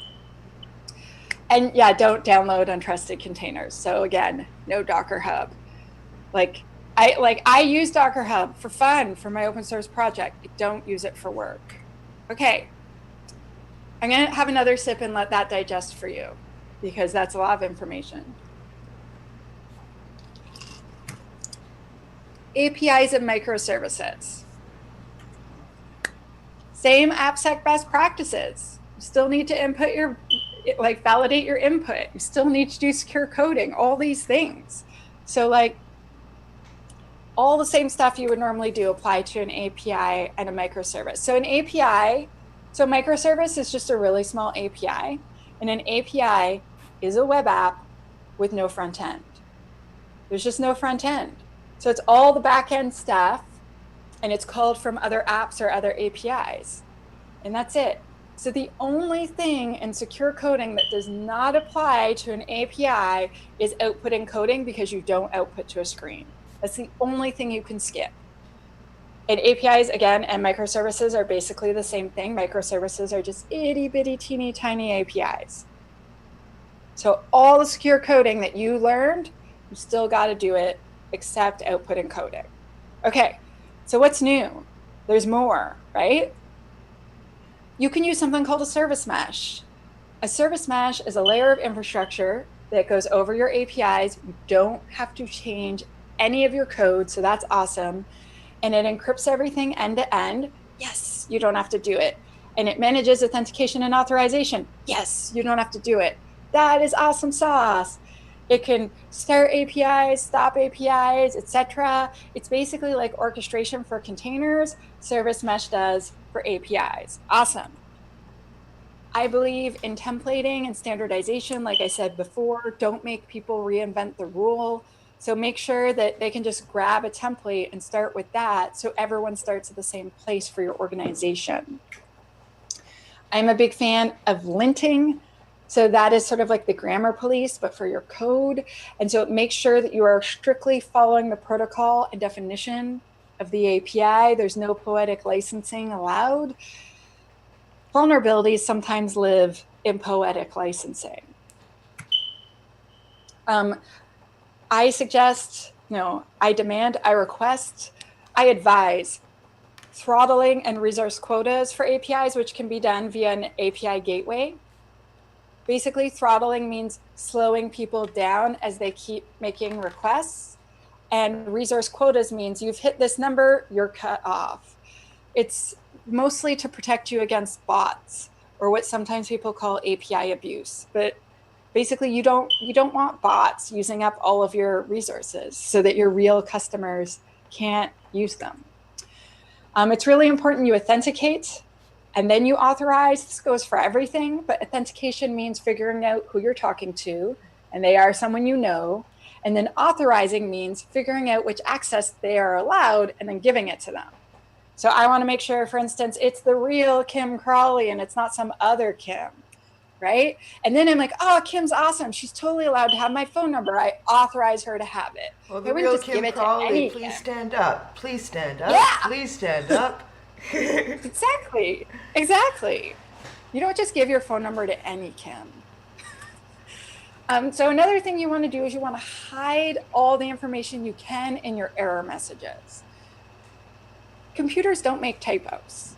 Humans and attackers make typos. So if someone makes a bad call to your API, it's probably malicious. So don't tell them how to fix it.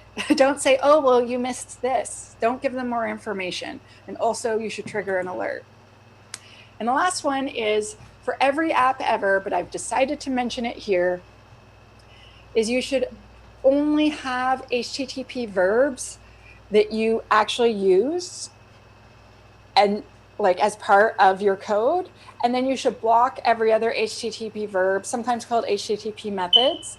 So for instance, get and post, people use those a lot. People don't use trace or head or put as often. So if you're not using them, block them. Because I can tell you as a pen tester, I'm like, ooh, I'm gonna call everything I can. So block the rest. Okay, so I'm seeing we only have like 11 minutes left and I have so much more to say. So you have 5 minutes left. I have 5 minutes left. Okay, so I am going to put these on the screen, but I'm not able to cover all the different modern tooling, unfortunately, because it just goes on and on and on. There's a lot. So instead, because if I went through all of these, like I could talk to you for an hour. So I'm going to go to the automation part of the presentation. So automate the boring stuff. We learn to code so that life could be more fun, so things could be faster, but also so we could avoid boredom and toil. So my previous colleague, Steve Morawski, who's really awesome, made this slide. So we want to avoid toil. Toil is manual work, repetitive work, automatable, tactical. It's work that you can automate, and it's work that is not fun or interesting to do. This is why computers are awesome. So we can do DevSecOps. So we can create a pipeline that automatically runs a bunch of our security tools. We can create a second pipeline that runs really in-depth weird stuff that would slow everyone else down. We can do SecOps. So we can automate security checks of operations activities. We can do security as code. So we can actually program in the security features to the infrastructure as code. There's like so many different ways that we can automate things and make our lives faster, better, and quite frankly, more accurate. When we automate things, we end up having proactive work. So instead of, we can prevent incidents instead of dealing with incidents. We can upgrade our security features instead of just constantly scrambling. We have less time cleaning up messes and more time doing awesome stuff. Okay, so the last item on this talk today is continuous learning. Every moment is a teaching moment when you work in security. If a mistake has happened, that means there's a thing we need to learn. So the moment we stop giving time and prioritizing learning, we fall behind. Even if something bad happens or something good happens, you still might be able to make a good lesson out of it. You can do micro lessons, lunch and learns, computer-based training, try a whole bunch of things and see which works the best, and then invest a lot of your time there.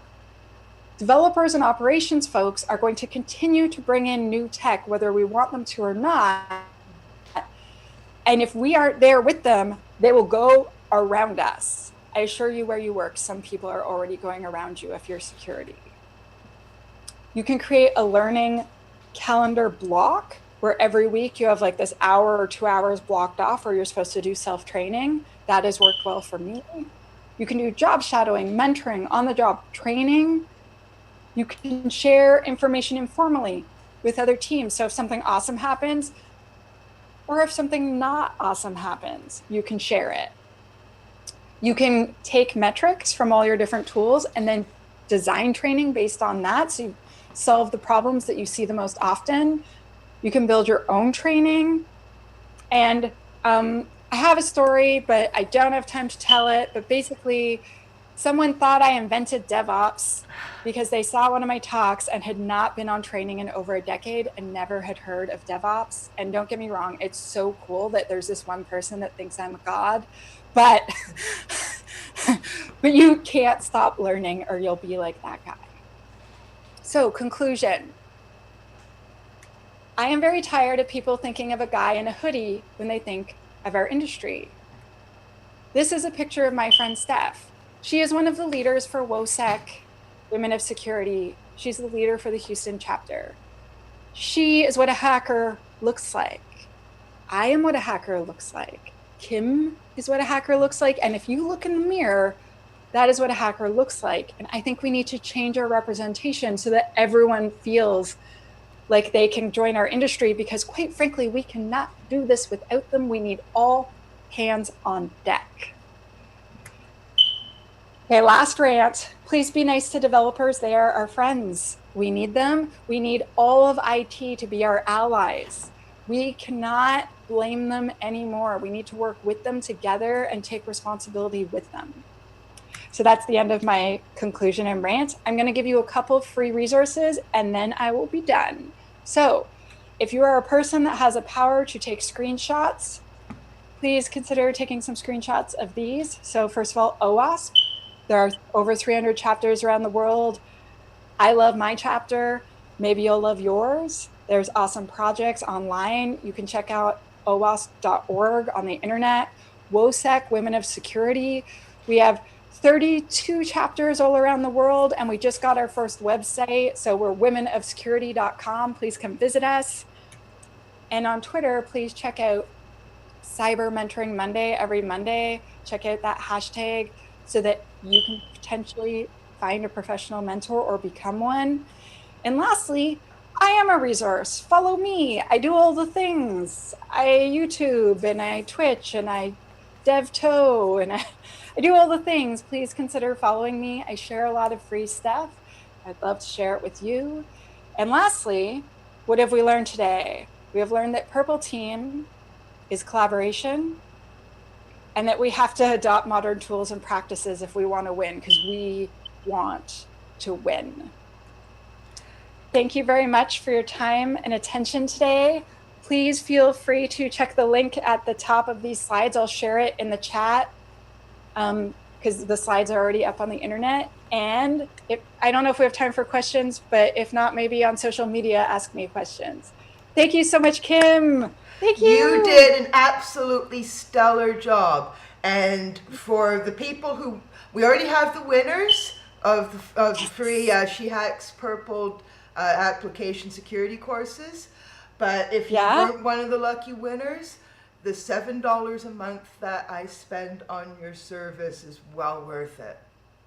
Thank you. So Thank I recommend them to everyone. I don't know all the things that you do. I have no idea how you do all of that simultaneously. You got like a clone factory with like a dozen of you. I know we don't even publicize all the things. It's somewhat silly, but thank you so much, Kim. Thank you for having me. Thank you for organizing this conference. I feel like it's really important. Please send me the contact information for the winners so I can set them up. Yeah, I will. One last mention. I did mention that the book that I've worked on with Phil Wiley will be published by Wiley. Tanya is also working on a book with Wiley. Yeah, I actually just submitted my last chapter of Alice and Bob Learn Application Security. We're both at the same point. Yes. I still have lots of edits though, and you're probably a lot better at edits than I am because you're actually a professional writer. So yeah. I will buy your book. And I'll buy yours. There we go. Phil will be happy to hear that too. So next up, so I'm gonna kick you out. Yep. Bye everyone. Thank you. And next up we have Michael Middleman, and I didn't mention this till recently, but we also have Andrea Downing, so I'm going to admit them all at the same time. Hi, Michael. Hi, can you hear me all right? I can hear you. Wow, Andrea, you're like in the Sistine Chapel or something. Well, this is a pantheon. This is my favorite building. So I thought when all of this pandemic is over, I'm going to travel the world again, and I want to go back to Italy and the Pantheon, and got family from my anyway. Hi, nice to meet you. I'm glad we could And all. I just changed. Now I'm at Independence Hall in Philadelphia. And I'm just in my home office. How boring. So you guys can start. I am going to just turn my video feed off, and Okay. You've got the floor now. Awesome, thank you. And I muted Twitch, so hopefully the sound works well. Perfect. So thank you for having us, Tim. This is very exciting. I know that I am ecstatic to be here, and I'm ecstatic that Andrea and I are doing this together. So I want to briefly lay out for everybody what we're going to be talking today, right? So there's a couple of things here. So it's why we're doing the talk. I'll give you a little bit of background on myself and on Andrea, or I'll ask her to do it also since she's in the room at the same time. And then we're going to start with some definitions. And then Andrea's kind of going to go talk about her part of the talk, which is really about threats to patient communities. So sort of threat modeling, what we call the digital Maginot Line, hacking groups, some examples of harm. But I want to start off with really the why we're doing this, right? So my name is Michael Middleman. That's Andrea Downing, who you also see on screen. And she is all the way in the beautiful city of Eugene, Oregon. I'm coming to you live from Philadelphia. But why are we doing this, right? We are doing this because our healthcare data is more important than ever, particularly during the time of a pandemic. And if people didn't understand sort of what healthcare data is, I think they're getting a taste of it now, right? You're beginning to see things around contact tracing, and then what does that mean? And people are waking up to kind of understand, what does their healthcare data have to do with all of this, and how should they start trying to protect themselves? So a little bit about myself. As I told you, my name's Mike, and I am a 3-time kidney transplant recipient. So I very much lived in the disability world. I have epilepsy. I had end-stage renal disease from the time I was a little kid. And so I've grown up with that. I have a number of other chronic autoimmune conditions as well. But kidney disease, dialysis, transplant, epilepsy, these have all been sort of running themes throughout my life. And so I've spent a lot of different times in hospitals. And it was only in sort of recent years that I began to think about what is all of the data that's accumulated on me over these years, right? And what can I get access to that? So with that, since Andrea's in the room, I want to let her give a brief introduction of herself, and then we'll get moving on some definitions. Can you hear us, Andrea? Yes, can you hear me Awesome. okay? Yes, indeed. All right, so my name is Andrea. I'm really excited to be at this conference, and thank you, Kim, for organizing. So Mike and I have known each other for about 2 years. I am also an e-patient. We're going to talk a little bit more about e-patients and the history of the e-patient movement. But for me, I came into this world as a mutant. In all the places my genome could have gone right and could have gone wrong, my future changed when I was 25 and learned that I had a TNAG that somehow got switched on place 181 on my BRCA1 gene. And in a lot of ways over the last 14 years for me, it's about scaling the learning curve of cancer data sharing, variant classification, and understanding how our community's data, specifically for the BRCA community, has impacted me, my future, and how we think differently about our data as a way to shape our own destinies. So I'll talk a little bit more about my start into this world, which was in 2013. And then, as Mike said, I will go into some of the threats and things that I found a couple of years ago and how that applies to us as communities. So take it away, Mike. Thank you, Andrea. All right, so let's kind of talk with some definitions here, right? So I think already one definition has been used. And so I went with the rule of no slides here. So let's see if you guys can see something that I hold up to the screen. So I'm going to try to hold this up. It does not work when you have a digital background. I can get rid of it. But what it says is e-patient, okay? And I think we want to ask ourselves, what is this word, right? Andrea used the word already. And my screen seems to be a little glitchy, but I'm just going to roll with it. Sometimes it's e-patient, sometimes it's e-patient. And really what we're talking about is the empowered patient. Or somebody who is an electronic patient, an engaged patient. The way that a lot of us also like to think about the word is really somebody who understands their own data in a way so that they can chart their own destiny, right? And this is about understanding your data and utilizing that data for your own good, but also to help maybe make some informed decisions for those in the community around you. So I want to talk about another definition very briefly as we kind of line things up here. And I will not go too much into depth here, but the next one being HIPAA, right? This is another one of these that people tend to talk a lot about. HIPAA is the proper spelling. It's not HIPPA or PPAA. We see a lot of different spellings of this. But HIPAA essentially has a number of different components to it. Andrea may dive a little bit deeper into this, but there are really 5 components, sort of the privacy rules, security rules, some enforcement rules, an omnibus rule, and something called a breach notification rule. So it's regulated by the Department of Health and Human Services, but enforcement is really left up to the Office for Civil Rights. And we all think about it a little differently, but I like the CDC's definition, so I want to read this to you. So the way they actually define it as the Health Insurance Portability and Accountability Act of 1996. Yes, if you can believe it, 1996 is a federal law that required the creation of national standards to protect sensitive patient health information, or what we know as PHI, or protected health information or personal health information, from being disclosed without the patient's consent or knowledge. So this is a really kind of important baseline to set and think about here when we talk about some of these words and why these things are important.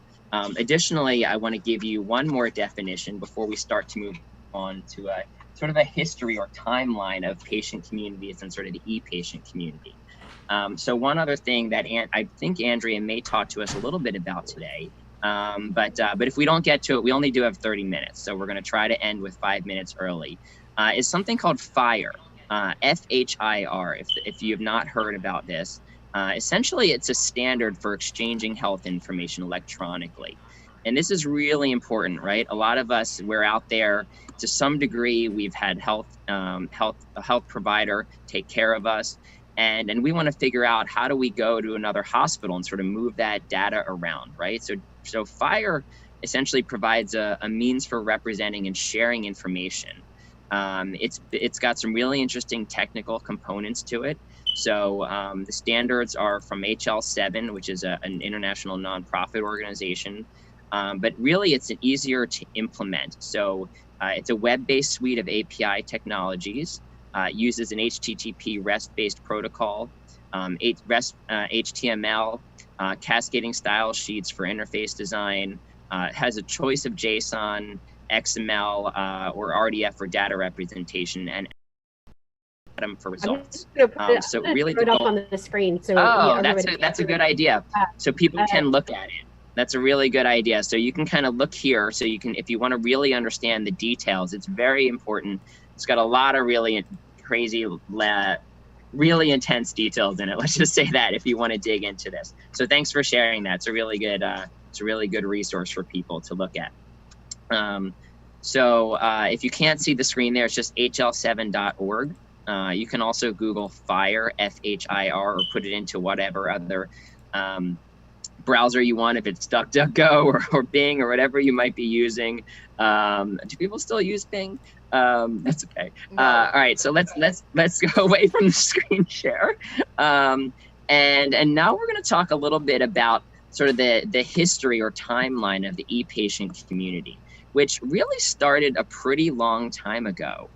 And all the way back, maybe in 1975, if we can go back to then, there was a gentleman by the name of Dr. Tom Ferguson. And it's really kind of important that I think those of us in the e-patient community recognize Doc Tom, as he was known to a lot of people, really wrote about what he called the empowered medical consumer. Which is a really interesting concept to think about, the empowered medical consumer. We hear a lot about it today. So when Doc Tom actually passed away, people called him like the George Washington of patient empowerment, right? It was really interesting. He had something that was published. It's clearly not going to show up on the screen, so I won't show it to you, but it was in the Healthcare Forum Journal in 1995. If you want to look it up, it's a pyramid essentially broken down into a couple of different shapes that showed at the very base, the biggest component of this pyramid was self-care, which is essentially off the map, right? And using how can you utilize different things, whether it's data points or something else, to really show your own healthcare, which falls outside of professional care. Beyond that, there are some people really important in our history of the e-patient community. One of them being Michael Cohen, whose work on medical errors over 30 years ago led him to found the Institute for Safe Medical Practices. In 1995, Gilles Friedman has experienced with his wife's cancer, actually, in 1996, led him to co-found ACOR, which is the Association of Cancer Online Resources. And it was really the first large-scale online social network for cancer patients and caregivers. It changed into something called Smart Patients. And then Isabel Duran, this was really interesting, was a news anchor who had Hodgkin's disease, led her to start an organization called Latinos Contra Cancer. Later in 2004, Trisha Torrey, whose incorrect cancer diagnosis led her to start Diagnosis. That's like KNOWSIS, little pun on words there. And in 2006, Victoria and Armando Nahum, whose son's death from an in-hospital infection led them to form the Safe Care campaign. In 2006, the NIHR, National Institutes for Health Research in the UK, was set up. But really in 2011, really a program was funded and started at Stanford called Stanford Medicine X to cultivate e-patient scholars and bring them front and center to healthcare as patient leaders. So the program has since had about 165 patient leaders, including myself and Andrea, go through that from 70 countries, including what we like to call as hacktivists, which I'm sure some of you are familiar with the term. There are really a lot of great stories, one of which I want to highlight for you is one of our fellow e-patients really changed the industry with something called Open APS. So you can look this up, Open and then the letters APS for Artificial Pancreas Movement. I don't know, maybe if you want to bring this up on the screen, Andrea, since we are able to do that. What I was going to suggest is, there are a few hashtags that we're going to throw out, and this one lasted about 10 years, and it's a open source movement for the diabetes community. And I'll hand it back to you, but I'll share the hashtag, and while you're talking. That'll be great. Yeah, the fact that we can share the screen while we're doing this is great. That is an added bonus to this today. So really it was the do-it-yourself pancreas system. She was a diabetic. She is a diabetic. She's still alive. And she really hacked into this system that said, why are there are all these applications out there, and they're all tied to their different devices that diabetic patients are using. But why can't we sort of have one central place to look at data, kind of monitor these as communities? And so they hacked into this and have really kind of revolutionized the way diabetes patients monitor their care. It's a major open source movement that has had an impact for patients all over the globe. And so you can look this up. Yeah. That's a good image we've got on the screen right now. That's Dana. And so it's a really fascinating community to follow along with, kind of look at what they've been doing. I do want to focus on, before I hand this over to Andrea, just two things really quickly. One of which is another e-patient advocate who was really a close friend of a lot of ours who passed recently. And so I do want to take a moment to talk briefly about him. His name was Michael Series. So a lot of us, right, who are e-patients, we have major medical challenges. And so occasionally we do lose members of our community. So Michael was the inventor of a device called the Alfred Smart Bag. He really was a hacker, right? He solved a problem that he faced as a patient, and he founded a company called 11 Health. There he is. It's a great picture of him, and he passed away recently. It was a real big loss for the community. He was one of a small number of patient inventors who helped design this medical device, and essentially it's a digitally enhanced ostomy bag, OSTOMY. It got FDA clearance in 2004, and Michael had Crohn's, but he also had an intestinal transplant, bone marrow transplant, and 5 bouts of cancer, if you can imagine. And really his invention eased the suffering of millions of people with bowel injuries, chronic gut illnesses, cancers. He really was a giant in the community then, and we will certainly miss him. So Andrea is going to talk to you about some more hashtags, including the BCSM hashtag, which is an amazing hashtag and community. The BTSM, brain tumor social media. BCSM is breast cancer social media. Has almost about 1 billion impressions now. And so the questions that Andrea and I try to talk about, we've recently formed our own cybersecurity shop here. Is really, where does the hacker community go next with regard to HIPAA? We're really in unprecedented times for a number of reasons. And the next step in the patient community is what happens. And so I'll leave you with one thought as Andrea takes over. This HIPAA legislation that we talked about, it was drafted 8 years before Facebook came into being and 11 years before the first iPhone was released. So that puts it in a little bit of perspective for you to show you how far we've come. Andrea, if you want to kind of take it away to talk about the threats and harms to the communities. Sure. And if I may, and this is me Yes. kind of my comfort blanket, because it's hard not to present without slides and when I'm seeing something. So if it's okay, I'm going to share a few pictures. I wanted to start with kind of the about me of how I look at this world and where I started. So for me, a lot of this began when I, 14 years ago, didn't know how to navigate a huge learning curve when it came to BRCA. And this is about 7 years into my path. I had a bilateral mastectomy, and we're called previvors. We are people who are told our futures. We are, a community that often falls through the cracks of the healthcare system.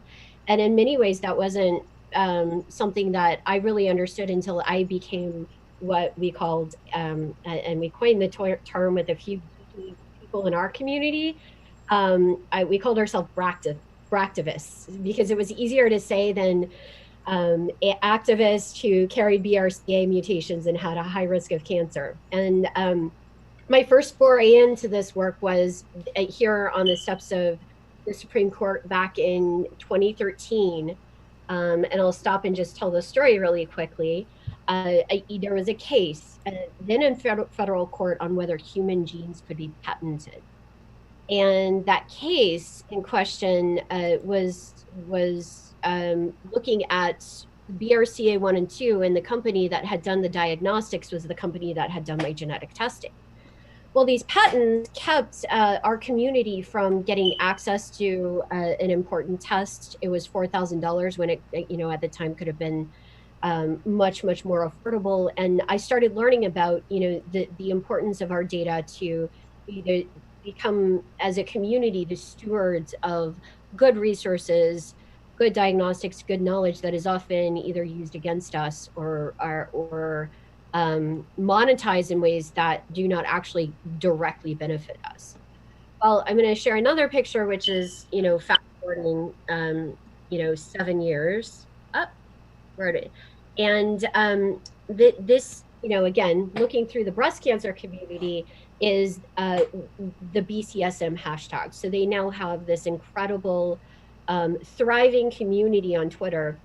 They meet every Monday, and we have all kinds of identities of different types of breast cancer. There's triple negative breast cancer. The Previvor community is involved in this, and the founder of it, Alicia Staley, is actually an engineer. Has taught me a lot about the e-patient movement. So the other thing, and let me just go to I would say the next part of my story. So a lot of that for the first 5 years was around the good type of data sharing, the life-saving data sharing that I wanted my community to be involved with. And I was literally back in 2013 this poster child for a campaign called Free the Data. But then I started to understand how my community and other communities like my own, like Mike's, could have data that can be weaponized against us. And that's where I want to kind of share the story of finding a massive 0-day vulnerability, becoming an accidental hacker, and following through a timeline, asking myself a simple question in March 2018 after the news of Cambridge Analytica broke. Basically, I was asking myself, what are the implications of having a health support group on social media, specifically Facebook? And you have to understand, I have this background in technology. So before I tested positive for a mutation, I worked in tech. I had an understanding of, APIs, endpoints, and data flows. I just didn't really know how that was impacting my community. So I started looking under the hood of Facebook and really asking myself, what are the threat models here and how the is going to be used against us? And so I became a hacker accidentally. And I like this picture of Angelina Jolie because she's back in 2013, one of the, I guess, famous people. And she's also in the movie Hacker. So anyway, I'm a dork. So what did I find? If you go to hashtag sickgirl, SICGRL, this is the vulnerability that we've been navigating as communities for the last few years. And basically, it's an acronym for strict inclusion criteria group reverse lookup. What I found at the time, which meant much of this has been closed, but still there are aspects of it I'm still, navigating with Facebook and fighting Facebook on. It has to do with being able to take different data tables from their group architecture and their API. Some of these have since been closed, but match them to lists that could have been programmatically scraped before they closed their user interface, and the ability to show group lists in 2018.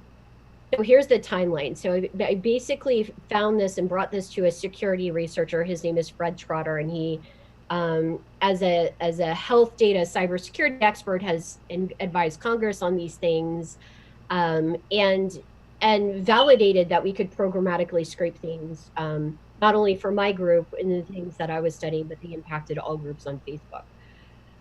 In May 2018, we brought a 40-page vulnerability report to Facebook.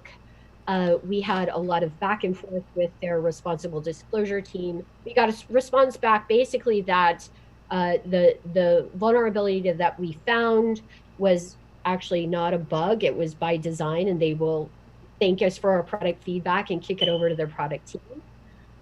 We wrote an open letter saying that this was unacceptable and co-signed it from many of the leaders and organizers in the hereditary cancer community that had groups on Facebook that were trapped. And then in July 2018, there was a whole lot of headlines about closing what they called a privacy loophole, which was the ability to scrape these groups from the user interface and then attach it to data that was available within the API. That wasn't enough, however. We had in our view and on our position a thesis that Facebook had violated the PHR breach notification rule. And I'll go back to, Mike talked a little bit about HIPAA. Any data, any health data for communities where patients live outside of a HIPAA covered entity are not protected by HIPAA. And people often think, oh, if your health data is out there, it can't be used against you. That's really not the case. There's only one rule governed outside of HIPAA covered entities that protects health data, and that's the PHR breach notification rule, which the FTC does have authority to enforce. So we went to the FTC with a complaint in December. However, unfortunately, in the $5 billion settlement that happened last year and the challenge that just got decided in federal court in May, which was what month is this? This is July. It's all yeah. So there was a challenge to that FTC settlement, and we had specific arguments around health data. That challenge was not allowed to move forward in the courts. So that leaves us where we are today. So what are examples of harm? Again, we're talking about community. It's not just about, I'm sharing this story because I look through the lens of BRCA and our shared identity within the breast cancer community. But this applies to much broader problems on Facebook that I think we all know about.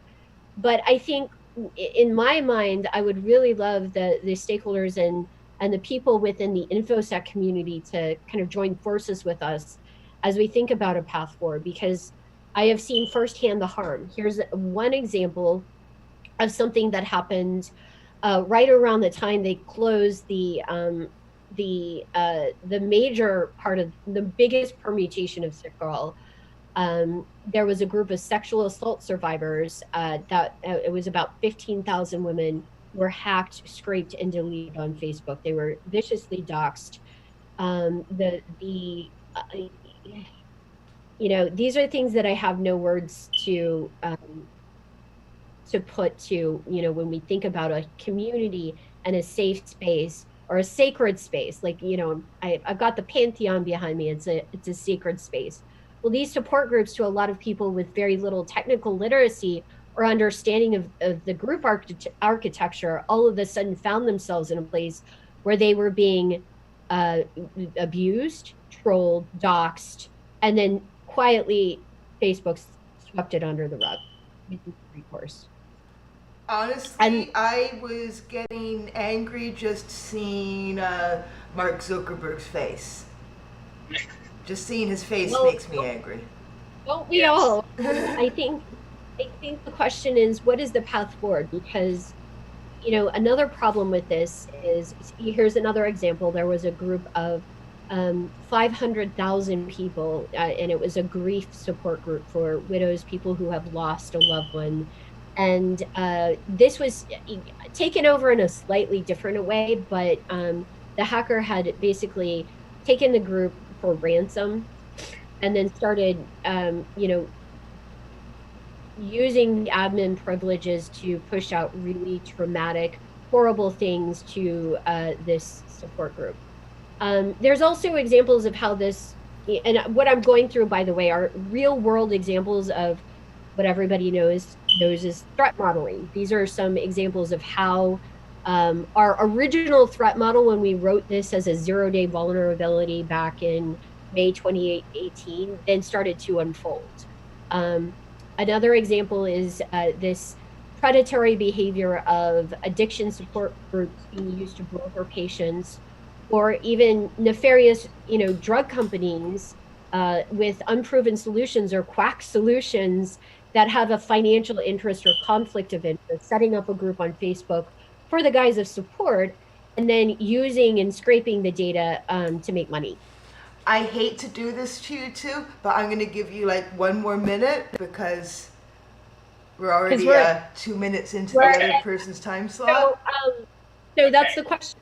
I'm going to stop there actually and say what we found ourselves navigating is so much bigger than I ever thought. I didn't ask to be like in this world as a hacker, but now that I've found the hacker community, I feel so empowered, because I think Mike and I see the possibilities living at the intersection of these two worlds, and we need to find a path forward. So you were showing Angelina Jolie from Hackers. I mean, I'm sure in your community you're aware that she has gone through the same things herself with her breast cancer risk. She had a preventative mastectomy, just like you did. I'm glad you picked up what I was laying down, which is, that's one of the gifts I love, just because, yes, she is definitely one of the people who brought the BRCA dialogue out into the open and changed things for our identity. And a lot of this is about, preserving and being the stewards of our identity as communities, and not having our communities used against us. That's all I have to say. And I'd love to say more, but I'm going to stop talking. Yeah. You Yeah, guys Tim, have thank you been very much for having us. medical security is incredibly important, and I've really enjoyed your talk. Thank you very much. Thank you, Kim. Thanks, everyone. So I'm gonna kick you guys out now. And now I am going to let B in. So don't worry, no one's gonna get stung by a bee. It's B-E, not B-E-E. And hello, and someone's a Nicki Minaj fan.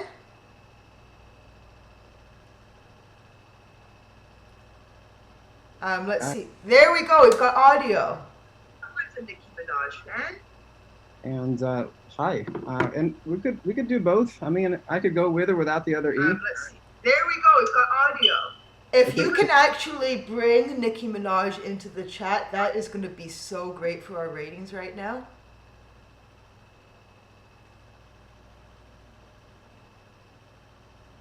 Okay, cool. I just had to mute the other stream because the delay was I was having too much fun with the delay.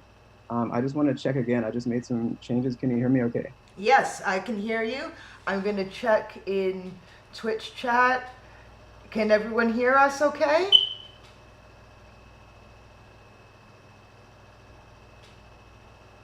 It seems like if I can hear you, I've found all day, if I can hear you, everyone else can hear you. Okay, so my plan here, my hopefully not too evil plan is to start slides. And yeah, I am going to just let you, I'm going to give the floor to you. Okay. So cool. I'm going to change the view here. There we go. I love your backdrop, by the way.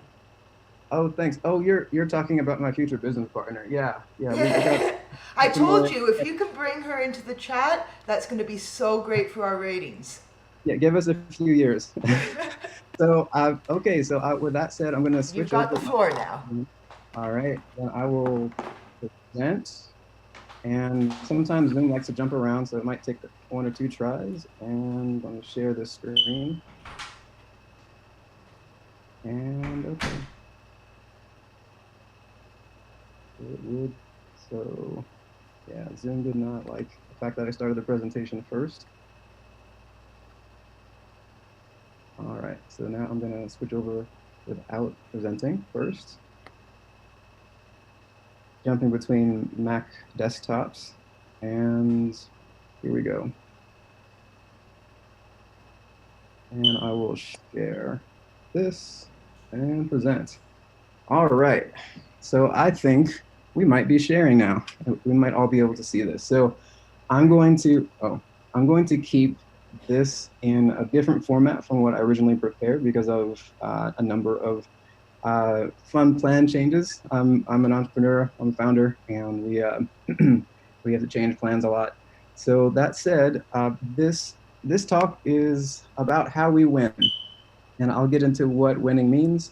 But the basic foundation of the talk is to explore what neurodiversity could mean for belonging, security, and village, whatever those mean. I'll also touch on those.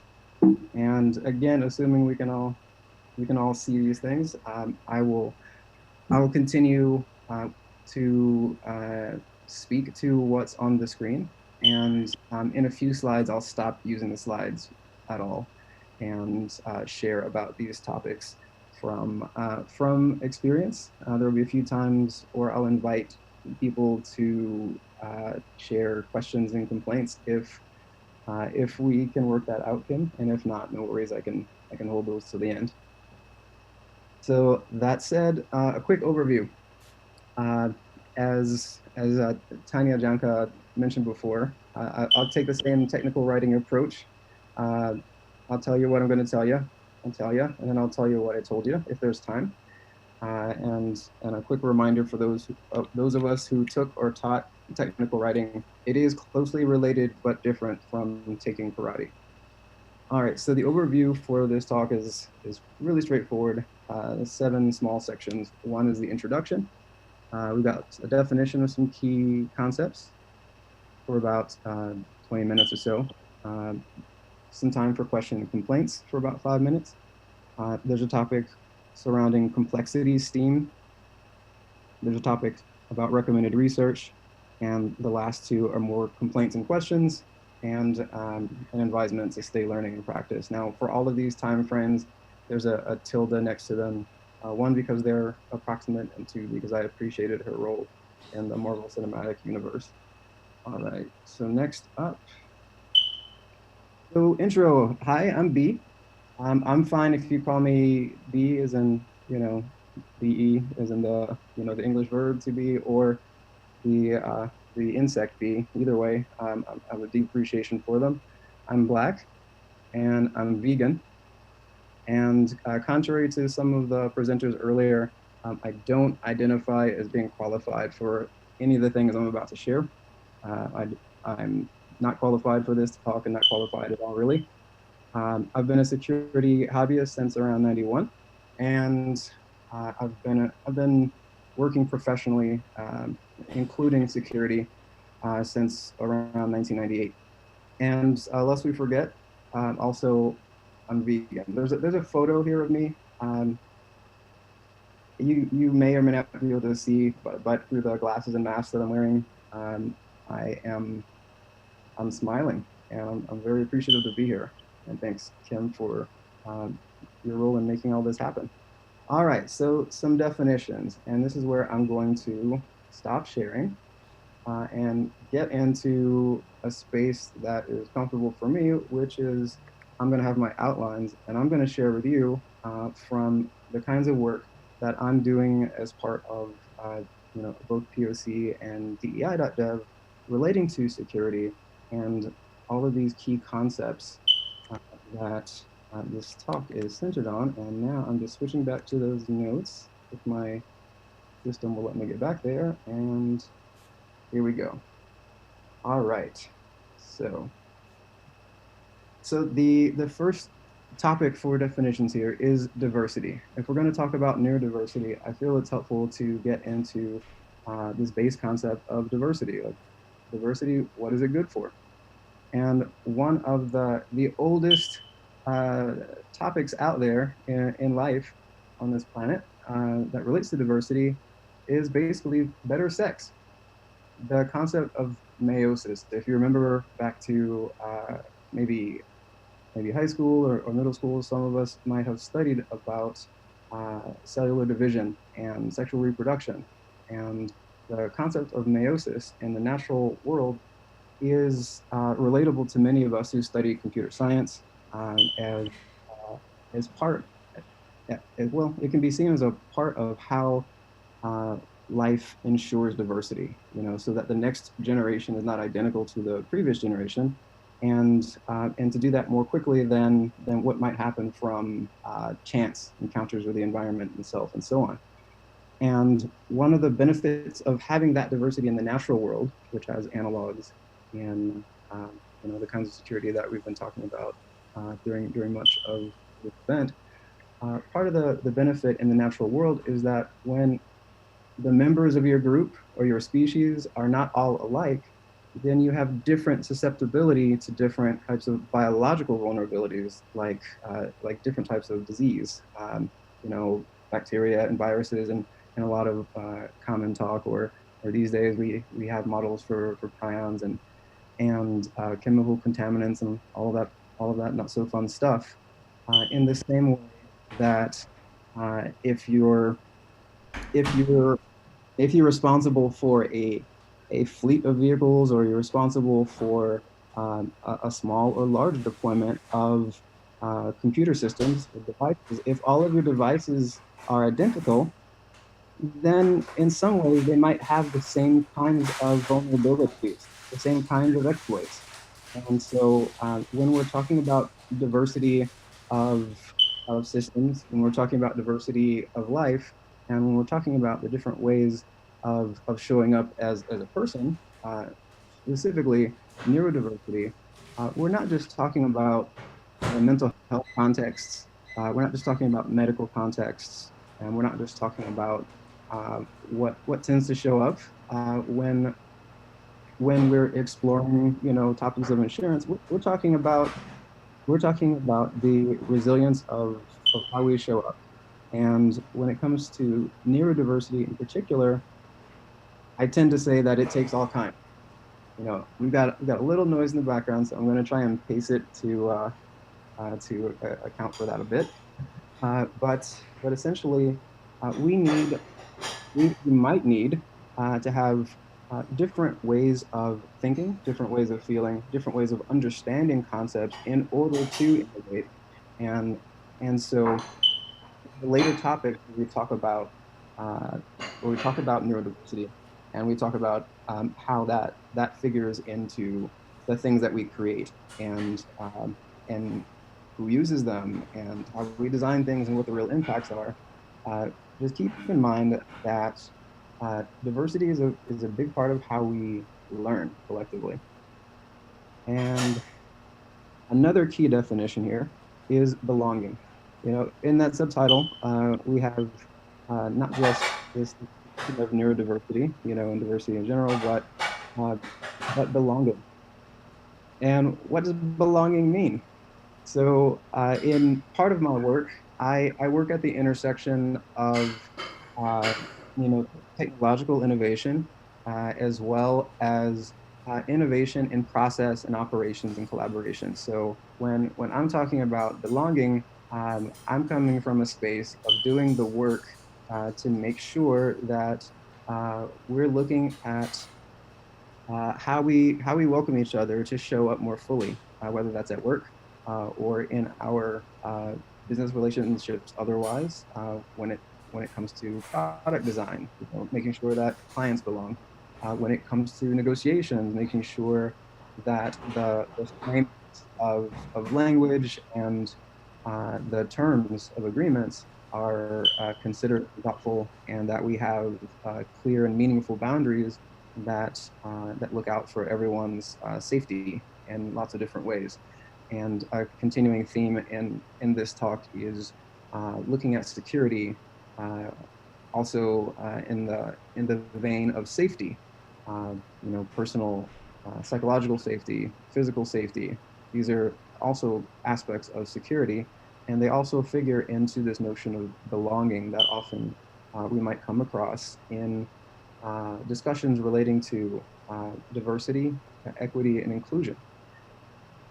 DEI, that whole space, as much as lately we've been talking about it in terms of gender identity, orientation, and race, it applies really deeply and intersectionally to neurodiversity, which applies to all of humanity, and basically all of life that has that has nervous systems, basically nervous systems and brains especially.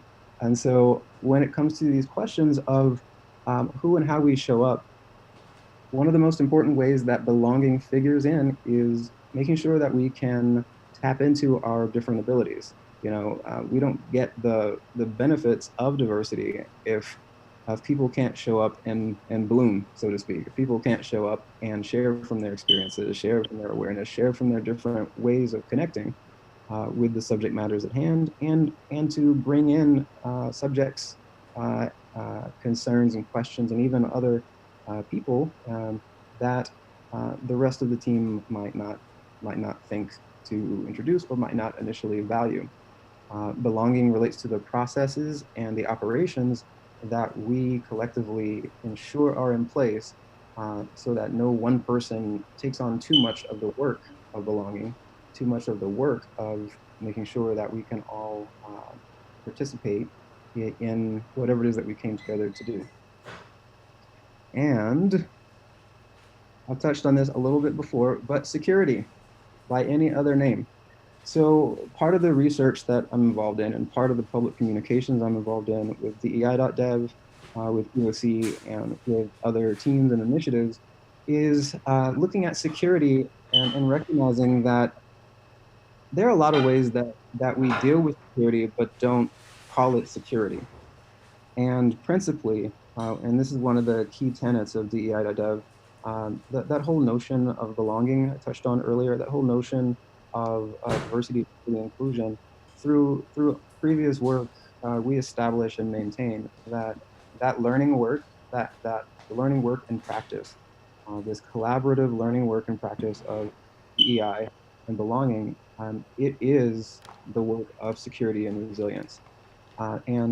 And part of how we help people to explore that and question it, challenge it, learn it, potentially practice it, is by pointing out the different ways that security shows up in our lives that we're not used to talking about. Now, in circles where we have tech talks and presentations about, AppSec and DFIR and so forth, a lot of times, by virtue of how we work with language, many of us we're gonna look at security, and some of us more than others are gonna get locked into a particular emotional context and cognitive context, where we're thinking about computers, we're thinking about networks, we're thinking about documentation, we're thinking about staying safe online. And this matters. This is important. But it's also not complete. And part of the complexity of this work, and the reason that this is even a topic to define, is that for the rest of this talk to make sense, we've got to broaden that definition a little bit. So I want to make clear that when I'm talking about security, I'm talking about security in the ways that it might have applied before we had, the internet as well. Before we had these computers, I'm looking at notions of safety. I'm looking at notions of cognition and welcome. I'm looking at, as I touched on before, topics of psychological safety and security, which matter for teams, which matter for whether we feel that we belong, whether we feel how we feel that we can contribute, and how welcome our contributions are, and the time and cost of all those benefits that I talked about earlier, of benefiting from diversity, benefiting from our broader capabilities of collective work. And when it comes to security, since some of us have probably seen and heard and otherwise experienced the earlier talks, you've probably heard a lot. So you might have heard a lot about the technological kinds of security. So I'm not going to spend much more time talking on those just yet. But I will mention in that space, Tanya and others have talked about, for example, DevSecOps. I think this is a helpful progression. Before I wrap up this definition topic, it's a helpful progression to think about the history, the very brief history of DevSecOps, in that in earlier days of computing, there was a lot more discovery about the foundation of computing and basic hardware, and hey, let's work out networks and let's have more people start to use these things. And as more people started to use these systems and services, and I'm not going to tell you where I show up in all of that to date myself just yet, any more than I already have, but in order for us to look back and appreciate how we got to DevSecOps and why it matters and what's next, I find it meaningful to look back and say, hey, there was a time where there were no developers. There was a time where people were figuring out how to program and how to do it reliably, how to do it repeatably. So out of that grew what we now can recognize as development and what's called the SDLC, the software development lifecycle. We've also since then had enough people and enough different types of people using different types of devices, again, device security and, device diversity and experience diversity from all of these. From that, we've built an awareness of the implications of our security stances and notions of resilience, because we've experienced what it means when someone basically consumes all the resources of a website or shuts down other people's abilities to use an application whether it's denial of service or malware, otherwise, etc. We've had the experience of seeing new people interact with our services in different ways. And now we have this history where, hey, you know, we might want to include security pretty early on. Now, in my work and in this presentation, I strongly recommend these types of integrated approaches, these types of lean approaches that look at security from a more holistic standpoint that, as others have mentioned earlier, includes everyone in the team in different ways, so that the work of that is spread out and so that we don't have unnecessary blind spots, so that we can focus on acknowledging the necessary blind spots and doing the work of belonging so that we can minimize the harm of them or the potential harm of them and the harm that we might do without it. And as we get, if we go back to that historical context for DevSecOps, I will just point out there was a really quick transition getting from development to DevOps, which includes operations. From a business standpoint, that makes sense to me that we want our developers having not just familiarity with infrastructure, with operations, so that they understand, so that developers understand what happens with what they build in order to make sure that the outside world or other users can use it. If we have that increased awareness of the context of what we build, then that can inform how we build it. And there's kind of a, in French we call it, it's not the vicious circle, it's the, well, we call it, we call it basically a, oh, it's another kind of circle, but it's very nice. It feeds back into itself. And pardon? What's that? That's a reminder for some time I set aside that needed to be deleted. So that said, it's ultimately helpful for, in the same way that it's helpful for operations to be spread out a bit more across the team, so that it's not all on one person or one department, with everyone else potentially in the dark and letting that person or department be a bottleneck. Our learning from that is reflected in the existence of DevOps, that we have engineers or developers who understand operations and can speak for the role it has in the business more broadly, understand how scaling works, and understand how that might figure into application design. Now, the next step in that, from our earlier discussions, is DevSecOps.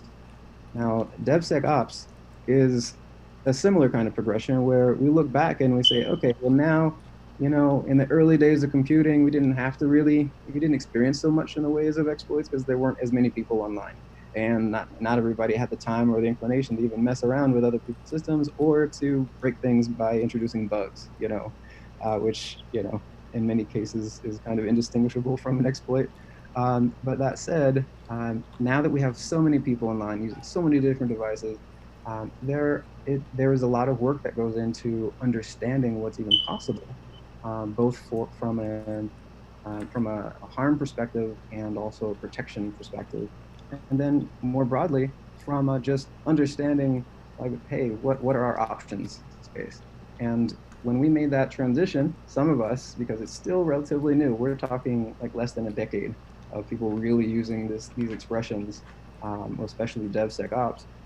Well, we made that transition from DevOps to DevSecOps, some of us. Many of us have also brought a lot of the learnings from technology's iterations.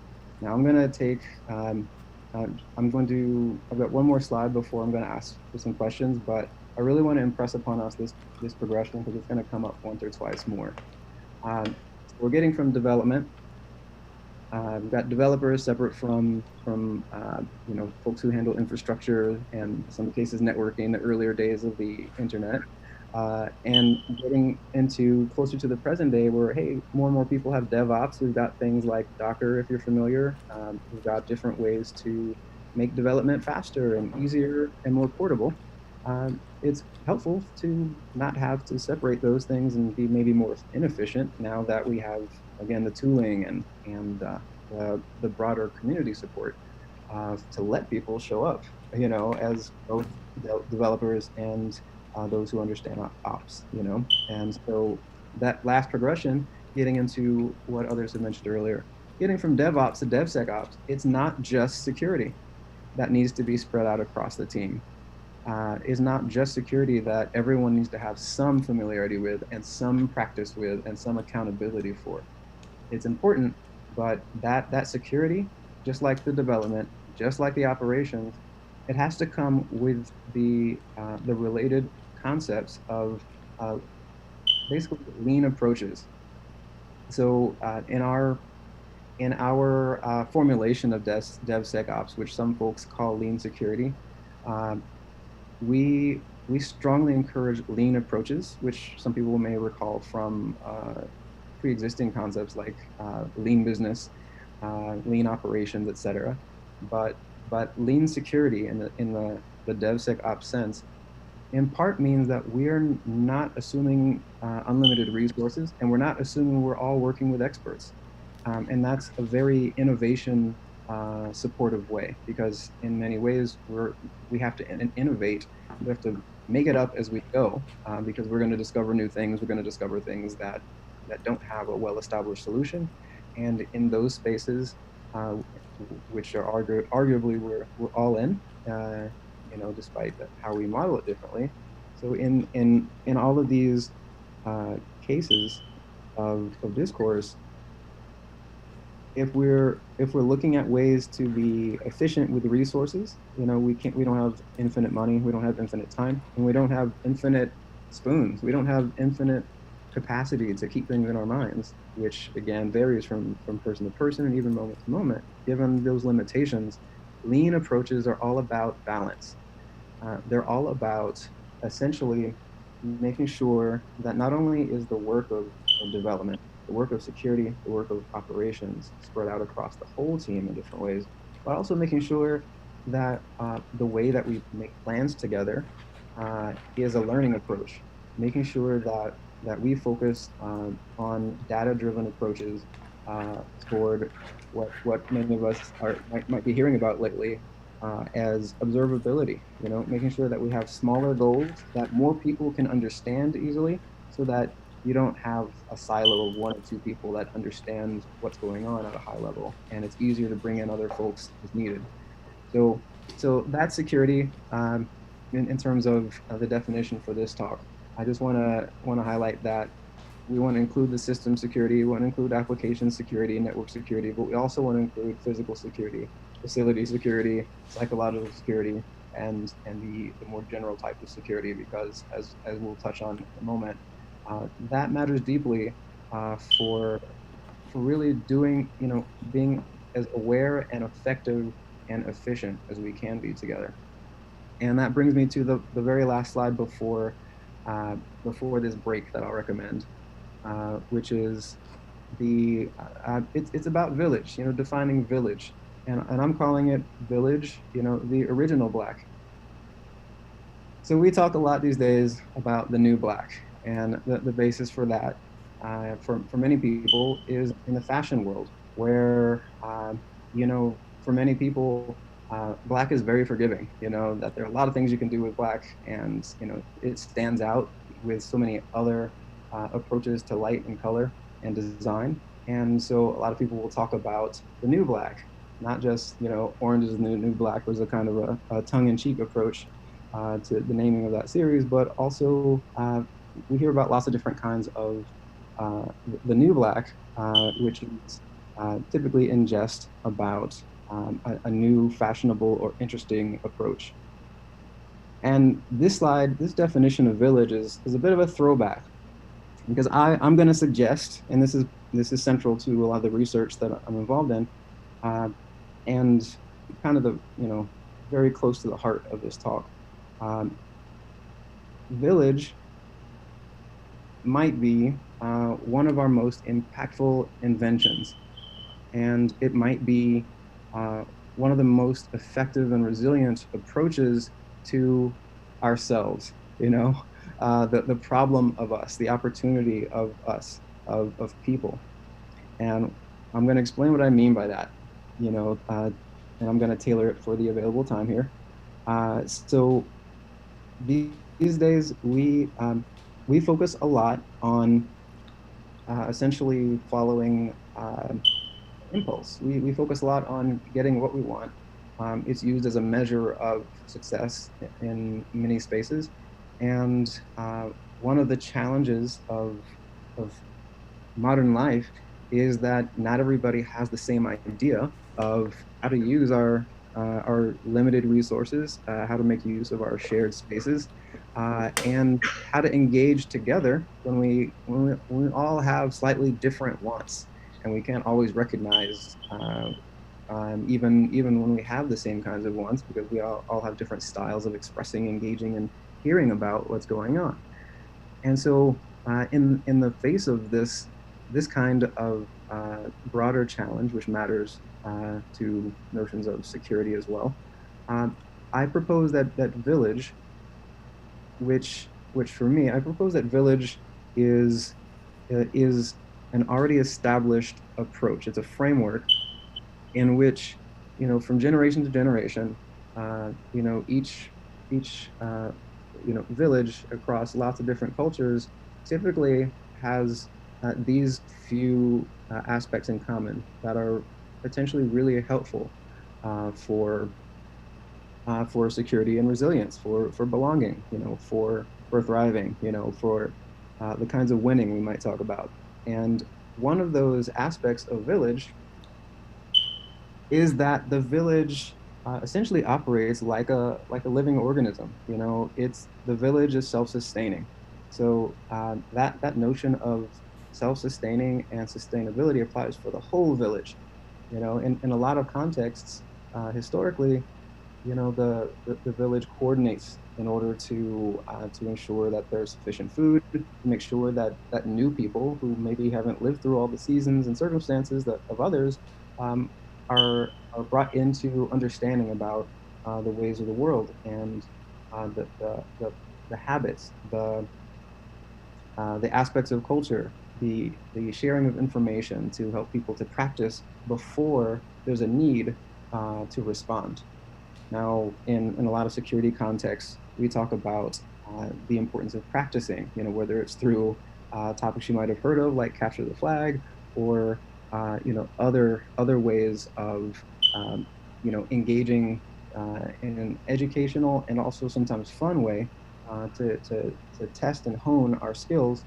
Well, Village has had that since long before we even had English, and that's a crucial part of how we ensure that we don't suffer from the bias of individual experience, because one of the ways that we gain from Village together is that we're able to, for each new person, Village helps ensure that they're able to integrate the knowledge and learning of the past, so that they're not starting from scratch and having to fail so many times and maybe not even survive before potentially reaching success. So part of the value of Village is the resilience that comes with the self-sufficiency and the investment in shared awareness.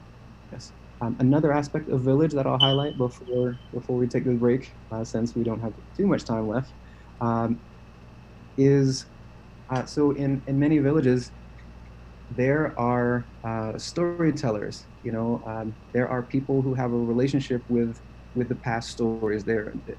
These days they might be seen somewhat as librarians or public speakers or mentors in different ways, and that role can be distributed across families and cultures and so forth. But many villages have a person or people that help people to have a relationship of context. And sometimes that context comes from practical skills, stories about where the village came from, which we might call myth or legend, but which help establish a comfort and a welcome and belonging, so that the rest of the things that the village might need or discuss fit well for that person's experience. It's one of the things that we might be lacking today, in which in many cases we kind of get carried away with one size fits all when it doesn't. And I'm going to leave the rest of Village Talk for after this. I would like to take a moment and check in with Kim. I would like to, since we Take another 20 minutes if you want. well, I was thinking I want to check in for questions first. If there are no questions, then I can continue. But otherwise, I'd like to set aside maybe 5 minutes for questions before I go in and put the pieces together about like why are we talking about these things. So I don't know if on Twitch and on what is it called, YouTube, if there are any questions, I will. Are you checking on your phone like me? I check Twitch and YouTube out, but mute your phone because the feedback if you have it playing is like insane. Yeah. Stellar. Okay. Yes. So I'm checking, and let me just go here really quickly. Oh, there we go. And thanks, Kim, for emailing all that information. Okay, okay. There we go. Okay, so I don't see any questions. Oh, thanks for the support about the Eagle plan earlier. And so I think we're good. I don't think we have any questions, so I'll carry on. And if there are questions, we might have time at the end. All right. So getting back into this, so I'm talking about Village, the original Black. There is value in looking at the parts of us that are not so, that we don't readily relate with technology. Things like cognition, things like how we listen. We've talked earlier, not in this talk, but in others' talks, about empathy. And empathy is something that is practiced in part through Village. It's practiced through dealing with different kinds of people in different kinds of circumstances. And sometimes we learn about empathy through reading or through stories. We learn about circumstances that we don't come across in our own lives, and we exercise our ability to empathize sometimes through those means. And so this is part of the importance of story, and it's part of the importance of training in modern life. It's part of the importance of the kinds of accountability that allow us to show up together and work together while minimizing harm in both our working teams, our relationship with the outside world. Let alone how we work together to model and mitigate risk through approaches like threat modeling, and there are a lot of behavioral approaches that we can describe a generalization of that shows up not just in technological security, but in organizational security. So I'm going to move on from those definitions, and I'm going to touch on a notion some of you may have heard of called complexity, especially complexity science. And let's see here. Or it's sometimes called complex systems. One of the impactful, one of the meaningful aspects of complexity science is that it challenges us to counter and question the walls that we've put up between the different academic disciplines and between the different professional distinctions, which is really important if we're talking about, for example, belonging, if we're talking about how there might be security for us to show up together, working as a team, or if we're talking about how we model threats in a modern technological setting, where those threats could include inside actors. Could include someone that's part of your organization. They could include someone that's outside of your organization that may be anticipated to different degrees. Being able to navigate across the potential learning, the potential expertise of modern times, and not get too focused in one corner, sometimes allows us to recognize connections and efficiencies and possibilities and feasibilities that we might discount if we're too focused.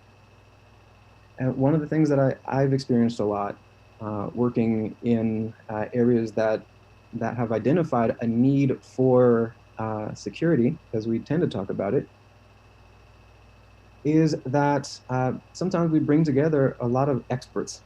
And one of the big challenges of expertise that we learn about in psychology is that sometimes if you think you're an expert, it's harder for you to really learn. Sometimes it's harder to listen. And in some cases, we encourage that by expecting experts to not listen.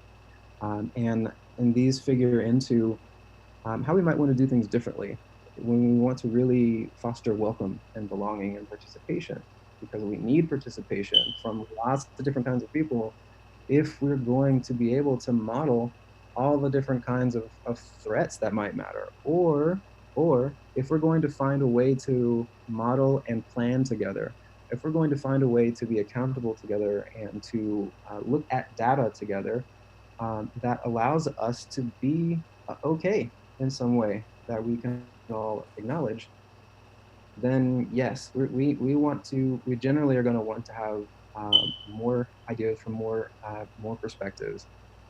And so this complexity science, this set of I wouldn't call it a discipline, but basically you can call it an interdisciplinary discipline if you like. It's an exercise in somewhat a wilderness where we're able to draw on mathematics and psychology. We're able to draw on biology and chemistry. We're able to learn from many of the different traditions culturally, even from culinary tradition, to not just anticipate what might be going on or interpret it more easily or quickly, but also to communicate about it in myriad ways, communicate about what's going on with lots of different kinds of people who might be impacted. And that's one of the key concepts of security that relates so deeply to this notion of belonging, because if we're, for example, if we're designing a system, if we're building an app, for example, beyond how important it is that our engineering team or the whole company be able to show up fully at work and be supported and heard and contribute at our best. Beyond that, it also matters. It also matters for example, the outside world. If we're not allowing for the different types of folks, the different types of people, and the different aspects and perspectives that our application might need to support, if we're not welcoming those people fully, then in certain ways we're introducing a bias into the feedback that we use to improve. We're introducing a bias into the metrics that we use to even decide whether we're being useful or not. We're introducing bias into our ability to be more broadly aware. And we're not necessarily tapping into our broader abilities to learn and grow together. And that opens the door for security vulnerabilities. One of my colleagues in a prior team often reminded us that bugs are in some ways indistinguishable from exploits, and there's also established theory correlating bugs and security vulnerabilities. But there can be bugs in code, and just like there can be bugs in code, there can be bugs in process. There can be bugs in operations. There can be bugs in cognition. And when we start talking about, if we go back a bit and we start talking about security in security as relating to how we navigate bugs and how we compensate for bugs and make sure that we can have bugs, so that we're not paralyzed on the development side. It's okay to have bugs, right? To an extent, we have to make sure our processes are in place so that we're more likely to catch them, and to make sure that all of our processes are unified in that goal of resilience by by one, again, making sure that we're not unnecessarily excluding different types of perspective from our team, or from how we welcome people to use our products and services, because they're an important part of that feedback, and they're also an important part of why our organizations might exist, which is a broader topic that we could get into that relates to motivation and finance and cognition and all that fun stuff. But in complexity science, we can readily connect and meaningfully connect in ways that translate outside of this space the bugs of our cognition, individual bugs, to collective bugs in our team. And when it comes to, how do we make a process that's more resilient for the future? How can we spend less money to be safer? How can we help the broader public be safer without spending lots of time and money unnecessarily? What even defines what's too much? What defines what would be optimal? In order to ask those questions in a meaningful and durable way that might be less subject to next week's discoveries, we have to make sure that we're welcoming people. We have to make sure that we're supporting people, and that takes work. I mention complexity science because the people who are doing this work are giving whatever your expertise. We're basically laying the framework so that you can come in with your focus, which might be on math, or it might be on art, or it might be on dance, or it might be on farming. You can come in and you can see analogs of your work elsewhere. You can see people step through, like, debugging farming, debugging fashion. You can see the similar processes in different aspects of life coming together, so that you can see how your work translates into what you can do differently to be more okay, not just for yourself, but for your entire community, your entire nation, or even the world. And this all relates back to sustainability, which we don't have time for. And in the last 10 minutes or so, I'm going to talk about what winning might look like, in the context of this talk and maybe beyond it.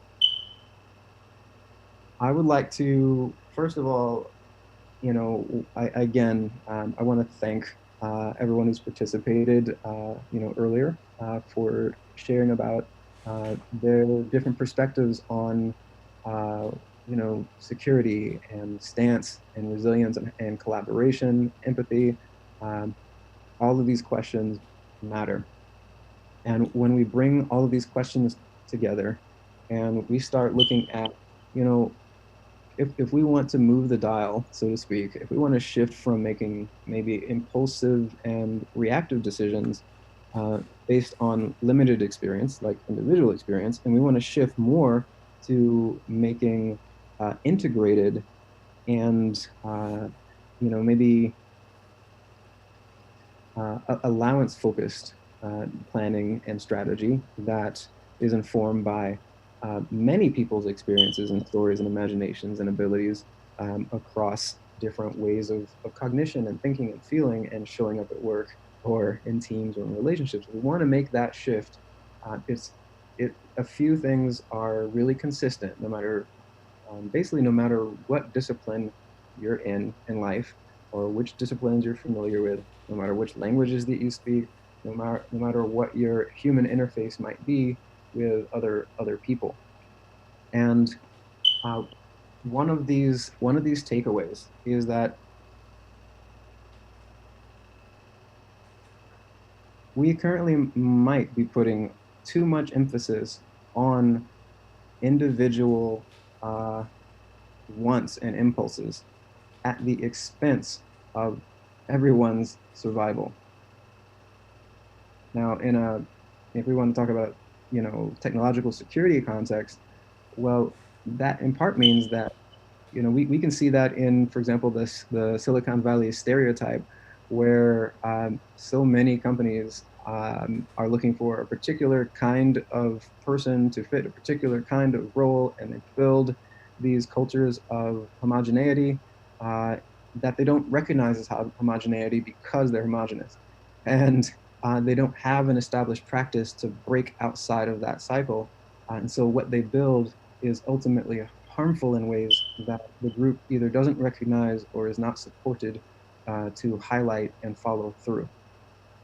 That's where we've come from. And we've talked about this more publicly in recent times, just the harms that happen when we get too focused on one particular set of experiences, or one particular individual experiences, or one particular group's experiences. When we don't look at the dynamics of choice and impact outside of the group that's making the decisions, we don't incorporate all that crucial learning about what the real impact is outside of what we're asking for, outside of what we're looking for, and outside of what we're measuring. There are tools and teams out there that focus on observability because we have a deep need for observability, as in transparency and data-driven approaches where possible, so that different people, whether they're in your team or outside your team, can look at what's going on and can readily understand it, assess it for its impacts, and also keep the team accountable, so that whatever we say our goals are, whatever we say we're about, it doesn't take so much work for someone to assess the extent to which that might not be the case, or how that might be shifting, and how to navigate change in a way that's less expensive in terms of people's time, energy, effort, and well-being. Lastly, since we're basically right at, we've got about 4 minutes and some change, I'm only going to talk about one more aspect of this shift that has stood out to me in my work. So, for example, I have done this work in so many different scenarios over the decades.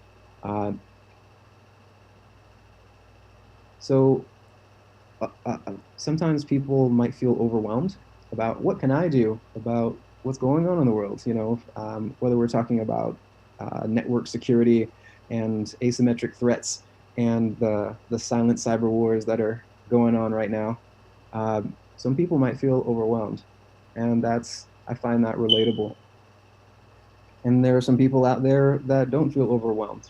And no matter where we show up on that spectrum, so there are intersecting spectrums as well of people that care and people that are just like, that's them.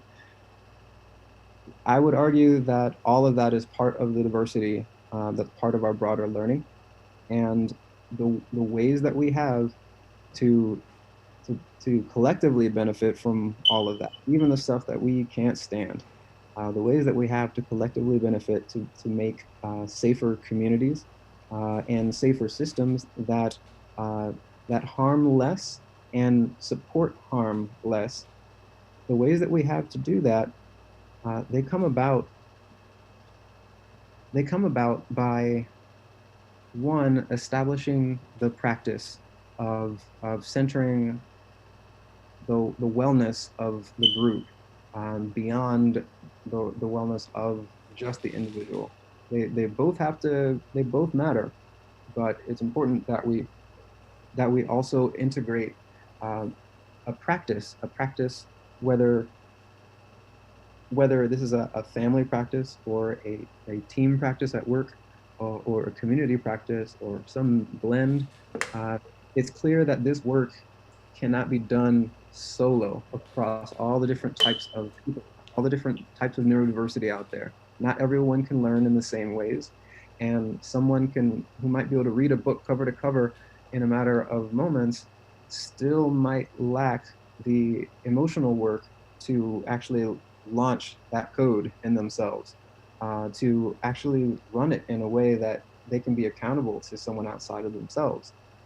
There's a social component to the complex work of learning and growing together, and that is missing. And we're potentially getting there slowly, but part of the research I'm working on is how to make sure that we establish belonging immediately and quickly so that we can survive ourselves and maybe even thrive together. So we're at basically time, and so I'm gonna, hand the mic back over to Kim, and maybe I'm up for questions and all that Yep. if we have time. Feel free to answer questions. You are the last talk of the event, so I'm more than happy to give you another 10 minutes if you want. So I'm gonna check again. I'm gonna check YouTube since I'm not signed into Twitch right now. I gotta Check. say, I really enjoyed your talk. I love both sociological and psychological aspects of the hacker community and of cybersecurity.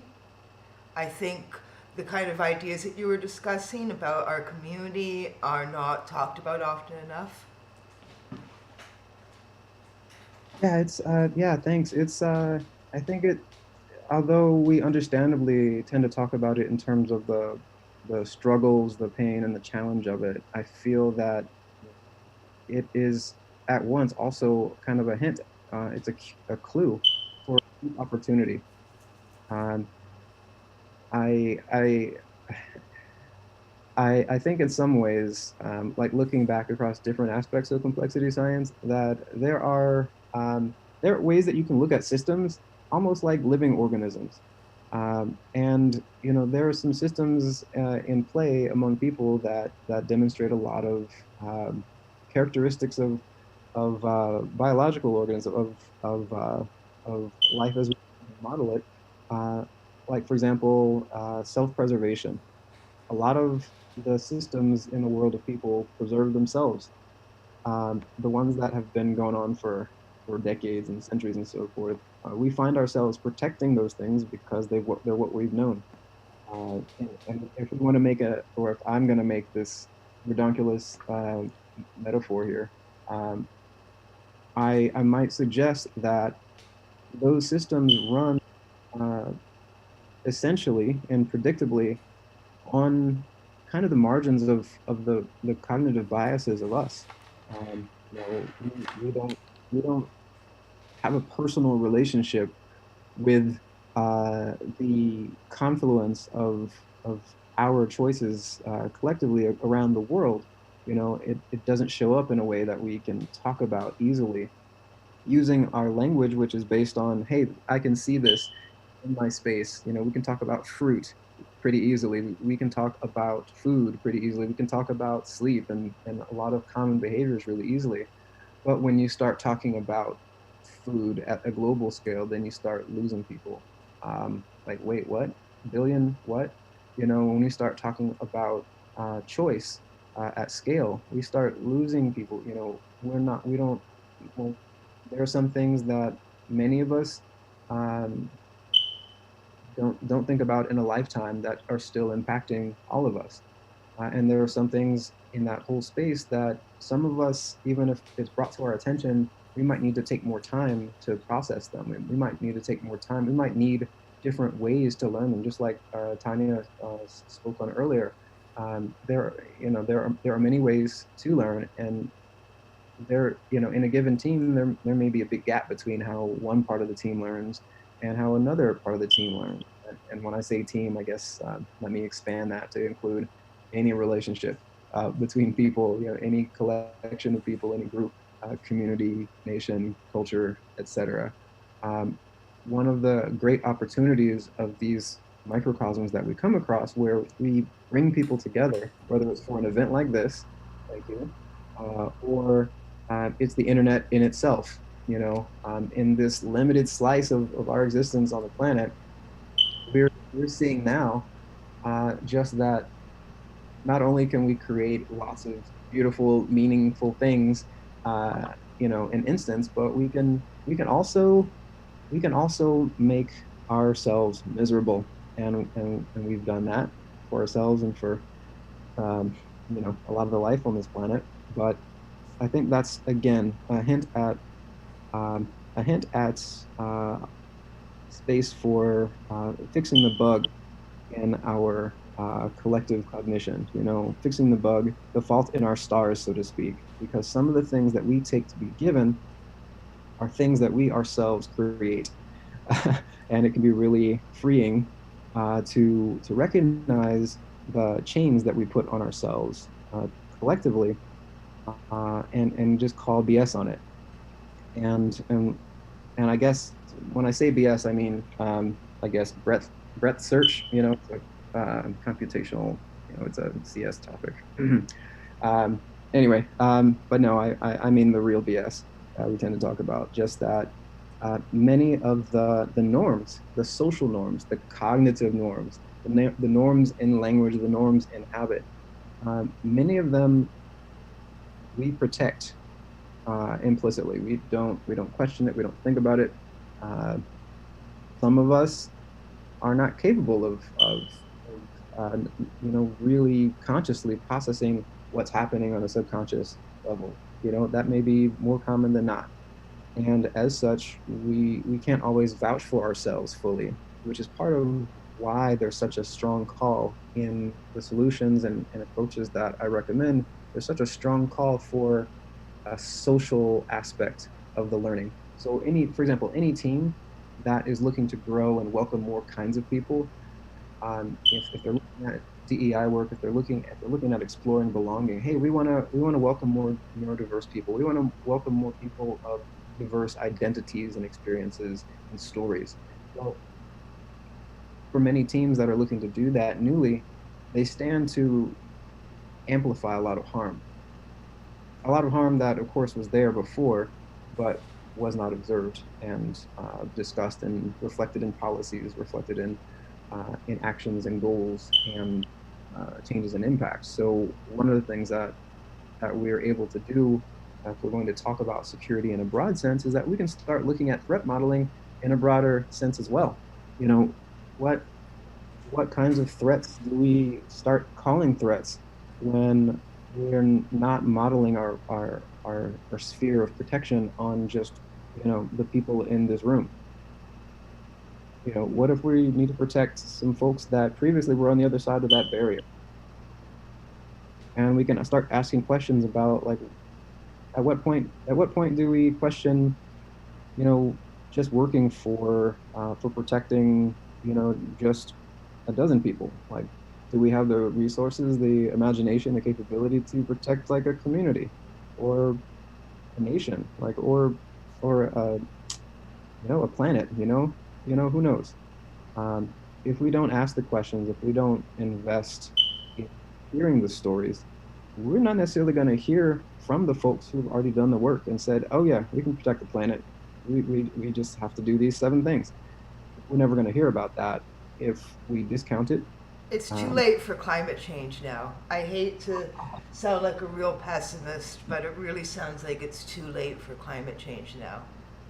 So yes, that is a threat to model, and it's deeply reported as an anthropogenic thing. So that said, yeah, you know, I don't know if Scotty's going to show up and kind of beam us to a moon for a few months to you know, clean up the planet real quick, but yeah, we're doing a great job of driving this thing into a tree. Don't believe a single word that Elon Musk says. I hate to get all political here, but there are few things I despise more than kissing the asses of billionaires. Well, that's not your job, you know. I mean, and if you were going to take on that work, you know, charge what you're worth. All right, you know, that's like top tier capital you would be getting. But yeah, there's no need to do that. You know, there are machines that can do that for them. You know, I would say, you know, doesn't need to be any shame in that in general. But yeah, I think it does matter really deeply that we step back, and to the extent that we can, not just individually but collectively, really quick here, that we do step back and that we start questioning our notions of the in-group and the out-group. You know, we start questioning our notions of, you know, who should be here and who shouldn't be here. We start questioning our notions of who needs to have a voice in this process. So in teams where I've worked in before, to wrap this up, I've encouraged the people whose title might be like office manager or assistant, you know, to have a voice in our product process, and to let those suggestions be things that we be accountable to, because when we exclude those voices, beyond the limitations of what we can handle, you know, we basically ensure security fails, and we ensure harm that, you know, is outside of our security model. So with that said, hey, you know, it's about 10 past 5 past almost, and so maybe we wrap up unless anyone has any other questions, and especially complaints. Ooh, please give me a complaint. I don't have any complaints. Honestly, I was happy earlier in your talk when you mentioned the spoons metaphor. Oh yeah. That's specifically a disability concept. Yes. So, for example, there are a lot of models between concept of neurodiversity and this, some people might find this unwelcome, financial modeling and physics, such that and I use this in DAI consulting to help people to understand the importance of making room for neurodiversity and letting people know that they're already paying the cost of not making that room to support neurodiverse teams by highlighting that, for example, if we can talk about fiscal budget, monetary budget, and we can talk about not having enough money for a certain thing, but we're not having a dialogue about having the spoons for a certain thing in our team, then our models almost certainly don't warn us when we're putting too much on one person, or we're putting the wrong thing on one person. And so whatever our budgets are then they have bugs in them. And we may be spending too much, you know, already on other things which we could use to introduce the observability that allows us to make our workplace more welcoming and safer for the people that work in it. And the more we can do that for more types of people, then, and this is, this can be said is supported by a number of different, you know, types of studies, a number of different disciplines. When we establish belonging for more types of people, including, you know, aspects of neurodiversity, then we're able to tap into our collective superpowers, you know, the wisdom of the tribe, you know, the village magic, so to speak. Like we can pick up a phone and Wakanda can beam up, and we can model what our goals really need to be as a team, and we can be accountable for that, and we can fix it. And what we do until we do that is that's not it. I have really enjoyed your talk. I'm going to be uploading all this content to YouTube, like static rather than like dynamic and live streaming. And I guarantee you that I'm going to re-listen to your talk a couple of times. I bet you write really good poetry. Thank you. This has been poetry for me too. But we're not going to take 10 minutes to compliment each other, okay? Okay. So thank you very much. I am going to remove you from Zoom, and I'm just going to have my little closing statements here. Thank you so much, B. Thank you. See you soon. Okay. Hey everyone, we've made it to nearly 7 hours of DisinfoSec. I noticed that more people joined in Twitch and in YouTube as time went on. So this has been quite an experience for me today. Like it's a first for me. It's the first time I've ever done any serious video streaming thing where I'm administering it rather than someone else. So I would, not only am I going to upload everything to YouTube for people to watch whenever they want, but I was seriously thinking about having future DisinfoSec events. The speakers that we've had today have been really, really awesome. Like I'm impressed with the content. I tried my best reading some of my writing during my time slot, and I've learned a lot today. I hope everyone has learned a lot today, and congratulations to the two winners of She Hacks Purple application security courses. So I'm going to have Tanya Junka email the winners very soon. And so, yeah, if you go to the Disinfosec website, disinfosec.tech, I'm still going to leave the mailing list open if more people want to be added to the subscriber list. I've noticed that a lot of people aren't getting their emails because it gets caught in their spam filters, so you want to double check for that. And I'm going to maybe keep you guys posted, well, you people posted about, maybe hosting something like this in another 6 months. Maybe we do like Disinfosec as an every 6 months thing. I swear I'm going to get better at running these things the more experience I get as time goes on. So I really, really appreciate everyone tuning in and taking part in this.